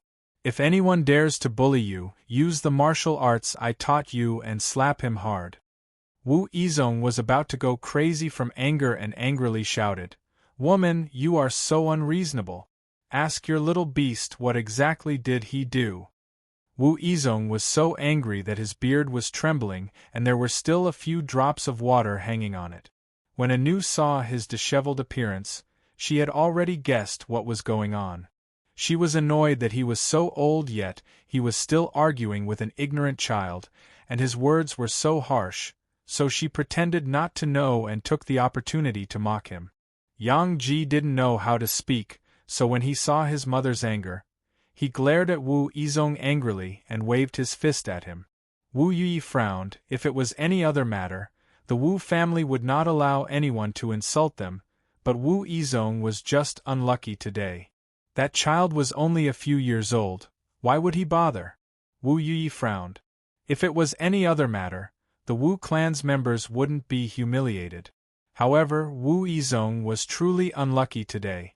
That child was only a few years old, so how could he be calculative? The higher one's status, the more self-restraint one must have. His behavior was no different from the vulgar commoners in the market. The higher one's status, the more self-restraint one must have. His behavior was no different from the vulgar commoners in the market.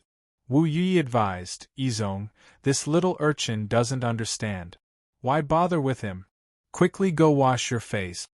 Wu Yizong flew into a rage. This prince will not bother with a little child, but is that woman also a child? The little one did something wrong, and the big one doesn't know the rules. How can this old man let it go? Today I want to clarify everything. Who is this family? Wu Yizong didn't know that next to Princess Enli's residence was the residence of his old enemy, Yang Fan. But he knew that to be adjacent to the Princess Enli's residence, it must not be an ordinary family, so he asked about this family's identity. Their quarrel attracted many guests who were strolling in the garden and admiring the princess' new residence. Seeing Wu Yizong's expression, the Chang and prefectural magistrate, Lu Xiantian, held back his laughter and said, "Your Highness, this is the residence of the loyal general, Yang Fan." Once Wu Yizong heard the name Yang Fan, old and new hatred rose in his heart, and he became even more unforgiving. Anu was also not a person to be trifled with. Hearing him call her a little beast and even scold Yang Fan, she was instantly enraged.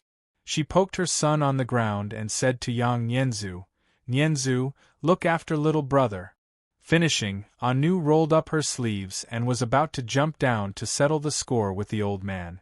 Once little Yang Ji landed, He stumbled and grabbed his brother's clothes, and stretched out his chubby little hand to help him wipe his tears. Yang Nianzu was afraid that his brother would fall, so he quickly held him in his arms. At this time, Yang Fan flew over and hurriedly said, "Anu, what happened?" Just as Anu was about to jump down the wall, hearing Yang Fan's voice, she stopped and angrily said, "Listen, the crazy old man next door is speaking rudely. His curses are really unpleasant." Yang Fan looked over the wall and couldn't help laughing. "Io, Great General Wu, Prince Consort Wu, Magistrate Liu, how are you? What a good day it is today, why are all of you here?" He was a general of the 1,000 Horsemen Battalion, subordinate to the Yulin Guards. Wu Yi was his official, so he had to greet him first, followed by Princess Taiping's Prince Consort Wu Yuji. Wu Yuji's wife was currently on this side of the wall. Unexpectedly this Prince Consort Wu appeared next door.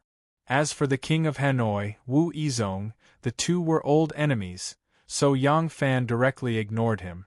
Once Wu Yizong heard that Yang Fan deliberately ignored him, he became even angrier and shouted in a stern voice, "Yang Fan, you taught your son well.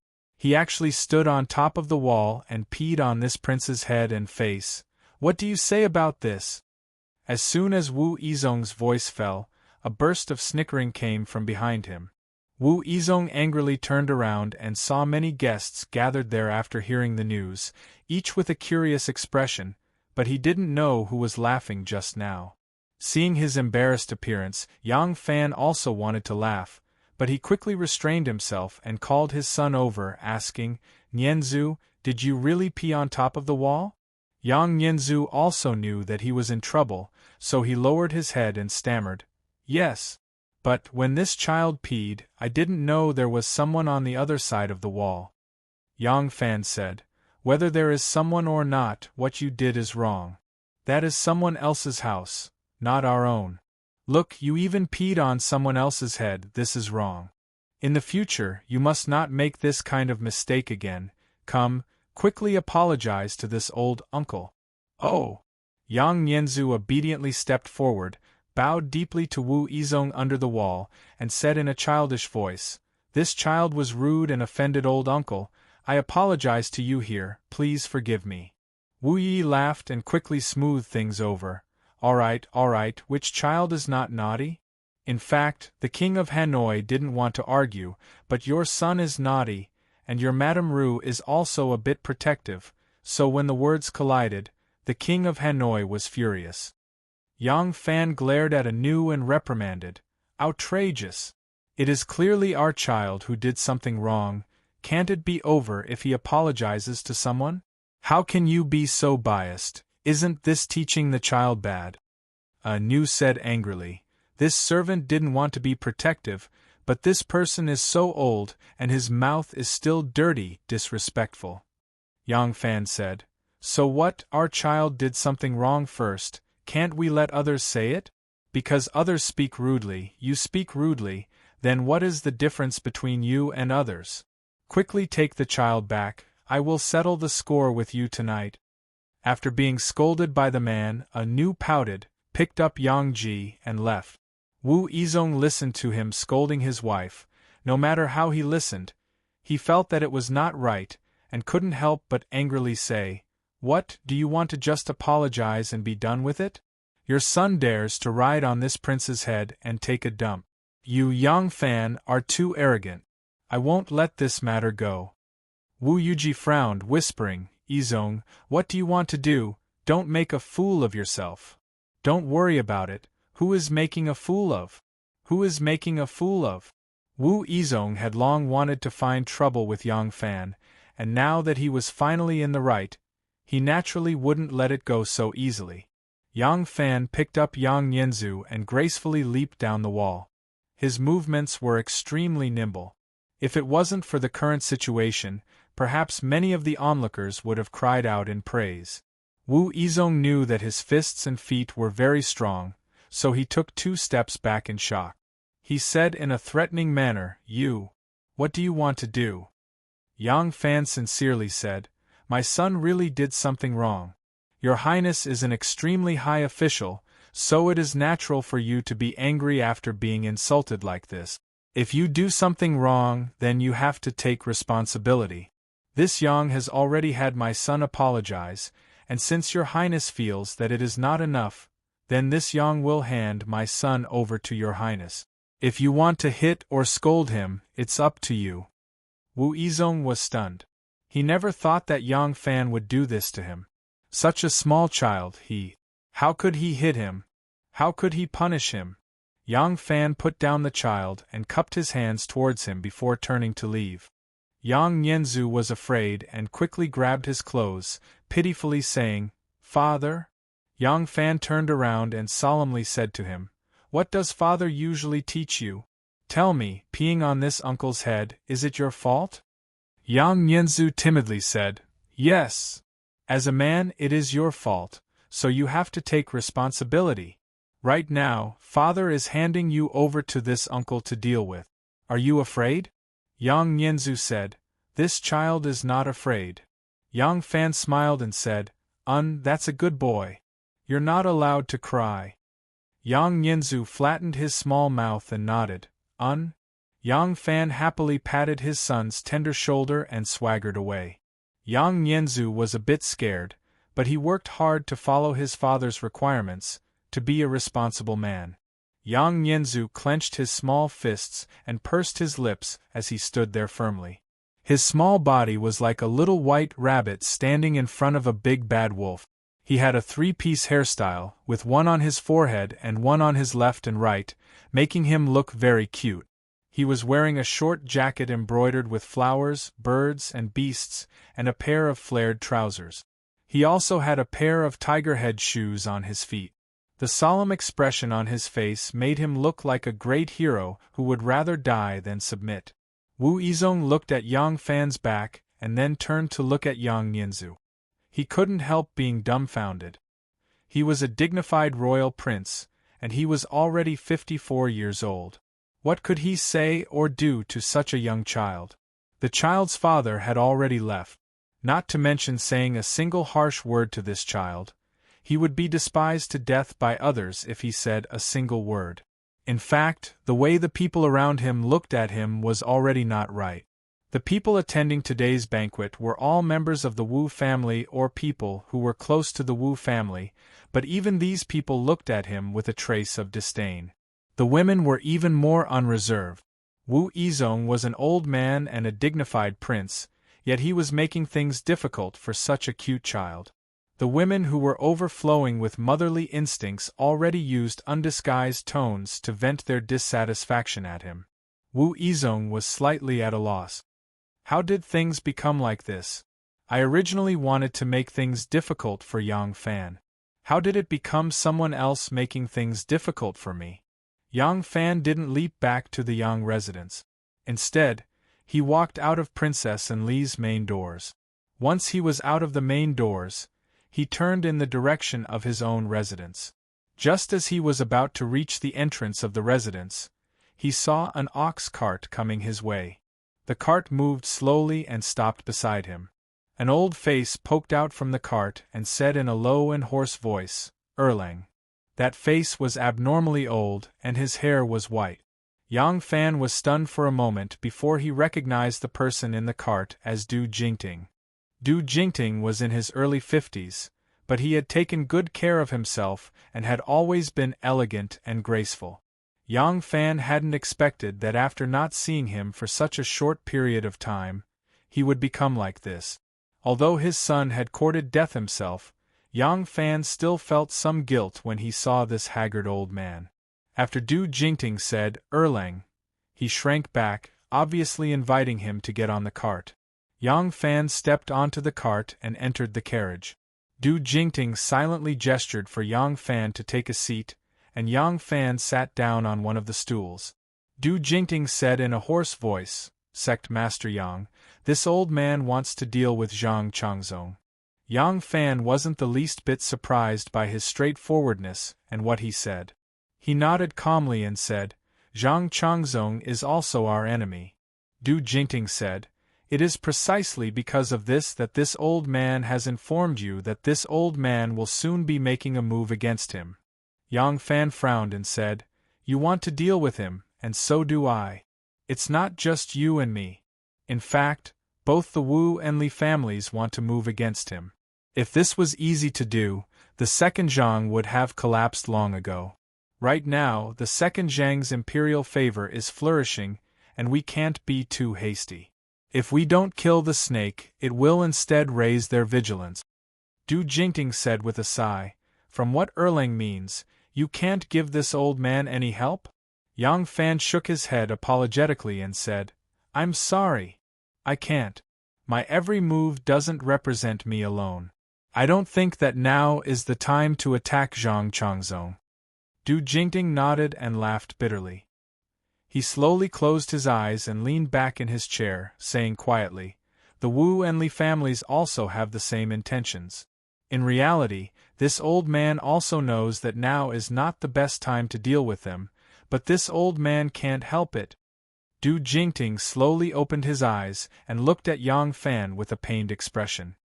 He said, "Zhang Changzong is leisurely and carefree in the palace while my son is slowly rotting in his coffin. I often dream of him. In my dreams, he would ask me tearfully why I haven't avenged him." As Du Jingting spoke, his old tears flowed down. Yang Fan was unmoved and calmly asked in response, "So you are willing to risk the future of the Du family?" Du Jingting shook his head and said, "No. Even if all of my sons died in his hands, I wouldn't let my entire family die with him. I'll be very careful when I make my move."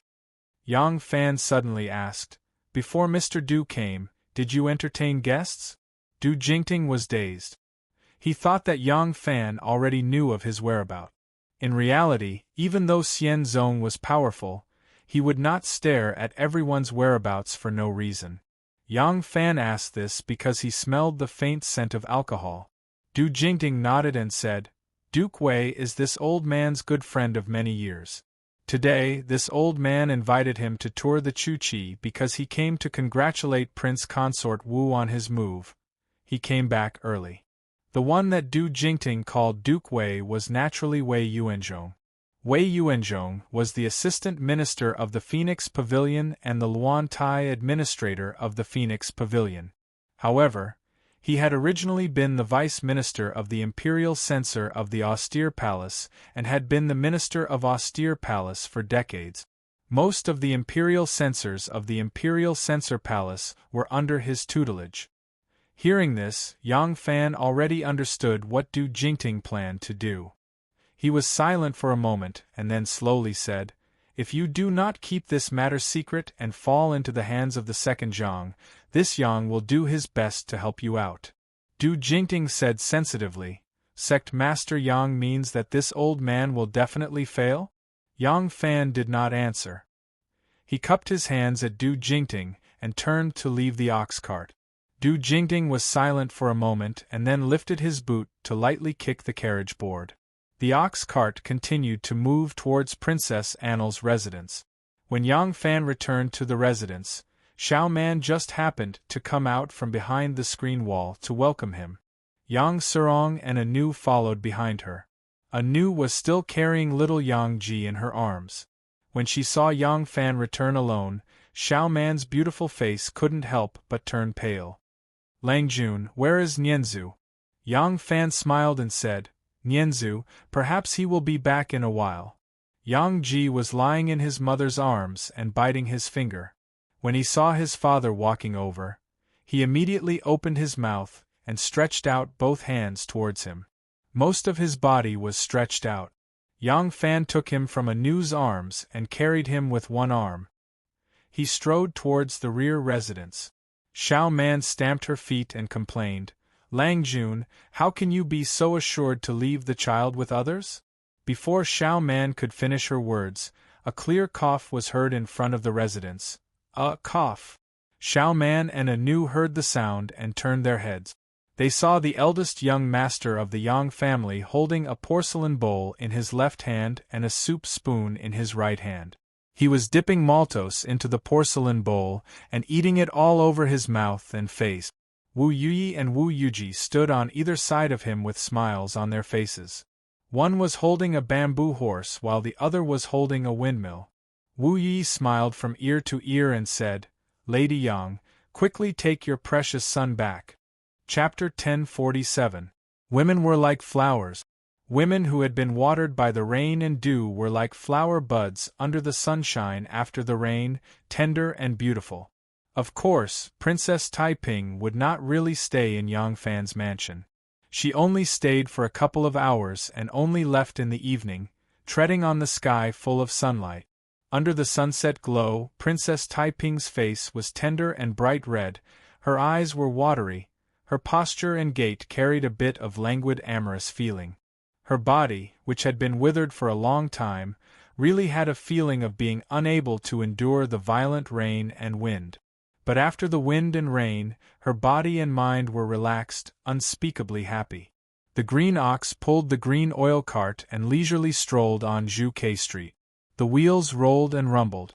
In the cart, Taiping was lying on the couch weakly.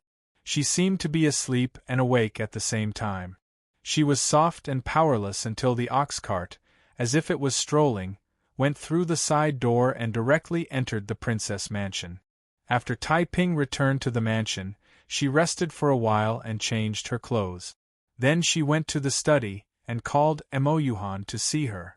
Mr. Mo's strategy was far-reaching, his temperament was calm, his thoughts were meticulous. He handled all kinds of affairs in accordance with Taiping's wishes. Now, he had become Princess Taiping's most trusted confidant. As soon as Mr. Mo entered the study, he saw Taiping wearing a bright red peony robe.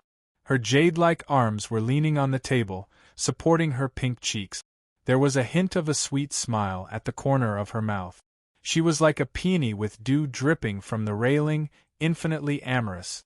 As soon as Mr. Mo came in, Taiping hurriedly sat up straight. That languid and enchanting amorous feeling quietly disappeared. But the amorous feelings that could not be hidden at the tip of her eyebrows and the corner of her eyes could not be faded in a short period of time. Mo Yuhan saw it and guessed a bit.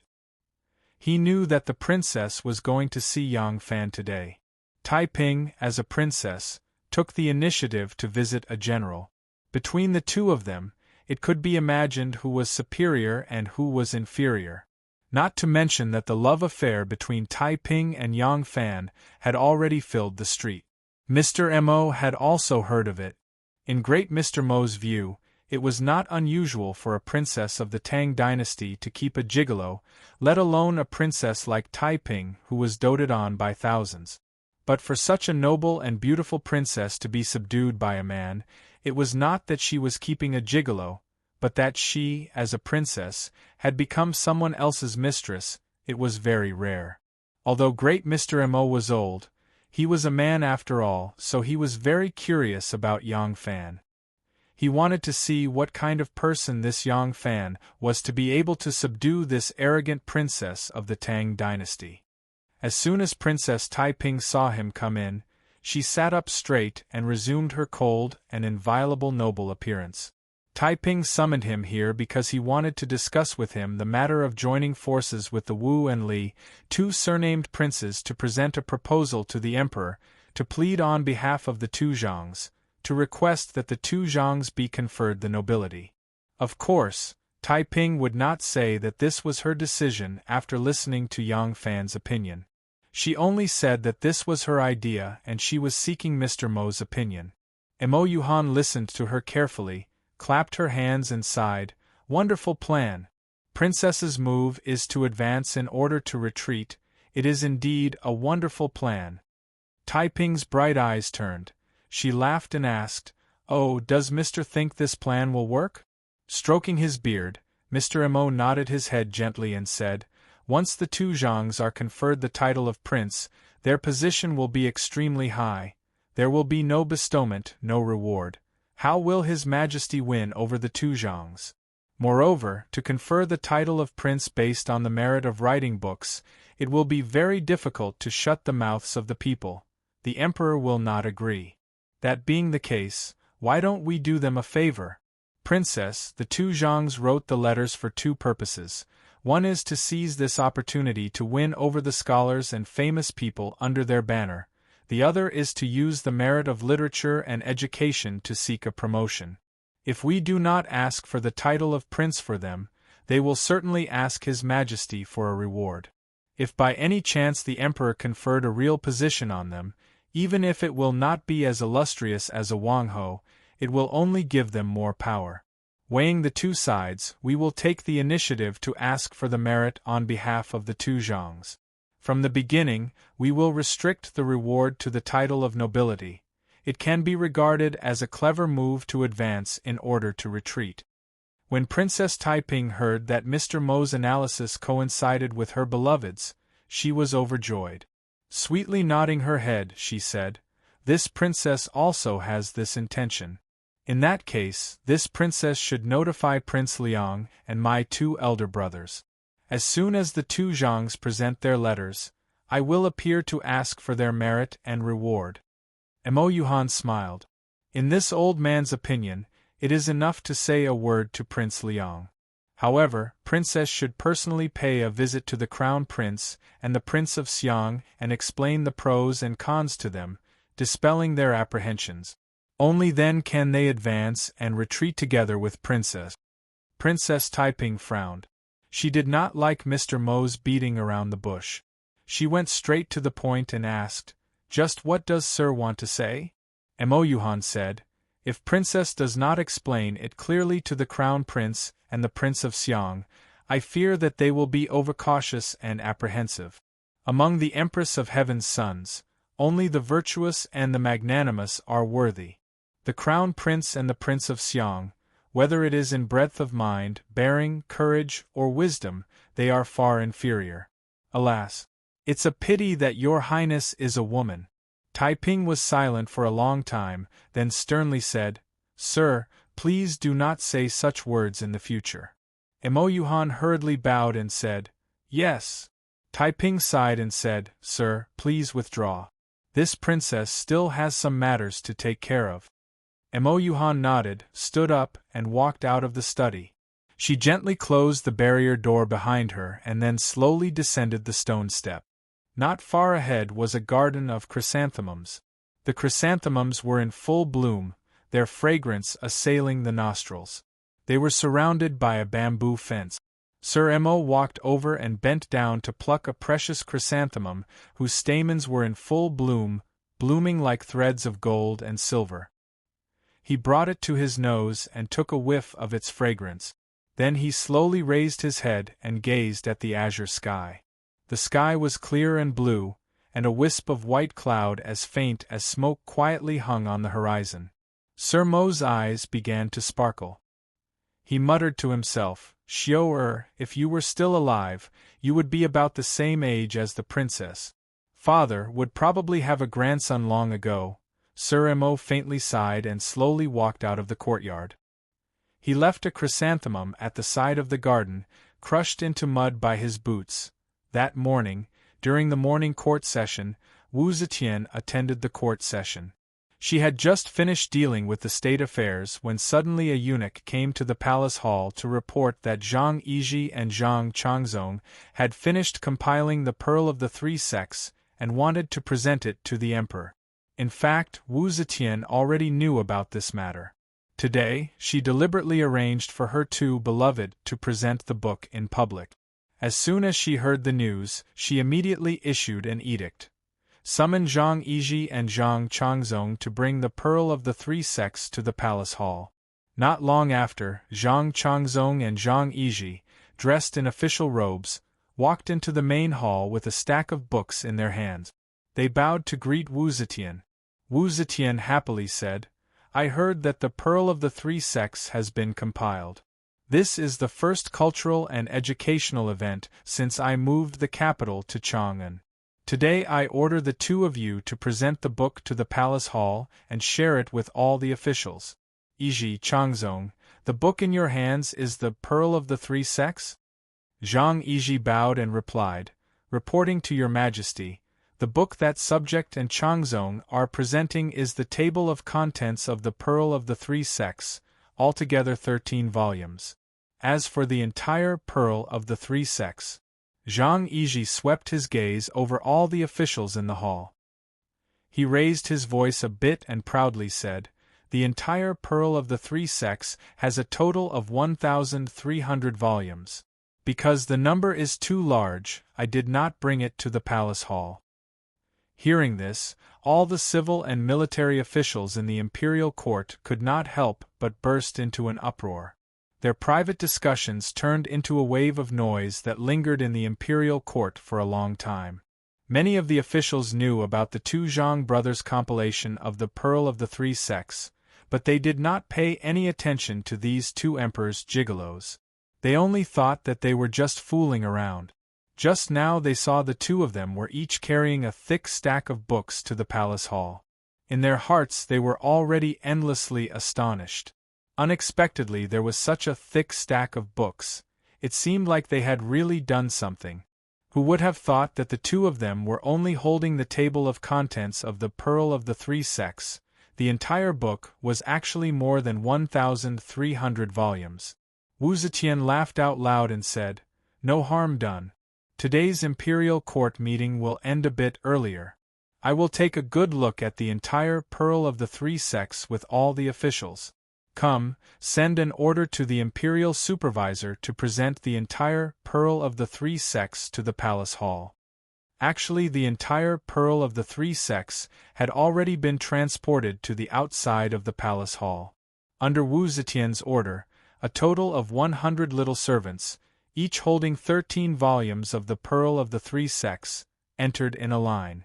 They placed the books on the golden brick floor that was covered with red silk before retreating. The entire offering process lasted for the time it took for 3 incense sticks to burn. When the 100 little servants retreated, the entire Pearl of the Three Sects was spread out on a huge piece of the golden palace hall. It was nearly 2 feet high, and the ground within a radius of several dozen steps was filled with books that were filled with the fragrance of ink. This action of the two Zhang brothers was really amazing. Wu Zetian's royal countenance was delighted. She said in a loud and clear voice, "Writing a book and establishing a theory can be used to recount the past, to reflect on the future, to purify the morals, to educate the common people, to strengthen customs, to correct human relations, to expound on the teachings of the past sages and to pass it on to the future generations. It can be said to be a great merit.